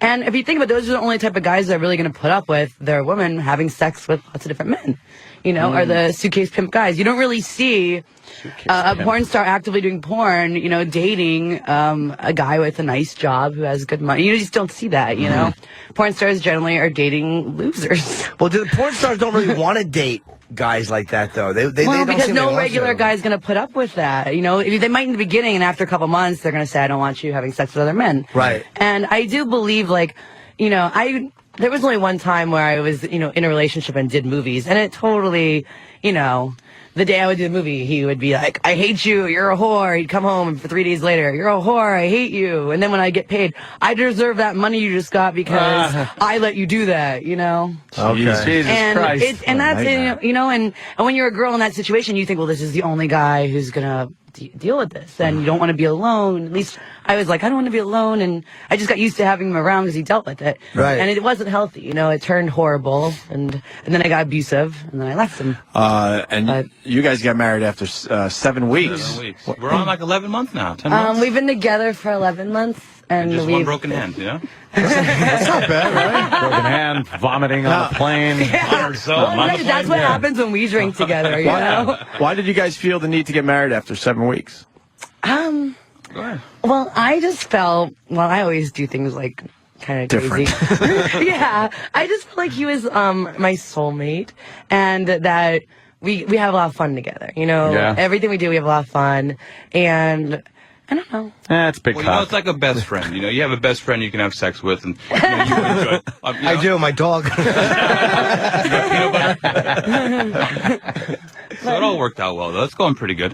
Do your friends must think it's pretty cool, though? Because your friends are mostly like just union guys, right? Yeah, all electricians. Yeah. Well, the guys at work... it's so fun. I went to the union Mario, dinner. how's the wife doing? Yeah. And, you have any pictures today? Let me see your phone real quick. I show them one titty picture, and they all pop a boner. I get overtime. It works out well.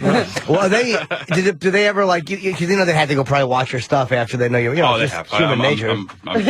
I'm sure they've jacked. But you don't care, right?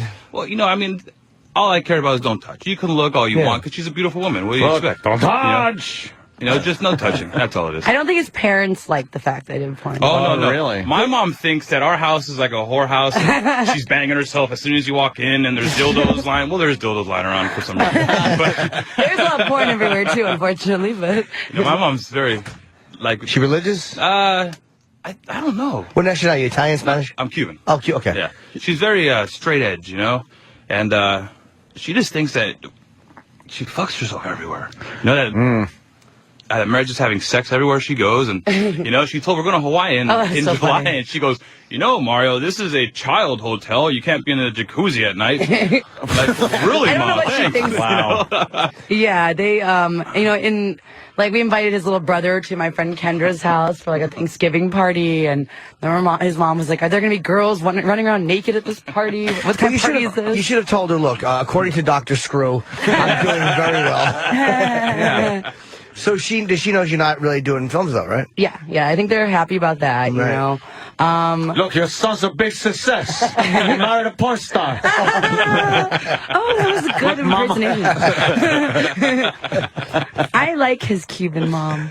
Now I like Cubans a lot. I didn't really before because I grew up in Florida. I always thought of Cubans as coming in on rafts because when I was growing up in Florida, the news when I was a kid, when you were 10, 11, 12, 1990, 91, was always these Cubans on a raft on an inner tube, Yep. And I made my best friend from high school. We're joking with him, I picture them reaching for land, Cubans. And now I love Cubans. When I find out someone's Cuban, I like them more. Look at you. You are in love. You guys get nice. You seem to have a pretty cool vibe about you. Like you're comfortable. You're not, The only thing I don't like about him is he rushes me all the time. Like today, he's like, "You're running late." And it's like I wasn't running late. I was, got here perfectly on time. But he is always on time, and I'm always running late. That's every guy with girls, though. But I'm really fast at getting ready. You think you are? Yeah, she's in her own little bubble. She has little girls Maryland think bubble. they are. Oh, yeah. Because they get away with it. We can't get away with it. If you have the beer at 9, she leaves at 9. It's like bullet well, not for fucking interviews. time. Only for stupid things. I do that. Yeah. Like this? No, this is fun. This should classify as stupid things. Absolutely classify. No, this is totally fun. Yeah, we kind of fall between stupid things and waste of time. No. Well, obviously, a lot of people like to listen to you guys. I know. I don't know what's wrong with them. It can't be that stupid. I gotta go. Yeah. Where are you going? I'm shooting something today, but I got a 10:15 pickup outside. Oh, what are you shooting? Can I be in it? I need to cross over to mainstream. I would love to have you in it. Yeah. HBO. Yeah, it's one episode thing. Is it comedy? It is a comedy. Why don't you write me stand up and I'll do it? Well, I'm not doing stand up today. Oh, well then okay. You gotta go, Jay? I do. I have a 10:15 pickup. I'll take over his job if you guys want to. Yeah, we're just fucking around today. It's a nice Friday show. Yeah. Keeping it light and fun, airy. I have to shoot topless. I mean, what? Yes, one of my guns. I'm gonna go to the range. Yeah, it's gonna be shooting guns all leave weekend. early. Oh, yeah, of course you do. No matter what I was doing, you'd have to do it too. I got to get surgery. Me too. I gotta go. I got a car waiting. 10:15. Are you doing radio anymore? Like what? Like you did Playboy radio for a while, right? You know, I had my own little show for a while, and then I got Sober House, and you know, Playboy wouldn't allow the VH1 cameras in there, which I didn't understand that. You would think that. What the hell? That's good exposure. I know, especially the magazine's not selling worth of shit. You think the Empire could use the help? Playboy's in a little trouble, don't you think? Yeah, and with all this free porn. What do you think of the free porn on the internet? I think free porn's horrible. You know, I mean, because You're like Lars with implants. Yeah, man. I feel like it's not really fair to. You know, the performers out there, because as it is, performers really don't get paid appropriately. But then again, I feel like these days, like any girl can, like, there's no like standards for getting into porn now. I feel like there's there's so many girls that go in and then they're done in 6 months. And how do you feel that Max going to jail and Stallano on trial? I don't think Max went to jail because, you know, that's crazy. It's freedom of speech, and who's to say? Exactly. I mean, that jury could have watched one of my girl movies and been like, that's obscene, you know? And he's obviously, the girls signed release forms. They're of age. Adults. And, you know, I there's a reason I never worked with Max Hardcore, because I didn't want to do that. As a girl in the industry, you know, going into it, which, you know, it's not as if... it's Saving Private Ryan, basically. It's not sweet. Yeah. You know, if you're a girl, they tell you, they're going to work with Max, you know, you discuss what's going to go on. They know what they're getting into. They got paid extra probably to do it. They don't. If a girl doesn't have a problem with it, I don't see why the government. Well, Stallano's on trial too. Buttman. Yeah, I heard about fucking that too. DC. Buttman's in trouble. Yes, I mean, dude, he spent over $2 million in legal fees because they found one of his things obscene. I think they got him the same way, which was the when you ship it. Yeah, ship it. And the funny thing about Max Hardcore, Max Hardcore didn't even ship it himself. It was a third party, that distributor, that shipped his movie. Yet the distributor went against him in court to get rid of their charges. Man. Come on. Yeah, I read a lot about that case, and How long was he away for? 4 years. 4. I think it was supposed to be. Originally, it was facing like 50. Insanity, man. Disgusting in this country. That's insanity. No one is talking about the fact that Stallano is on trial right now. It's ridiculous. For his life, and they're actually going to go to trial over the summer. This guy just makes adult pornography using adults for adults. Exactly. Yeah. And this fucking government is going to throw him in jail. It's not right. Sickening. What do they got on him? I don't know. It's probably the story. same thing. Some scumbag was offended and then ordered it on purpose just to get him. Gotcha. It's funny, they won't do Chris Hansen catching fucking potential pedophiles because that's entrapment, but they feel going after adult porn guys is fucking acceptable. It's fucking sickening. Adults. Speech! Sorry. I'm fucking making a speech. I gotta go. Bye, Mary. Good seeing you. Good to see you. Tell Ted I said hi. I will, and I'll say hi. Sheckler, I meant. Oh, yeah, that's what I meant, too. He's doing lives with Ted Danson today. All right, Oh, wow. Have fun. Ted Danson, yeah. I'll talk to you soon. Ted Danson's How long are you playing. in town for it? Until Sunday. I tried texting you, but I don't know if I have a single. I got it, but I knew you were coming on. Oh, okay. You just ignored me. I was like, he doesn't like me anymore. Oh, Jimmy, what's that about? Because What's wrong I didn't with have you? Steve's email anymore, so I was like, you know, writing Steve on Twitter, and I'm like, wait, I texted you, and no one got back to me at first. No, I've been shooting a lot in the last couple weeks, and then I actually mentioned Mary's and we knew you were coming on, so I knew I was going to see you. But I'm sorry to get back there. That's okay. You're doing all right, Jimmy. Yes, I'm dancing. We should promote you're dancing where? Hustler Club? No, it's called Cafe Royale. Yeah, Jimmy. Come to strip club. Needy. Goodbye, Needy. God, you're so bad. He has to turn around. Why? That's what happens when you get got. You don't want to act like you got got. All right, Jimmy. Have fun, Jimmy. Anthony, Cafe Royale. Oh, Cafe Royale. That's where you're dancing on Long It Island. looks like an actual little restaurant. Yeah, or I something. know. Yeah, we kind of know. You know, you've been there. Oh, yeah, Long Island guys. Well, It's the I'm Long glad. A lot of talent there, huh? Yeah. If you ask Anthony nicely, he might even show. He might even show. You never know. Well, I'd I'm love for free, you guys I to go. show up and keep me company there. I go. Now through Saturday, so tomorrow, tonight and tomorrow at Cafe Royale in Long Island. Yeah, you know, it was actually fun last night. It really was. Yeah. Although, you know, one of the managers said something rude to me there.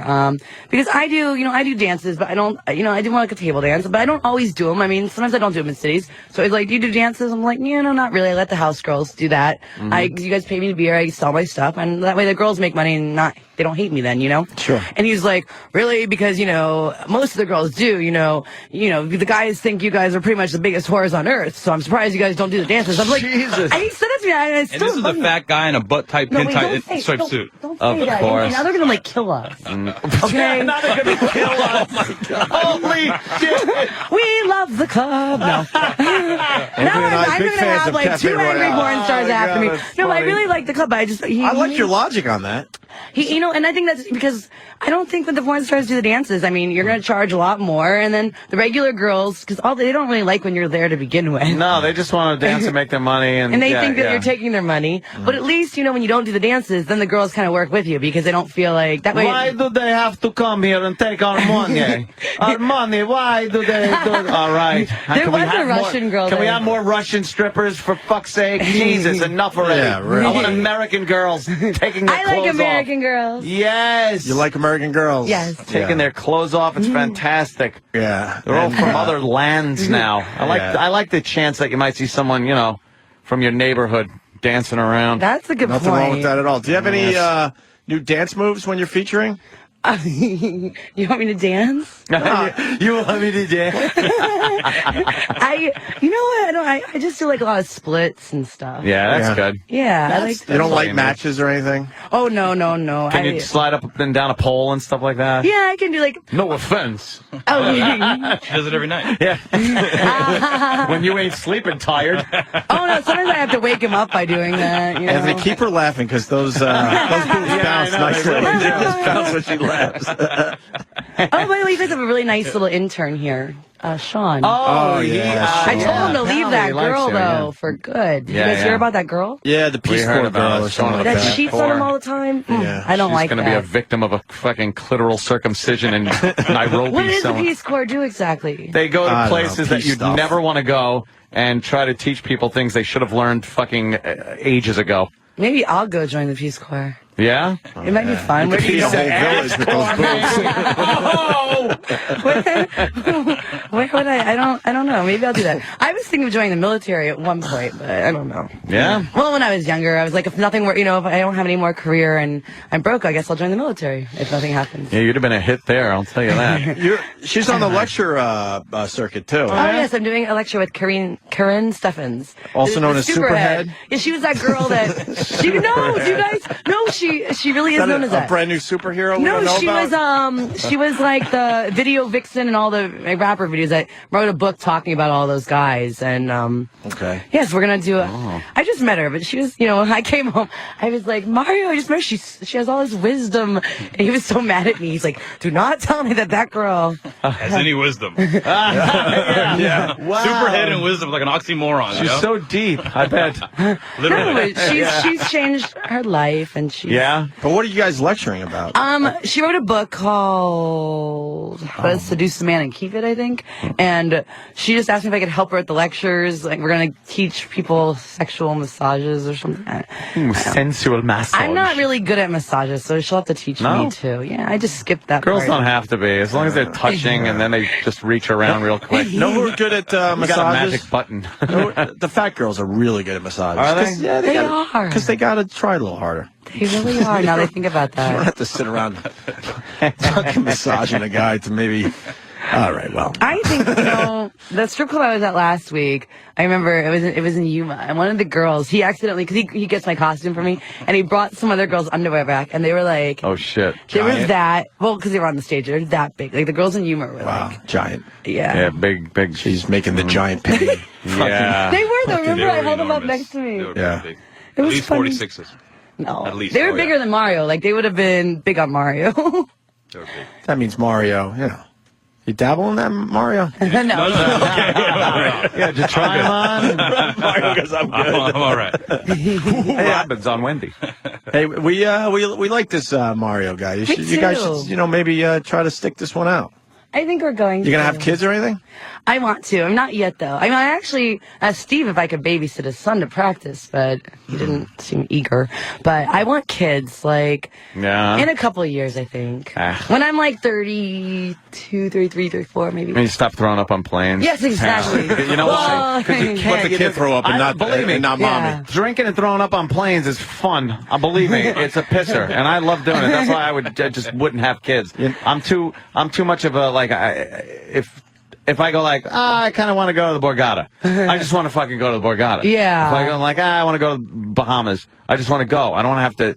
Now I see my brother and sister that have the kids, and they're always like, I have to carry so much shit with them. Yes, they do. They do. There's like a fucking kit that you got to carry around with you all the time. Yeah. So it's just like, I can't be bothered with I think people should wait till they're older for kids. Did you forget that I'm having a kid any day now? I know. you are? I'm Thanks, sorry. Ann. Really appreciate it. I was just really saying, appreciate that little speech. But instead of for encouragement. me, that's just for me. That's my personal opinion. Now that we got the party pooper out of the room, Jim Norton, you could really talk about partying with Anthony, because Anthony enjoys it. I do enjoy a good drink, get together Really? at night and a good drink. And you should come to the club tonight and drink. Anthony, I should. Anthony, you know what you should do? Down a few, Compound tonight. Oh, yeah? He's got an amazing crib on Long Island. Oh, do really? a little Cafe Royale and then a little nice After place. party. After party. I'll bring the girls from the That's club. the plan. Oh, shit. Wow. Let me text you my address and get right on that. Anthony, who's your best friend right now? Bring Opie here.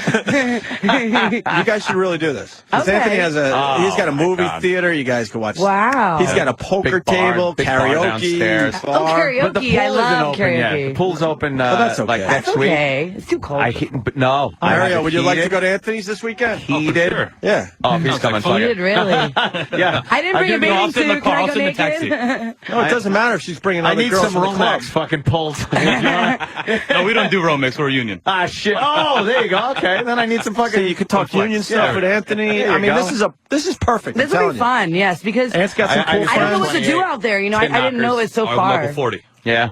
It's 3 out here, isn't it? I'm not sure. Electrician, yeah. Not sure. 40. Yeah, I was 28 back in the old days. Tin knocker.